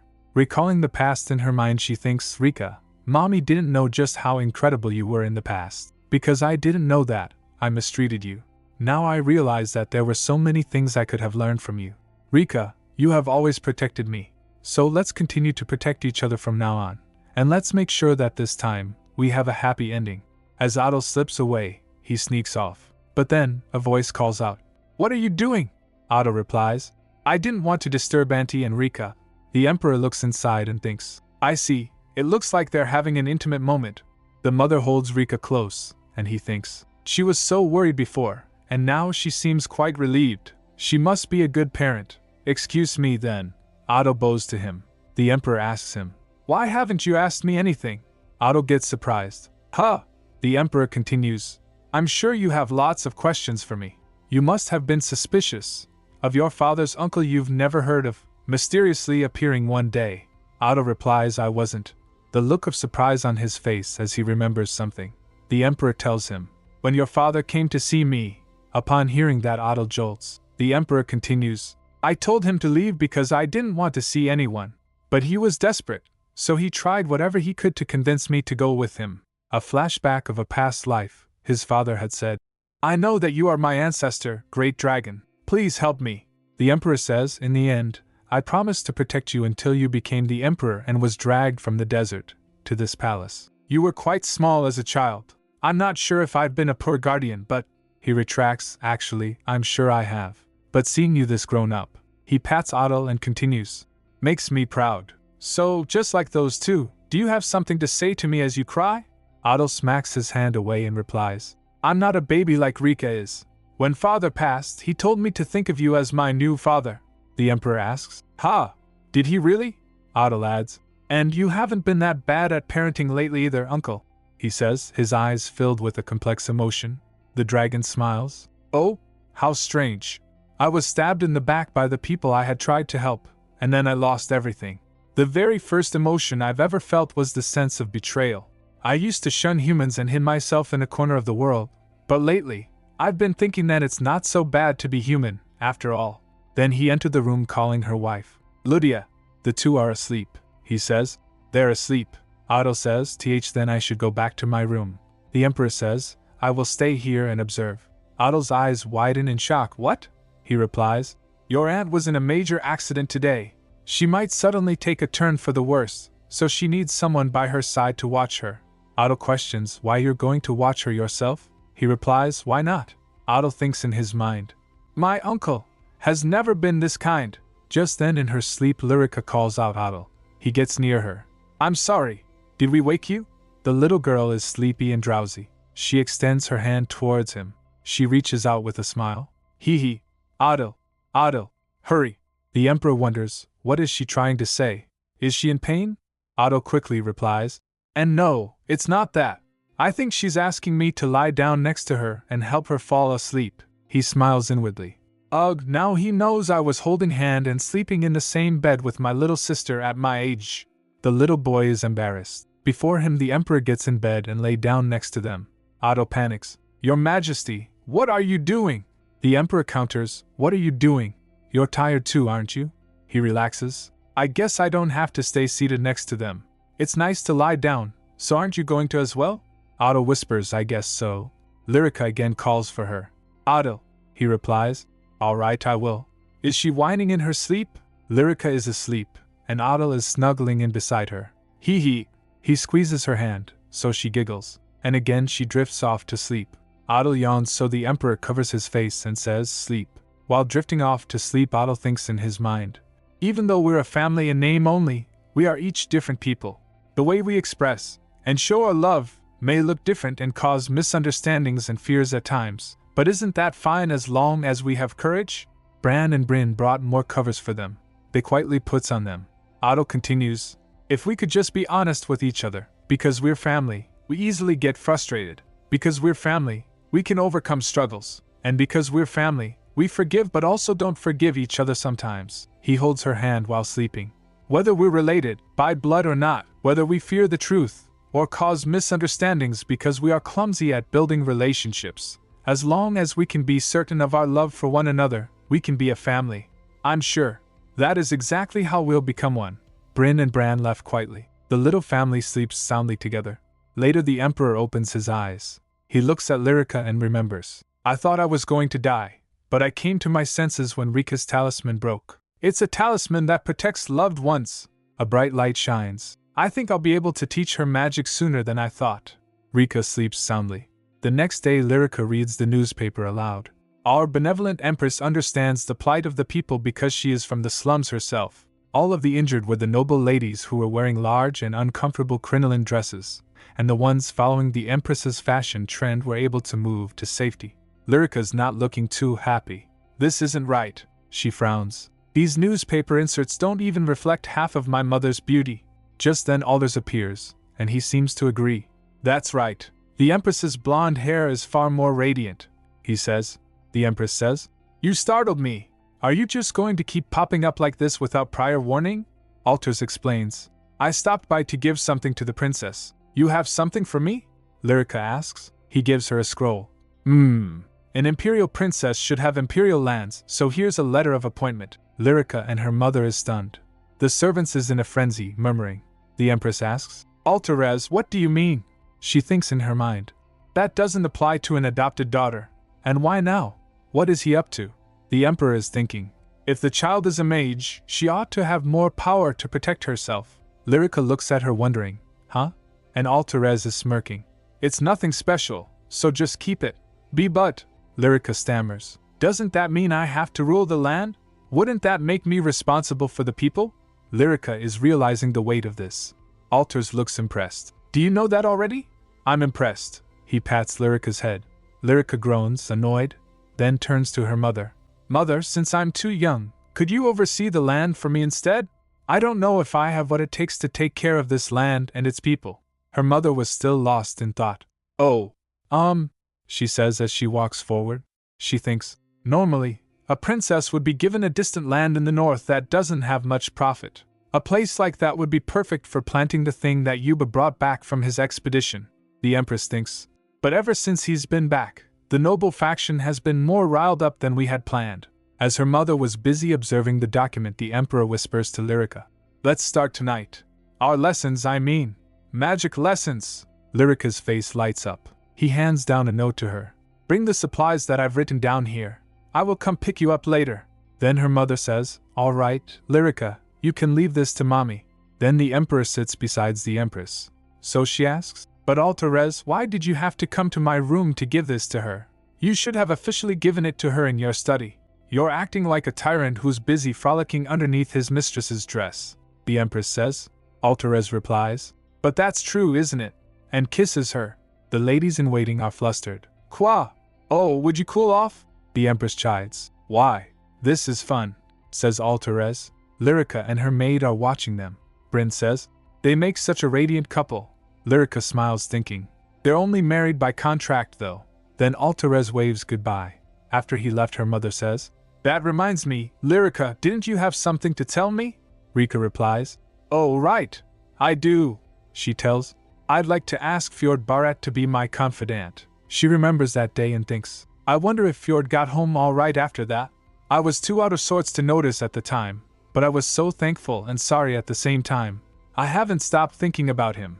Lyrica asks again. May I? Her mother thinks. She's asking about that brat again. Duke Barat will be furious when he finds out that Lyrica received imperial land, and now she even wants his son to be her confidant. I like the sound of that. The Empress thinks. Those Barats did try to kill me by setting the theater on fire, after all. She gave her answer, All right, Mommy will send a letter to them. Lyrica exclaims, Why?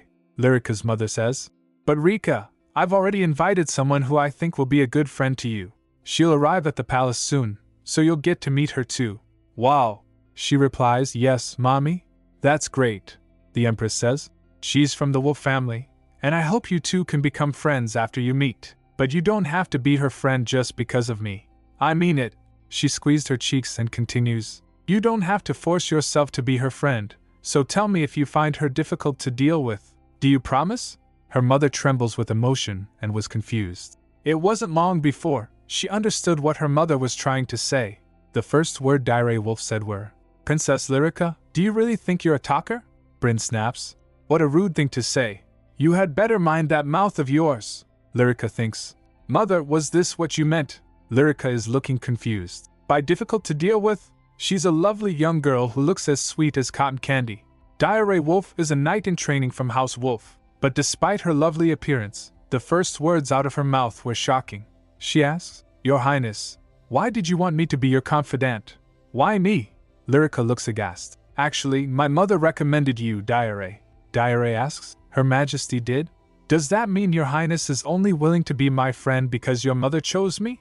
She is thinking. If the purpose is to make a connection with House Wolf and not me personally, then there are plenty of other children of House Wolf besides me. Rika asks her, Do you not want to be my confidant, Dire?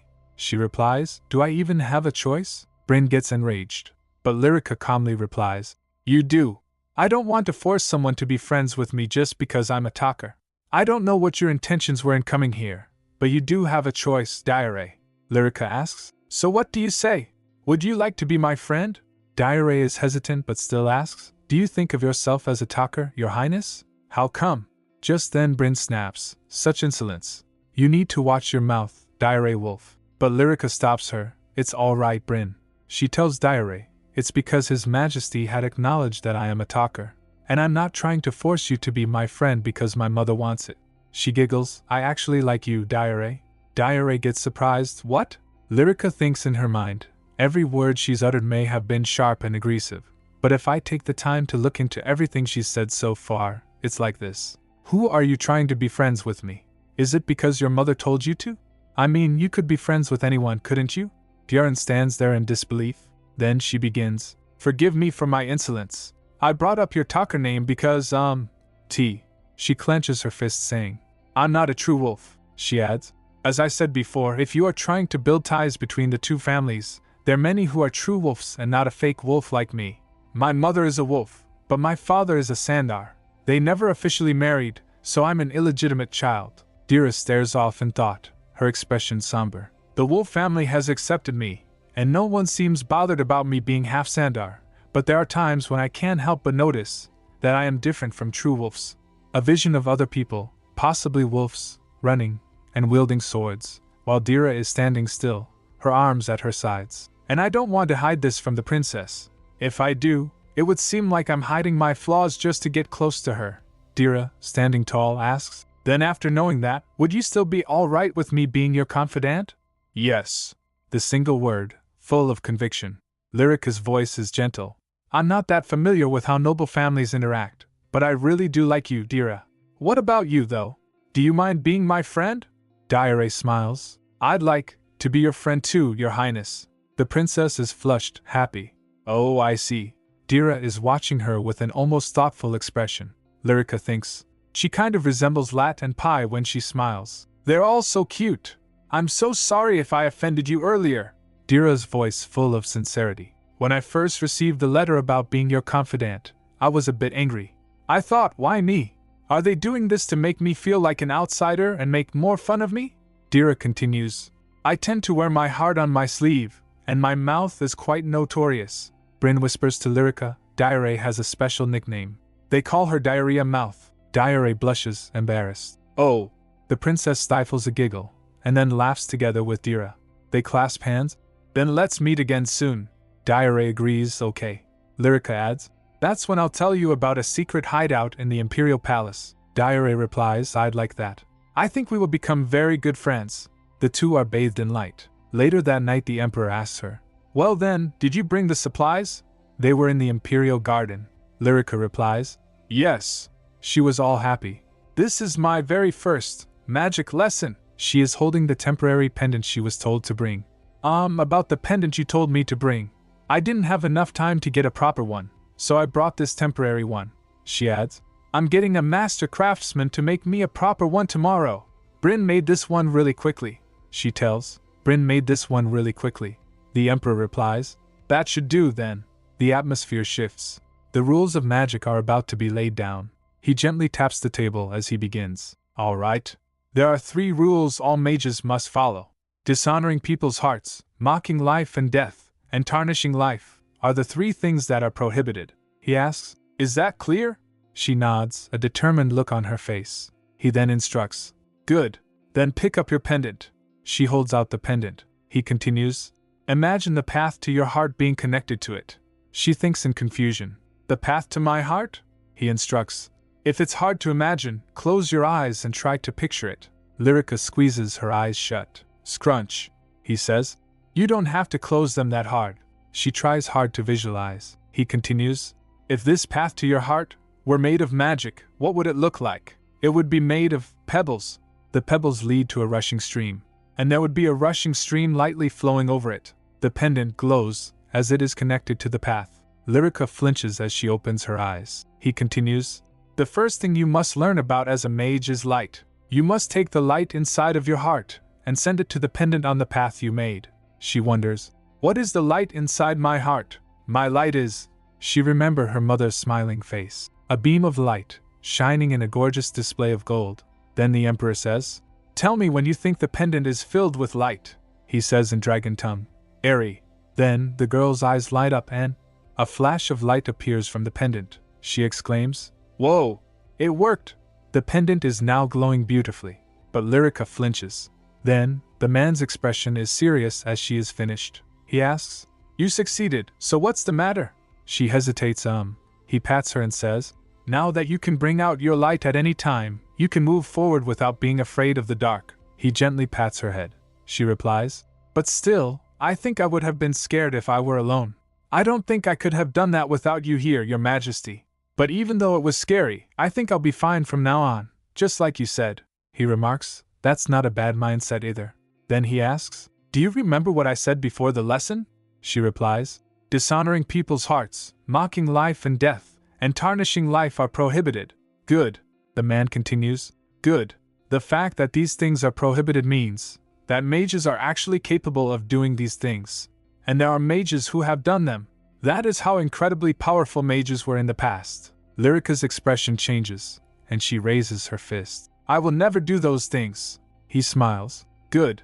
The reason I'm teaching you myself is to make sure you know how to use magic the right way. She replies, Yes, Your Majesty.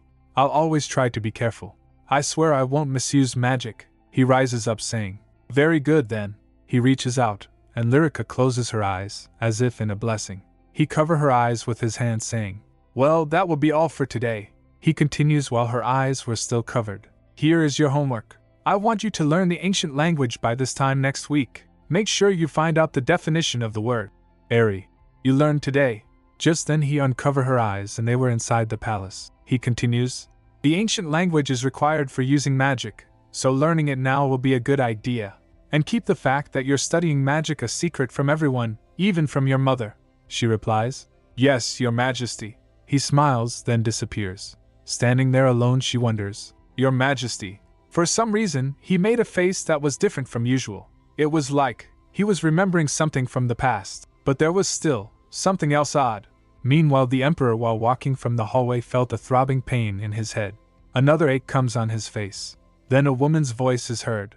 I love you. The aching sharpened. He doesn't realize where he was going. The voice continues in his head. I love you. I love you. Just then the Empress calls out. Alterez? Shocked, she asks. Why are you making that face? And you suddenly barged into my room. They're now in the room. Huffing, he embraces her. The Empress was still confused. For some reason, he had such a lonely look on his face. Later, after her very first lesson, Lyrica tried what she learned, and made a pendant with the motif of a moon and a heart. She was studying the ancient language. Good. This is what Airy means. The next word is Lover. The light radiates from the pendant. She exclaims, Wow! Again. Later Daire asks her, Your Highness, what is this? Lyrica explains, it's a magic herb wreath that keeps bugs away. I found it in a closet in the palace. She exhales, I almost said something. Daire remarks, That's the palace for you. There are artifacts practically everywhere. As they walk, Lyrica whispers in her ear, Excuse me, Daire. I'd like to see if the herb wreath really works as soon as possible. Daire mutters, Me too. Lyrica continues, And do you remember how I told you about my secret place inside the palace? Excitedly she replies, Oh right. Lyrica asks, Do you want to go there and try it out with me? They head to the secret garden.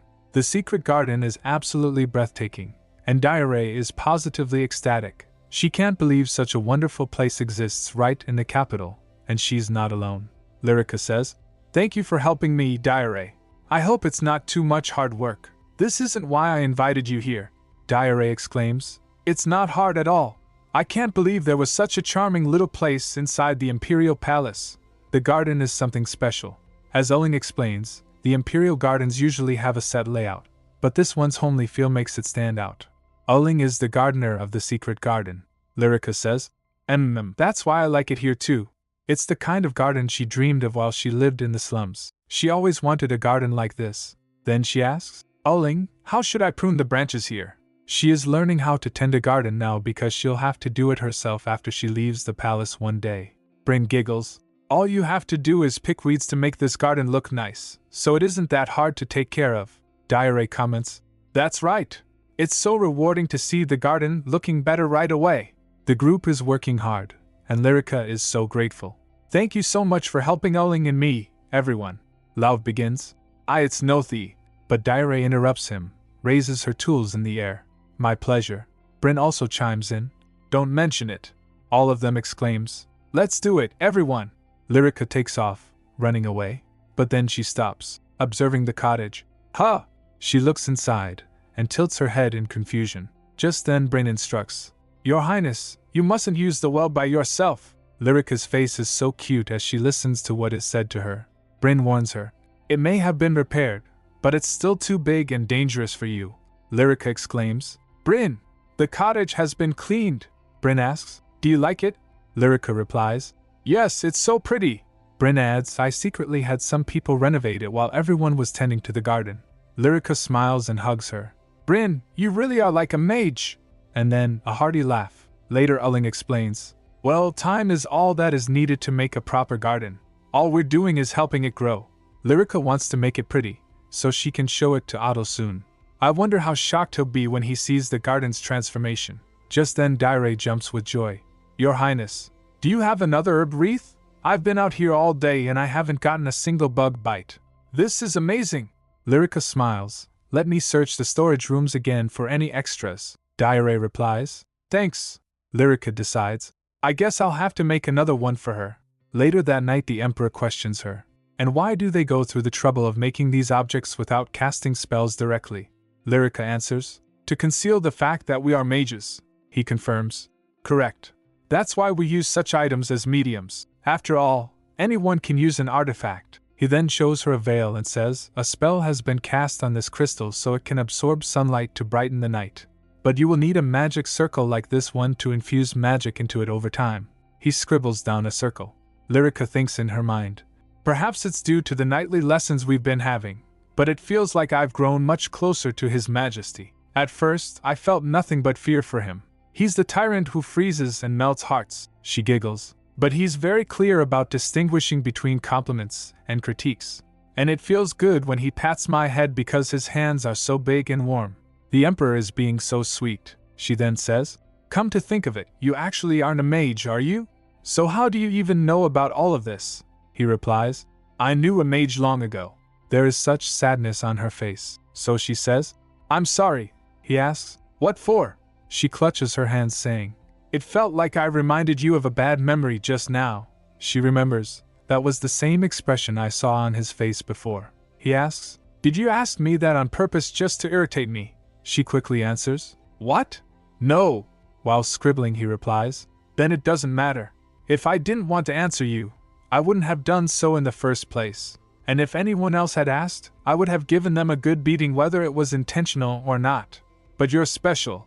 In fact, what kind of father would get angry at his daughter over such a small thing? He pats her and continues, "You don't have to apologize for every little thing. Let's continue with your lesson. Draw a line here to connect these parts like this." They continue with their lesson. She replies, "Oh, right." Then he stares with a serious expression. Then began, "That mage actually betrayed me. She said she loved me and then betrayed me. She made me weak and took everything from me." He recall her words, "I love you. So give me all of you." The Emperor's face is filled with pain. "Ha!" He is so shaken. Lyrica says, "But that's not love. Betraying someone is not love." She is serious. He asks, "Really?" She replies, "Yes. I love my mother very much, so I know. When your majesty, falls in love, you will understand too. You'll realize hurting another for any reason is only the result of selfishness." He gets intrigued, a faint smile on his lips. She continues, "Loving someone means always putting the other person first. You always think of the other person first." Just then the Emperor thinks about the Empress. He recalls the time when he got the news. "Your Majesty, a fire has broken out at the Grand Theater where Her Majesty has gone." The Emperor's face hardens. Lyrica continues as he was reminded of the dreadful incident. "You always keep the one you love from getting hurt." Just then he realizes he had completely fallen for the Empress. The Emperor gets serious. When the Emperor returns to the room, the Empress asks, "Don't you think you've been going on these nightly outings a little too often?" She continued, "I don't know who you've been seeing, but if you're going to have a secret rendezvous, just make sure no one catches you. I still want to be known as the beloved Empress." The Emperor repeats, "Secret rendezvous." He scoffs. "Well, a certain someone did say I should try to fall in love." Then she asked, "Who would dare tell you that? Was it a noble lady who fell in love with you at first sight?" Inwardly he replies, "No, it was your daughter." Her face was stoic. She says, "We can't have that." His eyes widen as he heard that. The Empress's words were, "Please be patient and wait a while before you get a concubine." Being in a loving relationship with the Emperor can be quite helpful to an Empress in fulfilling her duties. He twitches, so she says, "I'm sorry, but..." As the Emperor's hand gently rested on hers, interrupting her work, he lifts her up and looks straight in her eyes. He says, "There's nothing to be sorry about. Why would I get a concubine when I already have a wife?" The Empress asks, "Excuse me," she asked, her voice barely a whisper. He gave her a peck and replies, "Can I just be free to love my wife?" The Emperor smiled, a look of pure adoration in his eyes. Next day the Empress greeted Daire. "You must be Daire. Please take good care of Rika for me." Her face beamed. Daire was quite amazed by the Empress. She exclaims, "I will do my best to make Her Highness happy." The Empress smiles. "Oh my, thank you." Then she thought, "What am I even saying?" Then Lyriac notices, "Mother, you have many more flowers in your room than usual." Just then the Emperor enters, burst opening the door. "Lydia," he greeted. "Tea." The Empress then gasped, a look of surprise on her face. Then, the two younger girls bowed and greeted the Emperor. "Greetings, Your Majesty." The Empress questions, "What is it this time?" The Emperor replied, "I got all of these gifts behind me while I was out thinking of you." The Empress's eyes widened. "You got me more gifts? You've already given me too many flowers." Daire and Lyrica stood by and watched the two. Then Lyrica says, "We should go." Daire was in surprise. Daire could see that the Emperor and Empress were quite happily married. Then they went to the secret garden. Ulling smiles and give them the happy news. "Thanks to all of your help before, I can do the gardening by myself now. I will cultivate a small and modest garden just the way you want, so please come visit from time to time and enjoy the garden as a hobby from now on." Daire says, "Oh well, it was fun seeing the results of our gardening work so quickly." Lyrica was busy in thoughts. Daire asks, "Your Highness, what's on your mind? You seem a little down." "Oh," Lyrica said. "Well, there's someone I asked to be my confidant, but I haven't gotten a response back yet, and it's just been on my mind." Daire wonders, "Do you think they might not want to do it?" Lyriac replies, "No, it was their idea to begin with." She adds, "I've been sending one letter after another, but I still haven't gotten a response." Daire remarks, "Now that's just plain rude." Lyrica gets confused. Daire adds, "How dare they not respond when Your Highness is being so considerate? It's rude of them to ignore you after you asked them to be your confidant." Bryn heard that and reprimanded her. Daire, "Mind your mouth," she apologizes. "Oh, I'm sorry." Lyrica began. But Fjord is. Diare gasped. Did you say Fjord? Fjord of House Barat? That Fjord? You're going to have him be your confidant? Lyrica replies. Why yes. Diare drooped. Then I'm not surprised about the delayed response. He might not even respond to you at all. Lyrica wonders. Really? Diare then perked up. Oh, but I'm sure it will be resolved at some point. She lifts Lyrica up saying, I'm sure you'll forget all about it once you start moving around and having fun. A swing was hung in the secret garden. They went towards it. Diare gets on and says, Huh, you've never been on a swing before? I'll show you how to do it, so watch carefully. She begins demonstrating. The thing about a swing is, the girls were watching in anticipation. You want to do this?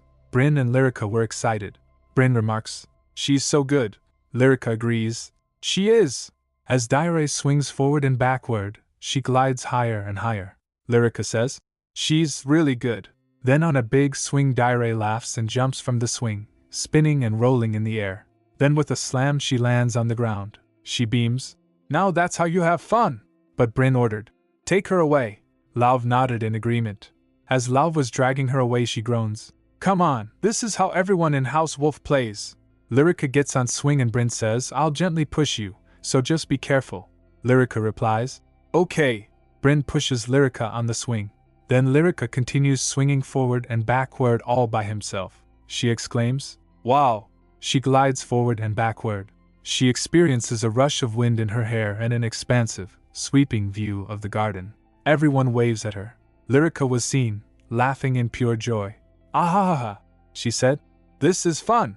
Bryn and Lauv were surprised. Diare smiles seeing her enjoy. Ha ha ha.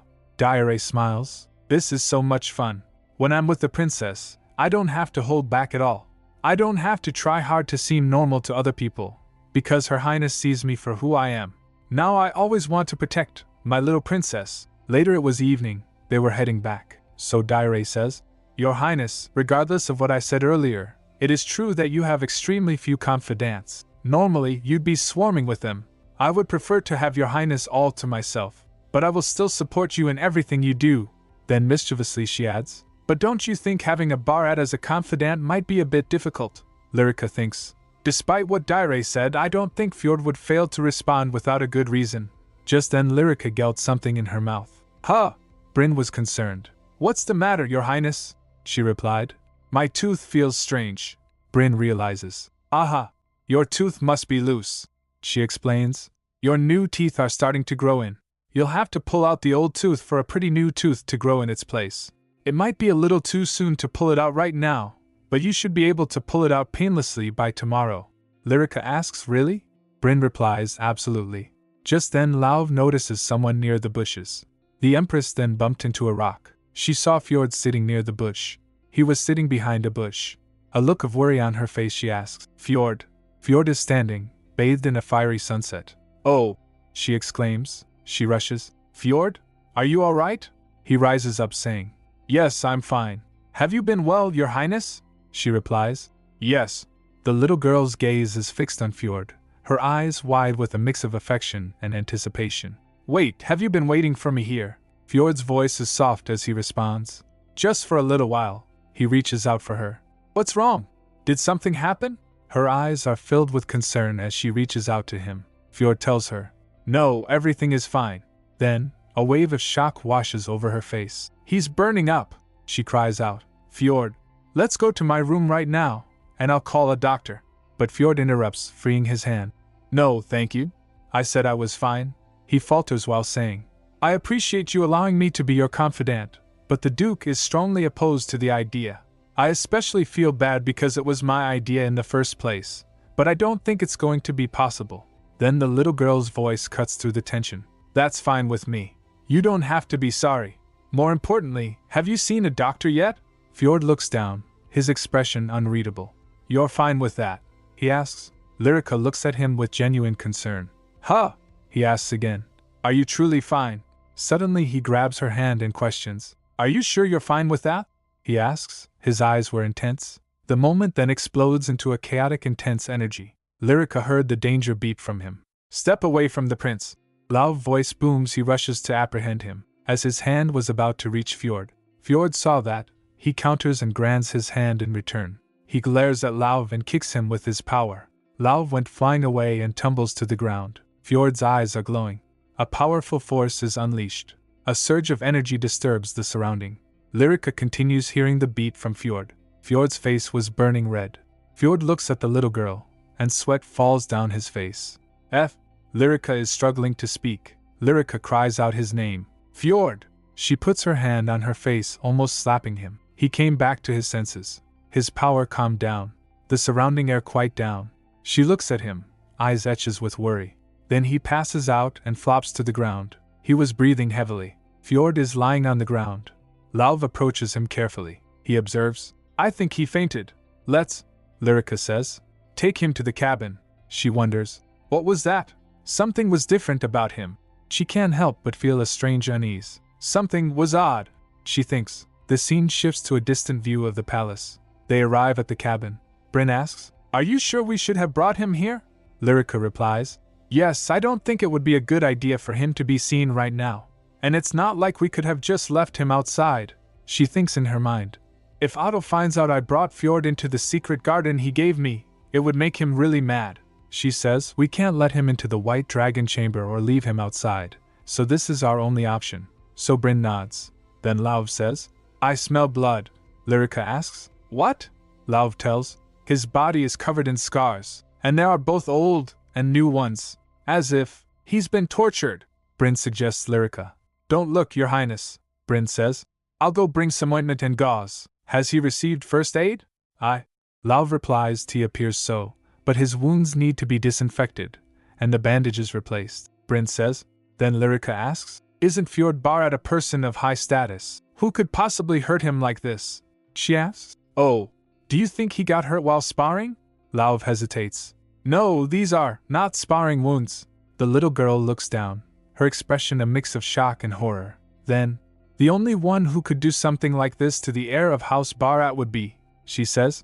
I don't want to know any more than I have to because I don't think Fjord would want that. He kept saying that he was fine. Then she says, Bryn, I'm going to sleep here tonight. I'm sure Mother and the others would worry if they found out, but I'm too worried to leave him here alone. She thinks in her mind, wouldn't it be better for him to wake up and see someone familiar than to wake up alone in an unfamiliar place? Bryn replies, yes, Your Highness. Then I'll prepare a place for you to sleep. Lyrica apologizes. I'm sorry, Bryn. I know I've been making a fuss lately and giving you a hard time. Bryn exclaims, oh dear, you're not giving me a hard time at all, Your Highness. Helping you when you make a fuss brings me so much joy. The little girl smiles. Lyrica beams. I'll take care of this, so don't you worry. Bryn smiles. Oh me, oh my. Bryn was worried. I'm a little scared that she's spending the night outside of the Imperial Palace. But if she gets back before the break of dawn, he should wake up by then, right? She glances at Fjord and thinks, I hope no one barges in before then. That night Otto looks for Lyrica. Rika isn't in her room? Otto wonders. That brat has been leaving the palace for half the day only to come back suspiciously covered in dirt. Wait, he thinks to himself, a wicked grin spreading across his face. Meanwhile Fjord is sleeping. He recalls her mother saying, you want to be the princess's confidant? You went to the Imperial Palace when the Opera House burned down, didn't you? How could you visit the palace at such a critical time? They must have sent a request for you to be the girl's confidant because you gave them every reason to do so. You leave me no choice. As your mother, I will have to teach you another lesson, she commands. All over your body. The air crackles with tension as his mother berates him, her words sharp and filled with disdain. You should be ashamed of yourself. You are a travesty. For your own good, I will leave these marks on your body. Just then Fjord woke up screaming, huffing. The first thing he thinks, I must tell Her Highness that I can't be her confidant. I need to tell her myself. I can't believe I have to refuse something I suggested. I'll have to apologize to her, in person. But then, a jarring realization. But this isn't the Barat Manor. Where am I? He asks himself. Suddenly, a voice cuts through the confusion. Are you awake? Fjord jolts awake, his eyes wide with surprise. Lyrica's still sleepy, says. Your fever only just broke. She's holding a fan, and she knows what's best. So you should sleep some more. Is this a dream? He wonders. Unfortunately, it's not, Lyrica answers, and then she adds, or maybe that's a good thing. She pushes him back in bed, Well, in any case, this is real life, she says. She urges him not to move. Your fever may have come down, but you shouldn't move. She is fanning him. Lyrica is smiling, but Fjord has a troubled look on his face. He is clearly not in good shape. He closes his eyes, a tear drips down from his eye. Outside the cabin, Lauv asks Bryn, "Did you say Her Highness made the ointment we used on Lord Fjord?" Bryn confirms. "Yes," Lauv adds. "His wounds were clearly open just now, but they healed instantly as soon as we applied it. I know he's from a rival house, but I believe he's woken up too quickly with those severe wounds," he suggests. "It would be a good idea to hide how that medicine was made," Bryn replies. "Well, we could just say it's a secret Imperial Palace recipe." Just then someone steps closer and says, "Oh, what do we have here?" Upon hearing that voice, both Bryn and Lauv gasps. They turns towards the voice and saw Otto coming with his guards. Otto smiles. "Silly Rika. She prepared a place like this without even telling me?" Bryn interjects. "Prince Otto. Please, why?" He interrupts. No. I understand." He snaps his fingers saying, "But I don't like being interrupted." His guard seizes Lauv and he opens the door to the cabin. Bryn pleads, "Why, Your Highness, you can't go." He again cut her off. "Rika is inside, isn't she?" Just then Fjord sensed him coming. He jolted. Lyrica gets surprised. "W Choi," she asks him. "What's wrong?" Otto reaches outside the room. He says, "She's done such a fine job of decorating the place already. What more is she thinking of doing?" Bryn still tries to stop him. "Your Highness!" But he burst opens the door saying, "How could you stay out all night just to do this?" The prince exclaims happily, but he freezes. The young man is in shock. He saw Fjord and Lyrica was holding his hand. Fjord thinks, "I'm doomed," he says.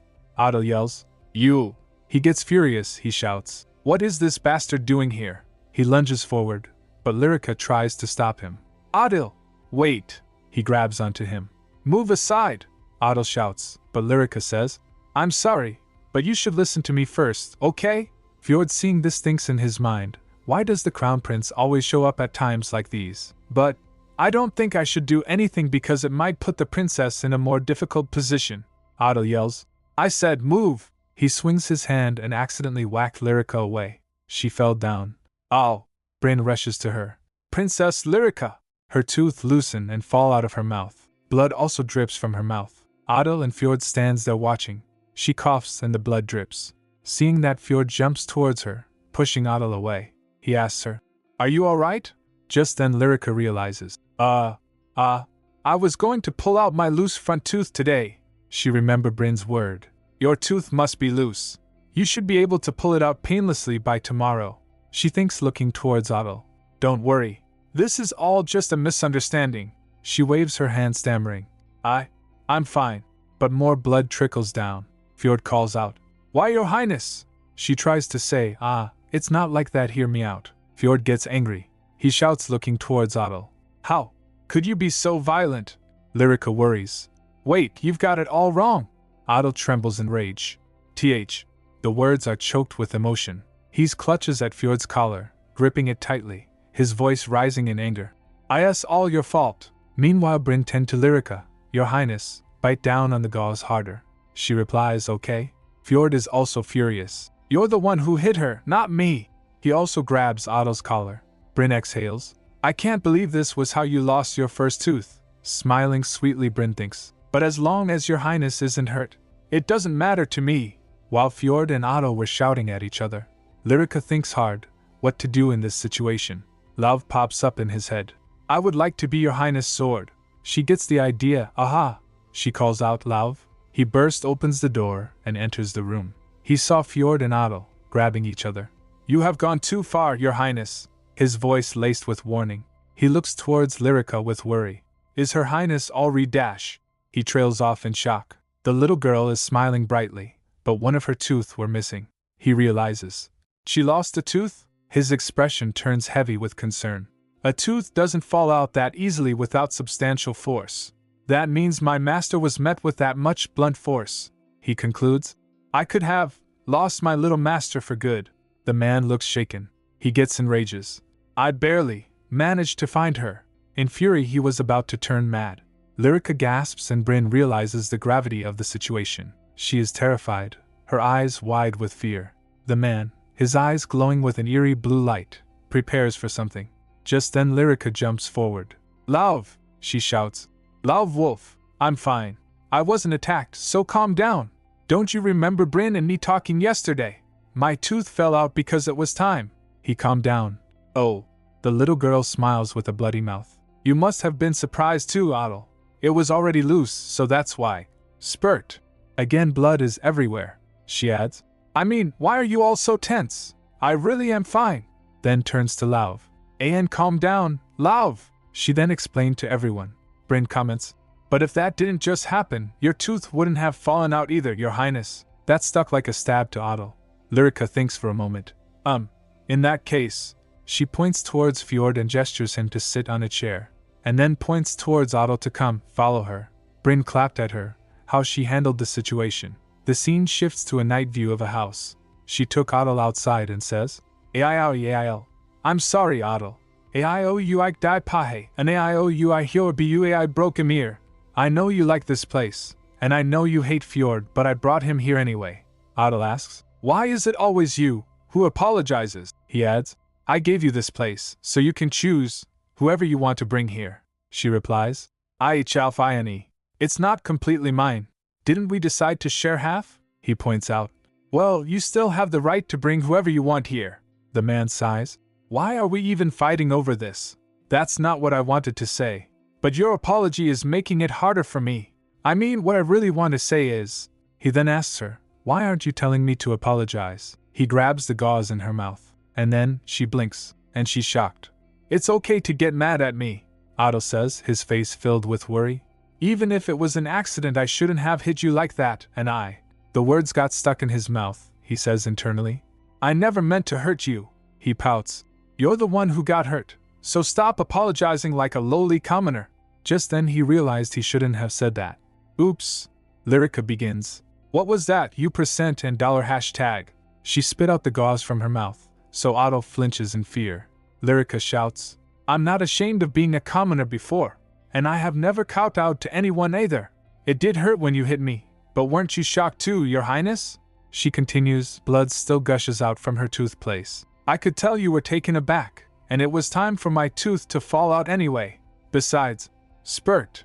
The blood is everywhere. She spit it out and says, "I made the decision despite knowing how much you hate the Barats." She thinks in her mind, "I may be a child from the slums, but I have never been ashamed of anything I've done. That is my pride and strength." Then she adds with determination in her eyes, "That was why I apologizes, and I still felt bad for what I put you through because I care about you, and I like you, Your Highness." Otto stands there thinking. Lyrica remembers. Otto's face was full of excitement earlier. He must have remembered my promise to cultivate a pretty garden for him, and he must have pushed Lauv aside and barged in, thinking I was throwing him a surprise party. So I can imagine how betrayed he must have felt when he saw Fjord and me together.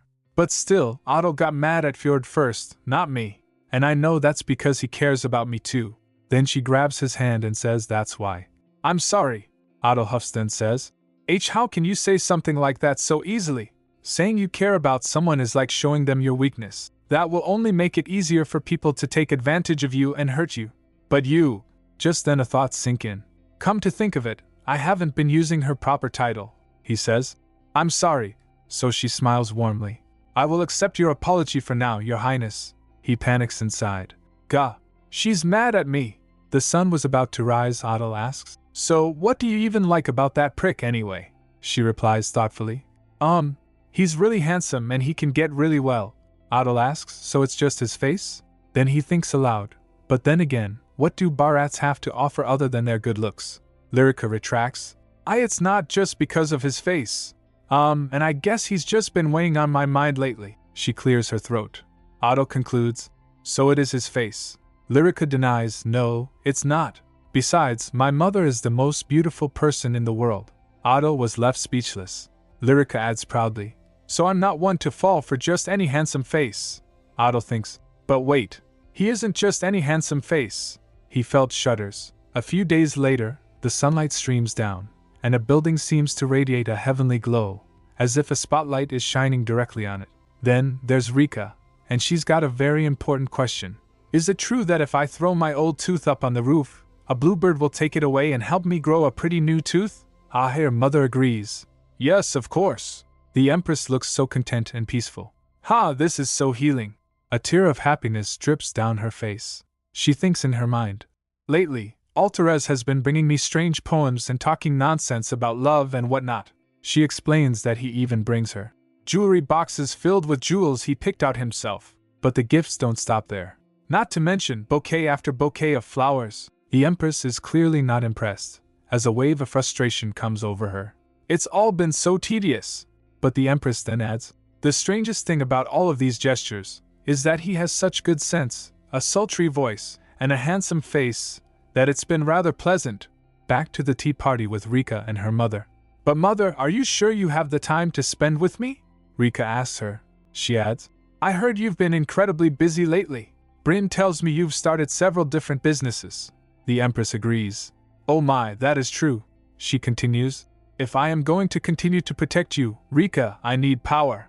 I have to look into merchants, understand how much influence the noble faction has, and make guesses at what the Bharats are up to while I'm still the Empress. Ironically, Rika is sitting at a table eating, and her mother reflects on how quickly Rika is growing up. The harder I work for Rika, the less time I have to spend with her, which is so unfortunate. But I can't believe her baby tooth came out already. Before I know it, she'll be 10, 12, and then an adult. This time, I am going to make sure she grows past the age of 16, and see her come of age with my very own eyes. The Empress holds Rika's hand, and you can feel the love. Rika, having you here is Mommy's only source of strength, she continues. I'm sorry I can't always spend more time with you, so please don't worry about taking up Mommy's time. Rika smiles and giggles. So sweet. Lyrica then says, That reminds me, Mother! Fjord wrote to me about being unable to be my confidant. The Empress asks, Are you alright? You must be disappointed. Lyrica replies, Well, we decided to be friends instead. Her mother flinches. You will be friends with Fjord Bharat? Rika is shocked. Should I not? Then her mother thinks, remembering the past. Fjord Bharat dies at the age of 15. He's House Barrett's greatest masterpiece. All I remember about him in my past life was that time I saw him at the Duke's manor. The memory is hazy and dark. He had a terribly dark expression on his face. Besides that, there's nothing I remember or even know about him, and there were many rumors about his debauchery. Instead of studying to become the heir, he would philander with the wrong people and waste his time hunting and gambling. The Empress asks, Rika, is there a reason you want to become friends with Fjord? Rika seems unsure. Well, her mother presses. Yes? Lyrica then recalls the last night, when Ada left, so she went back to Fjord. Ada left. How are you feeling? He replies. I'm feeling better now. Thank you for the meal. Bryn puts the gauze back in Lyrica's mouth. I will leave as soon as I finish eating. Fjord's hand clenches. Rika is thinking.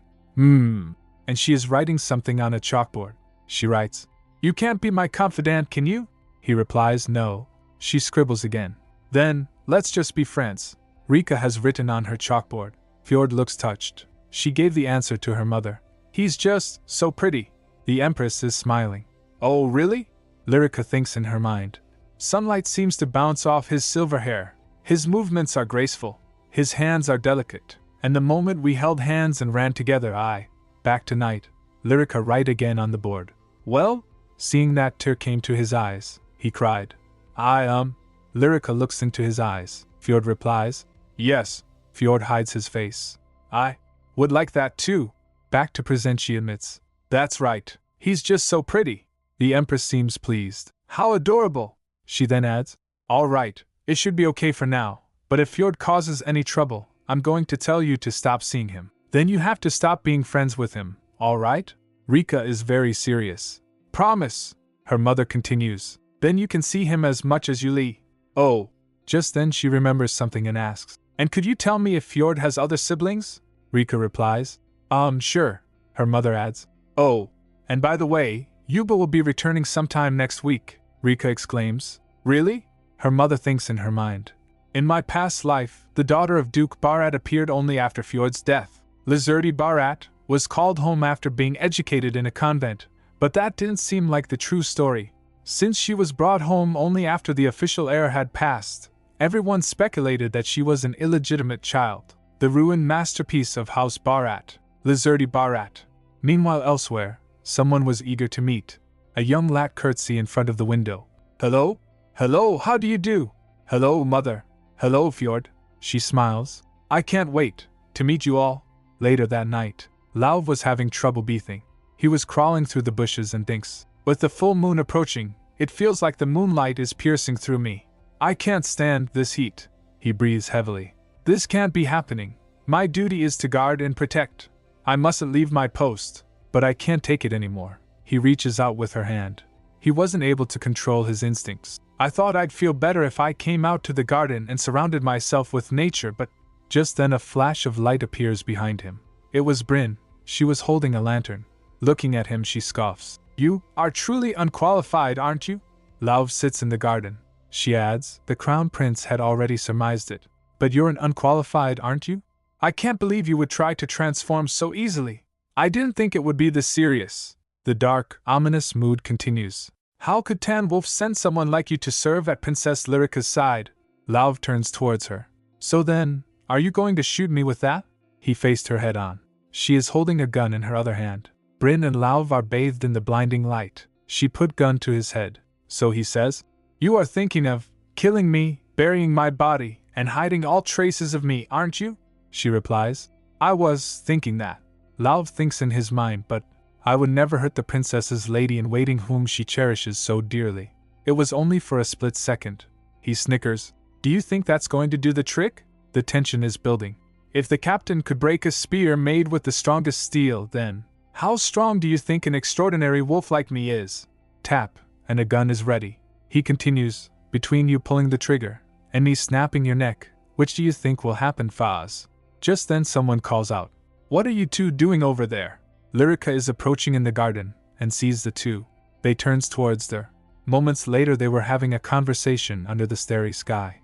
This is Bryn's side of the story. She explains, remember how I told you that the existing noble families come from people who escaped that island long time ago and coexisted with monsters?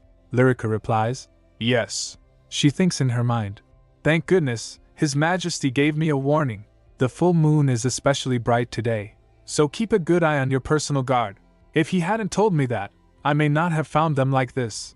Bryn continues, some of them who act like they want to show off the blood of monsters flowing in their veins are called unqualified ones. It means they're not fit to coexist with us humans. I know I came on a bit strong, but you saw how viciously he was acting.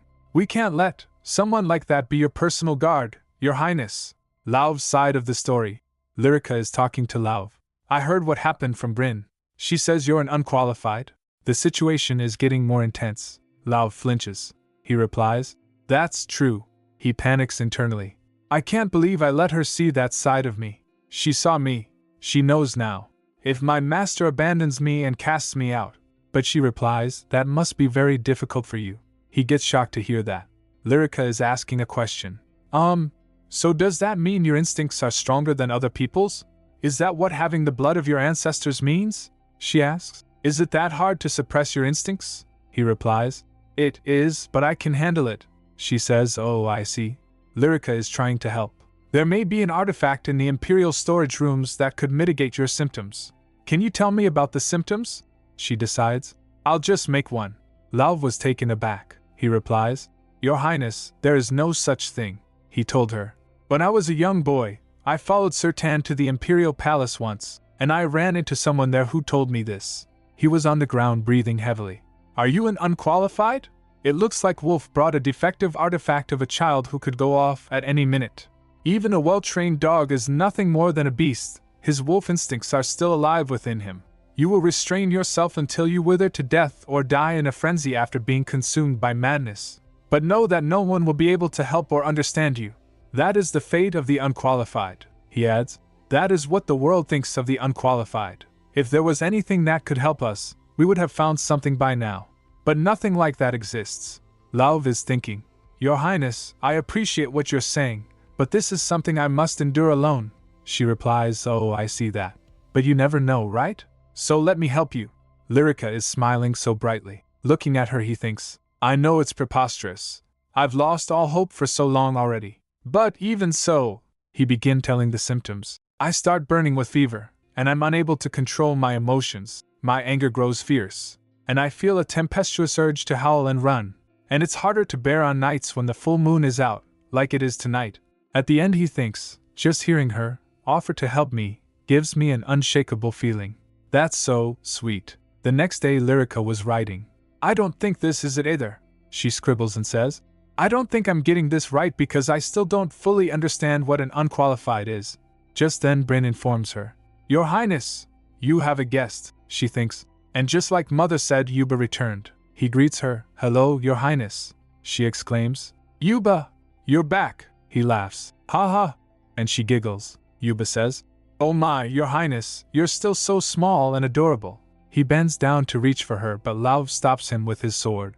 Lauv is glaring. Don't get too close to Her Highness, Lyrica stammers. Lauv, he's all right. She apologizes to Yuba. I'm sorry, Yuba. My dog bites. Yuba gets shocked. What? She replies, Oh, it's a figure of speech. Kind of. Then she tells Lauv, it's all right. This is Yuba, the explorer I've invested in. She introduces him. Yuba, this is my personal guard, Lauv. Yuba replies. It's nice to meet you. Lauv processes the information. The explorer Her Highness invested in. Then he glares at him.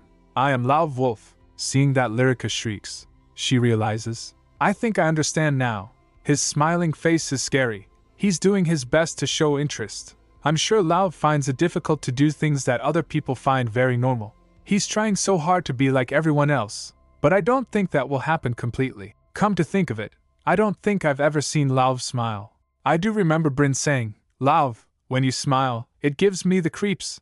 If you're going to smile like that, don't smile at all. She decides I'd better find a way to help Lauv and fast. Then Yuba begins his story. After journeying across dangerous waters, I've come to see my biggest investor first, Your Highness. He clears his throat announcing that.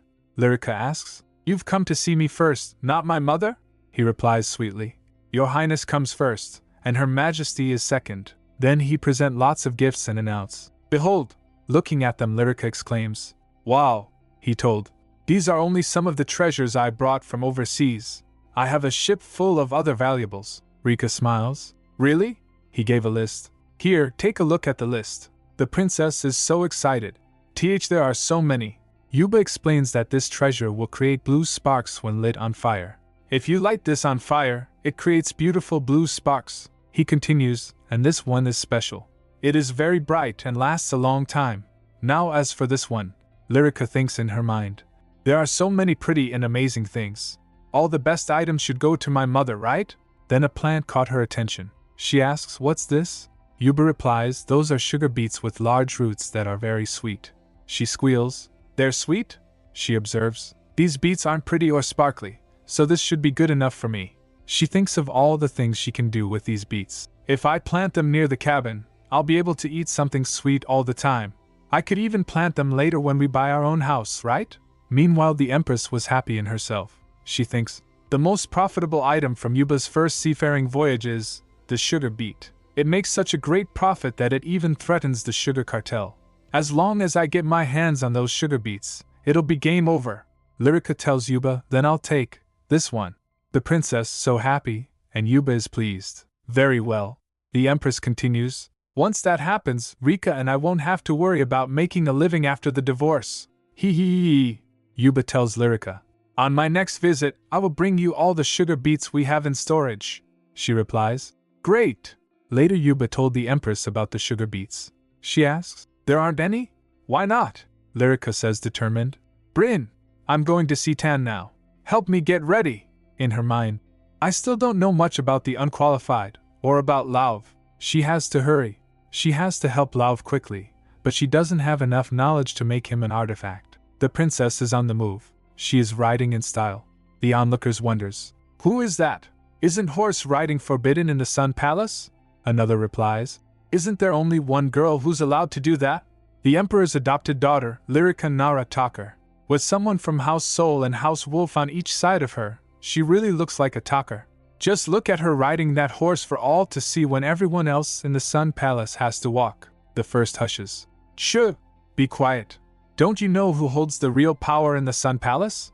The other replies. But she's just an outsider with no connection to this place. And who knows how long the capricious Emperor's favor will last? The other ladies are not amused. You're right. It is rather pathetic. Lyrica burst opens the door and announces, Tan, I have something very important to talk to you about. Inside, Tan and Lat were in a conversation. They gets confused. Huh, she thinks. Lat is here too. Then asks, did I interrupt something? Lat quickly stands up. Not at all, Your Highness. He excused himself. I should get going then, she thinks. It looks like I did though. As he was leaving, Tan points. Hey, we have to talk more about this later.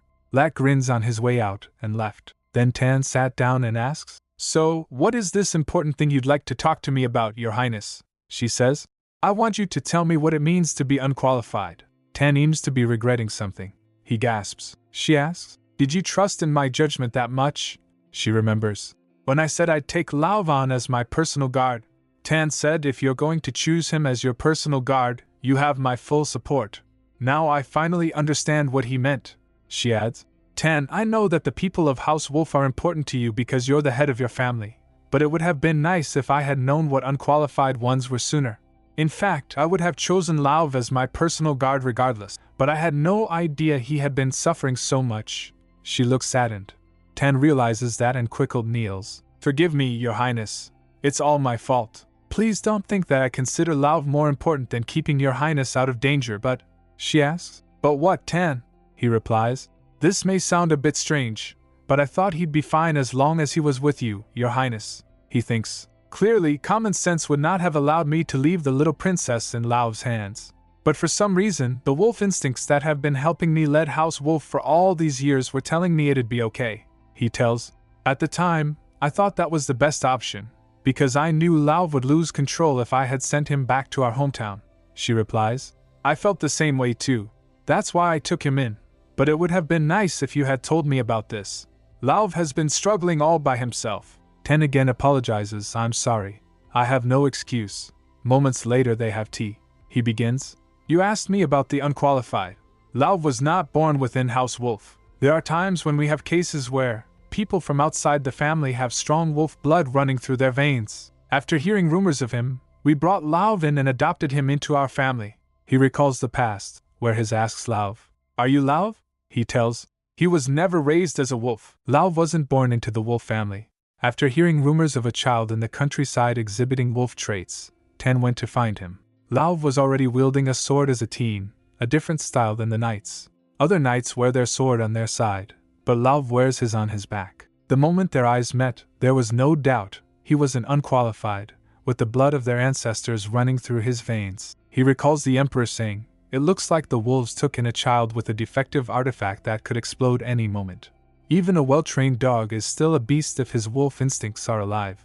He'll either wither and die suppressing himself or become taken over by madness and die in a frenzy. Ten agrees, yes, it's terribly cruel, but that's the truth of the unqualified. But that gave me more reason not to give up on him. He introduced Lao to his family members. We shall call him Lao. He was born outside of our family, but he is a fine wolf, so make sure you give him a warm welcome, they exclaimed. Wow, this warned him. It's nice to meet you. Hey, you're kind of scrawny. We should take him to the dining room and stuff him with food, they agrees. Yeah, let's do that now. Let's go. I want to go too. The wolf family head waves a hand. Have fun. But Lao couldn't be part of the wolf family. He didn't recognize him as his leader, didn't even see himself as a member of our pack. He had a hard time adjusting because of his different traits, and the different training he received as a child made things even more difficult. Children in House Wolf learn how to control their emotions by running and playing in wide forests. But Lao never went through this training. And when an unqualified has stronger ancestral blood, it may make one stronger, but it also makes one's impulses more powerful and difficult to control. Unlike wolf children who learn how to control and express their emotions naturally, Lao was trained to suppress himself. That's why he was unable to adjust to House Wolf, continuing to be an outsider. He couldn't fit because he felt different from everyone else, and not feeling included only made him grow even more distant. That's why he lacks the ability to fully control his impulses, and when his wolf instincts are stirred under the full moon, he reacts more powerfully than others. So Lyrica asks, instincts, huh? Are you like that too, Tan? Tan responds, yes, all members of House Wolf are like that, but that instinct is particularly stronger in Lao, so this is the second time he has run off during a full moon. Lyrica quickly writes it. Oh, I should write this down. She scribbles away furiously in her notebook. Tan continued explaining and she kept noting. At the end she exhales. I don't think this is going to be easy. Tan replies. You're right. That is why we serve the Takars. We respect the Takars for turning monsters into humans and… He hesitates but Lyrica fills in. That's why you want to get rid of them too, isn't it? He gasps, eyes widening. Lyrica shrugs innocently with a wink. Tan narrows his eyes at her and grins. She suggests, let's not tell anyone we had this conversation today, all right? He agrees. Very well. Later Lyrica scribbles away with her quill. Everything Tan told me was very helpful. I'll just connect this here and write an ancient inscription here. At the end she exclaims, all done! She looks at her work. Let's see. She chants in an ancient language. Hu ana ruka dilrihi. Magic whirls around Lyrica. She engraved a small green jewel. Then she rushes to Lauv calling his name.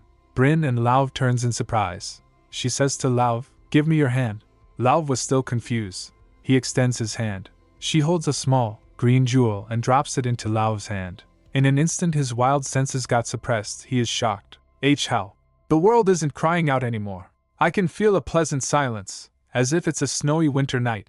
Lyrica smiles brightly. I'm glad it's working, he asks, but how? She clears her throat.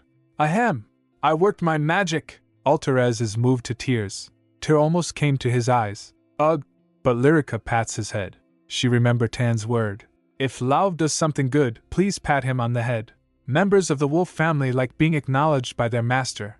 I would have done it myself, but he never accepted me as his leader, Lyrica replied. That's true.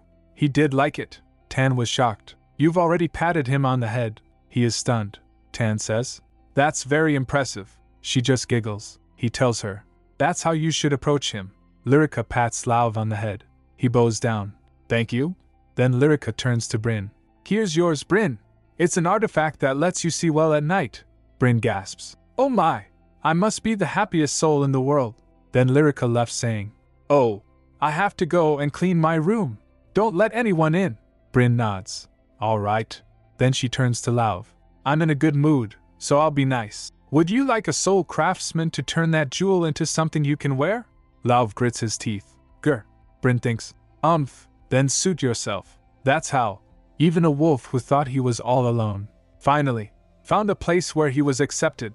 A place where he belonged.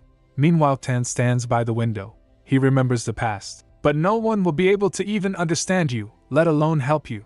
That is what it means to be an unqualified. The only one who could help you might be an archmage from legend. The Emperor was standing near the window saying that. Tan runs down the hall, towards Alterez. He yanks his robe. Who are you? How dare you say that to my kin? Lauv grabs Alterez roughly. Just then the late Emperor calls him. Sir Wolf. Tan asks, Your Majesty, who is this man? He replies, I'm sorry. This man is, he's my estranged younger brother. Tan is annoyed. I get so mad whenever I think about that bast. I mean, His Majesty at that time. I think Lauv was too sick to remember. That was Alterez, he thinks. Well, compared to how fierce he was when I first met him, Alterez really has changed a lot. Rika's stirring from a dream she describes as having a distant glow, nostalgic, and achingly sad, because she woke up in tears. She woke up and yawns, wondering, what is this feeling? Rika! Her mother calls, and suddenly she's being attacked with love. Oh, my darling, my sweetheart, my clever little girl. You're so smart. My daughter is an absolute genius. Rika's getting dizzy from all the affection. Apparently Rika picked the sugar radish from Yuba's list, which is good enough reason for her mother to ask her to sign a contract immediately. Lyrica says, What? Oh, I did. Her mom's face just glows as she says, Sign a contract with me. I'll gather investors, and we can divide the profit between us. Looking at her, Lyrica thinks, she's so radiant. Rika tells her mother, That's all right. If you want them, you can have them all. But her mother won't hear it. Nonsense. Things like this should be done fairly even between family. Rika sighs, nodding at her mother's words. Her mother pecks her. Ah, my adorable baby. Pecks, kisses, and giggles fill the air. But mother, Rika begins. I've never written a contract, so I don't know what to do, her mom replies. Then this will be a good chance to learn. Mommy will teach you. Then she adds, Oh, and the head merchant of a guild I've been investing in will be visiting in a few days to write a different contract. Would you like to meet him? Oh, sure. Rika agrees enthusiastically. Her mother replies with a giggle. All right, there will be a surprise gift too, so you can look forward to it. Later, Lyrica was surprised to see new people in the palace. She went to meet the merchant. A line of servants stand behind a dignitary who bows low. It is an honor to meet you, Your Highness. I am but a humble merchant, Cha-Cha. Her mother tells her, Cha-Cha is from the Golden Sands Merchant Guild. He offers gifts. I have prepared a few gifts for Your Highness. They may not be much, but I hope you accept them. Rika smiles sweetly and replies, It's nice to meet you. The gifts are all very pretty. Thank you, Cha-Cha says. It was my pleasure. The Empress orders. You may stand now. Rika is curious. Are you really from a desert tribe, Cha-Cha? I've never met someone from the desert before. Cha-Cha explains. There aren't many of us who work in the Empire, as there are many rumors regarding the people of the desert. Rika's inner thoughts are, rumors? Cha-Cha continues. Hee, I am of mixed blood, but I have spent half of my life in the desert, so I guess you could say that I am from the desert. Rika responds. I see. Then Rika asks, but don't you think it would take a long time to cultivate sugar radishes? Seeing her nonchalant, Cha-Cha thinks, most people who see my appearance and hear my story tend to pry and ask more questions. I have a repertoire of backstories that I have custom made for each of my clients. But the princess doesn't seem to be interested in any of that. She is just like the Empress in that regard. He smiles thinking, it's like my background, bloodline, and family history don't matter at all to them. Cha-Cha explains, I plan to have an alchemist make a potent fertilizer. With that, we could cultivate sugar radishes faster and shorten their processing time so we can begin distributing sugar in the north starting next year. Rika is surprised. That's so fast, the Empress interjects. That would create quite a problem for the nobles in the south, Cha-Cha remarks. Many of them have moved into the Imperial Palace and are staying in the Sun and Sky Palaces. The Empress perks up. Oh ho, then their privileges are on the line. Rika wonders. I have no idea what they're talking about. Should I really be this clueless when I'll have to go to the Sky Palace to meet the nobles soon? How do I make a good impression as a princess? Her mother interrupts her thoughts. This is still quite a difficult topic for you, Rika, so I'll get a tutor for you later. I have someone in mind, but never mind that. Here's the gift I told you about. Look, her mother presents her with a gift box. Rika's eyes widen. May I put this on and show it off to everyone? She puts on the dress and twirls. She shows it to Otto. Isn't it really pretty, Your Highness? Otto responds. I can't see anything but your dress. Rika explains. It's called a pannier. The layers in a petticoat are quite stiff, so this lifts up the dress and makes it look fuller. My mother invented this too. Isn't it amazing, Your Highness? Meanwhile, her mother and Cha-Cha are discussing business. Cha-Cha says, Oh, that cloth. I've never seen before. Smells like money, the Empress replies. Hee, if you want, we could make a deal. Look, can you stop calling me Your Highness? Otto asks. Rika responds. Oh my, but I am just a lowly princess. I wouldn't dare call the crown prince by his name. Otto sighs. I get it. That's enough already. Seeing that Bryn was pleased, then she storms off saying, I'm gonna show this to His Majesty now. Rika waves goodbye. Otto calls out from behind. Huh, hey, he asks. Are you sure you're all right? Rika stops and turns to her, he adds. From the way things have been going lately, I think it might be a good idea for you to carry a magic gun for self-defense, he suggests. Either do that or just stay close to your personal guard at all times, he scoffs. If I give you a gun, you'll just end up shooting yourself in the foot. Rika interjects, You've done that before, haven't you, Otto? Otto stretches her cheek, retaliating. Why you? Then he reminds her. Don't forget to keep your thug of a confidant with you at all times, too. Otto looks put out, while she asks, That reminds me, where is Pi? I haven't seen him around lately. He pats her and responds. Something came up. After that, Lyrica went to Emperor's study. Huh, she realizes. His Majesty isn't in his study, and Lad isn't here either. But Tan was there, he greets her. Your Highness! Oh my, you're looking especially beautiful today. Tan, where is His Majesty? She asks. Tan responds. I'm not sure. Perhaps he's playing hooky and hiding somewhere. Rika decides. Then I'll go search for him a bit longer. Tan replies. Very well. Tan turns and saw Lauv. Lauv bows his head. Tan notices and thinks to himself. He's stable? I knew leaving him with Her Highness was the answer. I'm so grateful to her. Meanwhile, the attendant is giving advice. How about you use your pendant? You can find people with it. Rika responds. Oh, I see. Then Tan thinks, perhaps I should also start doing what I need to do. Is that why Her Majesty has summoned me? Sugar radishes. Rika finds the Emperor while he was sleeping sitting on a bench. Huh?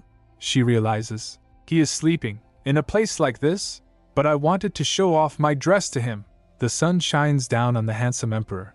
Looking at him, Rika thinks, I see. I think I understand the sadness I felt in my recent dream from before. The dragon flying in the sky looked lonely for some reason. The Takars carry the blood of dragons, so even though they're not real dragons, they're so big, strong, and solitary. The dragon that was proudly flying in the sky like no one in the world was watching looked just as lonely as His Majesty. She thinks, His Majesty is also big, strong, and does whatever he wants. So then, wouldn't he feel lonely too? I can be strong because I have Mother with me. But where does His Majesty get his strength? Rika suddenly remembers the Emperor once asked her to call him Papa. She wonders, did her refusal make him feel lonelier? Suddenly, Rika blurts out, Papa, Father, Dad, Daddy? She whispers, Your Majesty, before finally calling out, Papa. She's so overcome with feels. The next moment she saw the Emperor was looking at her, smiling warmly. The Emperor reaches out, and Rika throws her arms around him in a tight hug. He chuckles, You've gotten a little heavier. I see you're growing well now. Rika, flustered, stammers, I just remembered that you asked me to call you Papa before. The Emperor smiles, I did. Then she stands up and shows her dress. Mother made this for me, she says, twirling happily. It suits you, the Emperor replies. Rika explains that it spreads out when she twirls. The Emperor wonders, how is that different from her other dresses? She explains, it's fuller and softer, and it fits differently. Then she asks, But are you all right, Your Majesty? I can't believe you fell asleep here. Are you sure you're not too exhausted? You'll catch a cold if you fall asleep in a place like this. The Emperor responds, In this weather? He gently strokes her hair. She adds, Bryn told me you should always keep your stomach warm. The Emperor simply replies, I see. Then he asks, Is there anything else you want? She replies, But you've given me everything I need, Your Majesty. You've set aside time in the evenings to teach me magic. Let Bryn be my lady-in-waiting, and promise to protect Mother too. That includes you too, he says. Rika is shocked. Huh, he continues. You are also one of the people I must protect. She gets stunned to hear that. He asks, Did you not think that? She replies, Well, no. But, she thinks, I'm only a princess by contract. My mother was the one who signed a contract, and I'm just an add-on. The Emperor thinks to himself, Does this girl have any idea that the one she underestimates all the time is in the eye of a storm? He wonders if she knows the kind of theories that are spreading centered around her. Meanwhile, Tan and the Empress were in a discussion. The Empress reveals, It is possible to make sugar by processing sugar radishes from the sea. And I know the way to do that. Tan asks, Do you mean? The Empress smiles. Yes, I'm telling you that you can produce sugar in the north now. Meanwhile, Otto says, Those bastards in the south must be in quite a panic. After all, the main source of income for nobles in the south is sugar made from sugarcane. They've been selling sugar at a high price by forming a monopoly so far. And now that the north is about to produce and sell sugar made from sugar radishes, they must be worried sick that the price of sugar will fall. And who is the leader of the southern nobles? That is House Sandar, while House Wolf is the leader of the northern nobles. The Empress continues, So I will provide the methods of cultivating and processing sugar radishes, and the Golden Sands Merchant Guild will take care of distribution. The Empress asks, You do understand what great news this is for House Wolf, right? Cha-Cha was also present in the discussion. Tan thinks for a moment then says, It means the North will finally have a way to overcome poverty. I can't believe the North will be able to produce sugar. I'm rather baffled by such a promising prospect for the North, but there's no reason for me to refuse. His eyes narrow, a sinister smile playing on his lips. Elsewhere, Bran asks, Do you think Pai is all right?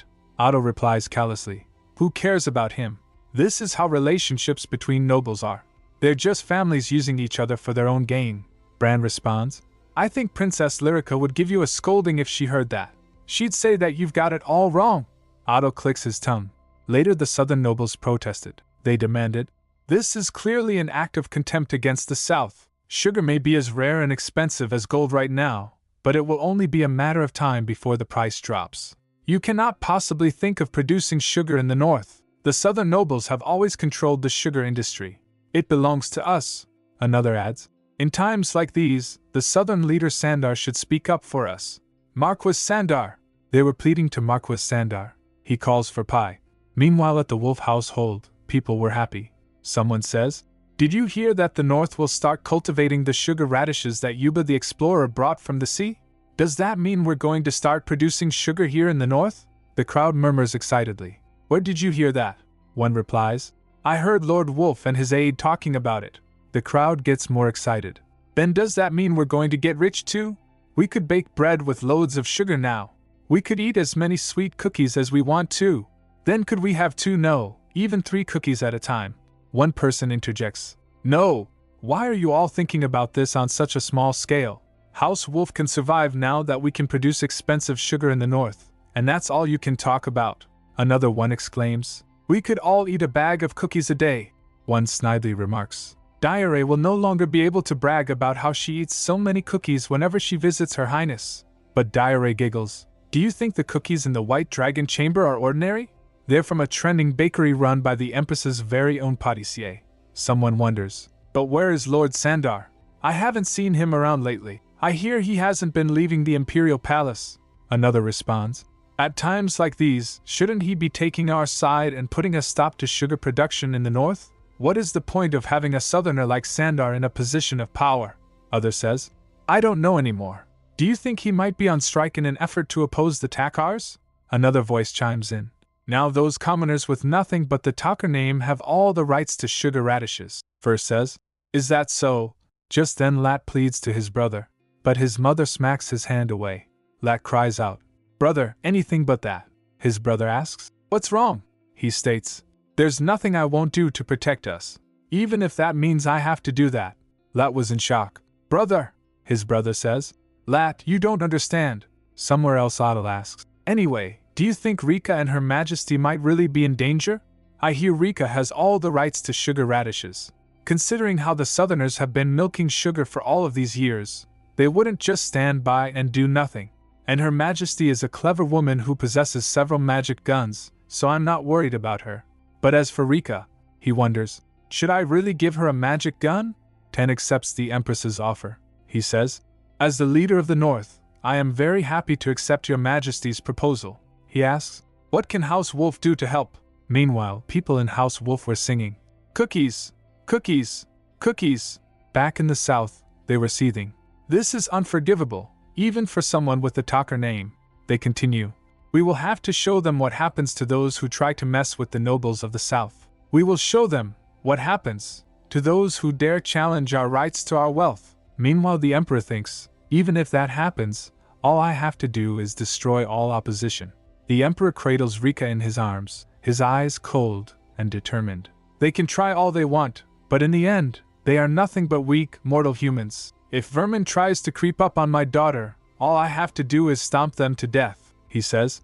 "I will protect you, because you are my daughter." Rika raises her hand. "I want to protect you too, Your Majesty," he simply says. She continues, "I mean, I know that I'm weak, and Your Majesty is strong, so my magic won't be that much help to you. But even though you may find it laughable, I would like to do whatever I can to protect you." He asks, "Really? But I thought you were already protecting me." He muses, thinking, "You've been protecting me in a way that either I, Lydia, or even Adil can." Rika's confused. He tells her, "You may go now." "Aren't you going inside too, Your Majesty?" she asks. He responds, "I'll be in shortly." With a determined look, she declares, "Then I'll go and get you a blanket." He's taken aback. "What?" And she is off. Soon after, she returns. "Here, Bryn got it for me. You must keep your tummy warm when you sleep," she tells him, adorably tucking him in.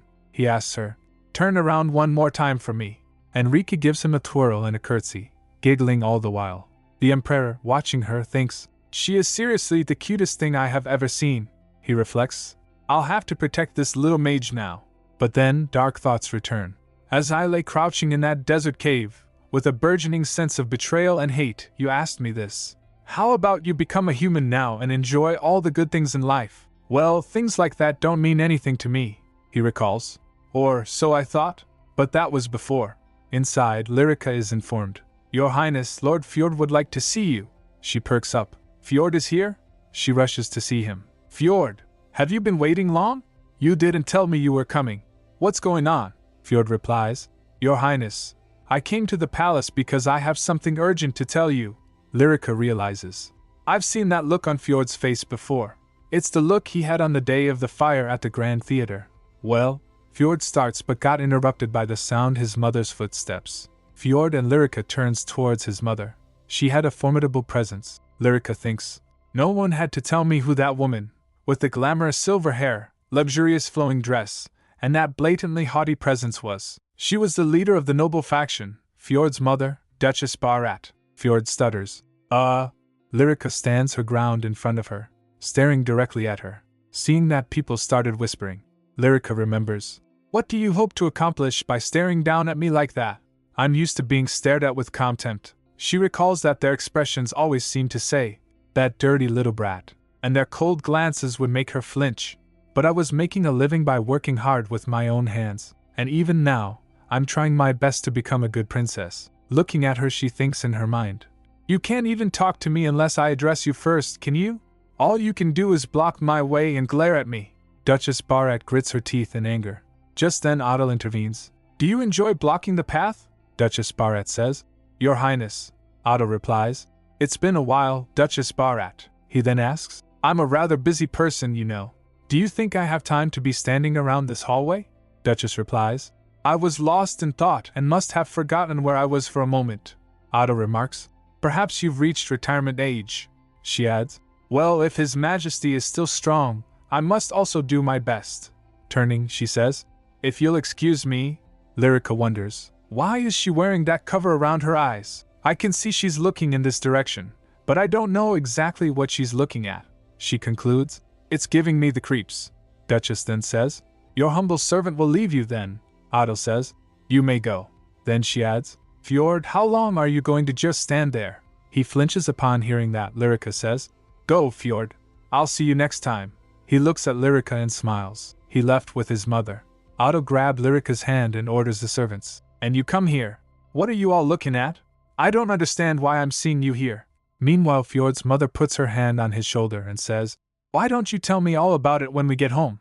Then Adil confronts Lyrica about the Barats. He asks, Why were you confronting the Barats? Did that bastard give you something to eat, like candy or cookies? Lyrica replies, No, he didn't. And I wouldn't take them even if he gave them to me. He warns her, You fool! The Barats are excellent herbalists. Why were you just standing there? It could have gotten really dangerous. She yanks his hand away and retorts, But no one touched me. We didn't even say anything to each other. He bonks on her head. You need to be more careful. He scolds her. A weak little thing like you should have ignored them. You have no idea how scary the Barats are. She groans, so he asks, Hey, are you pouting at me? Tell me, why were you with that Fjord bastard? Lyrica replies, Don't worry. I have a secret weapon too, you know. I didn't hear a beep sound. Adil is like, What are you saying? Then he offers her ice cream. Forget it. Just eat this. I was gonna ask you to have some with me, but then I found you having a face-off with them. He explains. The Barats have an incredibly big botanical garden. It may be because they're descended from flowers, but who knows if they're growing poisonous plants. She thinks, I'll be more careful. She starts to cough. Lyrica tastes the ice cream and, Bleh! He asks, Does it taste bad? She asks, Why would you give me this? He replies, Her Majesty gave it to me. Lyrica quickly retracts, I've never tasted such a delicacy, Your Highness. He narrows his eyes. You changed your mind quick. He continues, Actually, I heard Auntie started a bunch of new businesses. Apparently, the cook has been telling her to eat more healthily because she's been looking rather sickly. But then she took one look at me and said, He recalls her aunt saying, It looks like you need to eat more healthily than me, Adil. He then realizes, she is overworked from running so many businesses. Meanwhile, he stayed up all night reading the report on the guards of the capital. Lyrica giggles, then adds, If she said it was healthy, it must have medicinal herbs in it. It tastes like herbal tea and honey. He tells Lyrica, If it's not good, don't eat it. Suddenly, Lyrica's eyes widen. Huh! A nosebleed? She covers her mouth, coughing. Then Adil notices. What's wrong? She replies, It's Nath, but her voice doesn't come. She wonders, Huh! My voice isn't coming out. Lyrica is panicking. She rushes, I need a handkerchief, and my throat is itchy. And that's when it happens. K! Blood spurts and trickles. She coughed out blood. Adil and everyone there gets shocked. Bryn shouts, "Your Highness!" Everything slows down as Lyrica collapses. Everything goes dark, and Lyrica blinks. Huh! She thinks. What's going on? Everything suddenly turned pitch black. In the pitch darkness she glances around, thinking, what's happening? My throat was hurting for some reason, and I think I coughed up something too. Then she heard someone shouting. Everyone, get back! He yells. Bryn's soul! Write down every place she went, everything she ate, and everyone she met. A hand pats her head. Everything is fine. You're going to be alright. Bryn went to fetch the Imperial doctor. She sees a hand reach for her. Here, drink this first. It's an emergency medicine. Lyrica cries out. Adil! Adil says, your throat is itchy, right? Don't try to cough it out, but don't try to force yourself to swallow either. Just vomit. And she does. Blearg! Lyrica wonders, is that my voice? Adil reassures her. Good. Now one more time. Lyrica is horrified. But I got you dirty. She wonders, huh? Is that me talking? He replies, it's alright. I have lots of other clothes. Just then, someone cries, Lyrica! Oh my goodness, my baby! Then someone else shouts, Your Majesty! Her mother rushes calling, Lyrica! Lyrica! The Emperor also came. He tries to calm her down. Lyrica's mother screams, let go! How dare you keep me from my daughter? He tries to reason with her.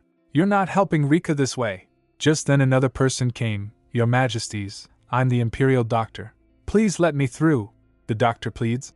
Your Majesty, let me check her vitals. Please wait a moment. The Emperor is outraged. Who would dare do this to my daughter before my very eyes? Just then Lyrica realizes. Oh, I see. I almost got poisoned to death. Later at the Bharat Manor, someone is happy.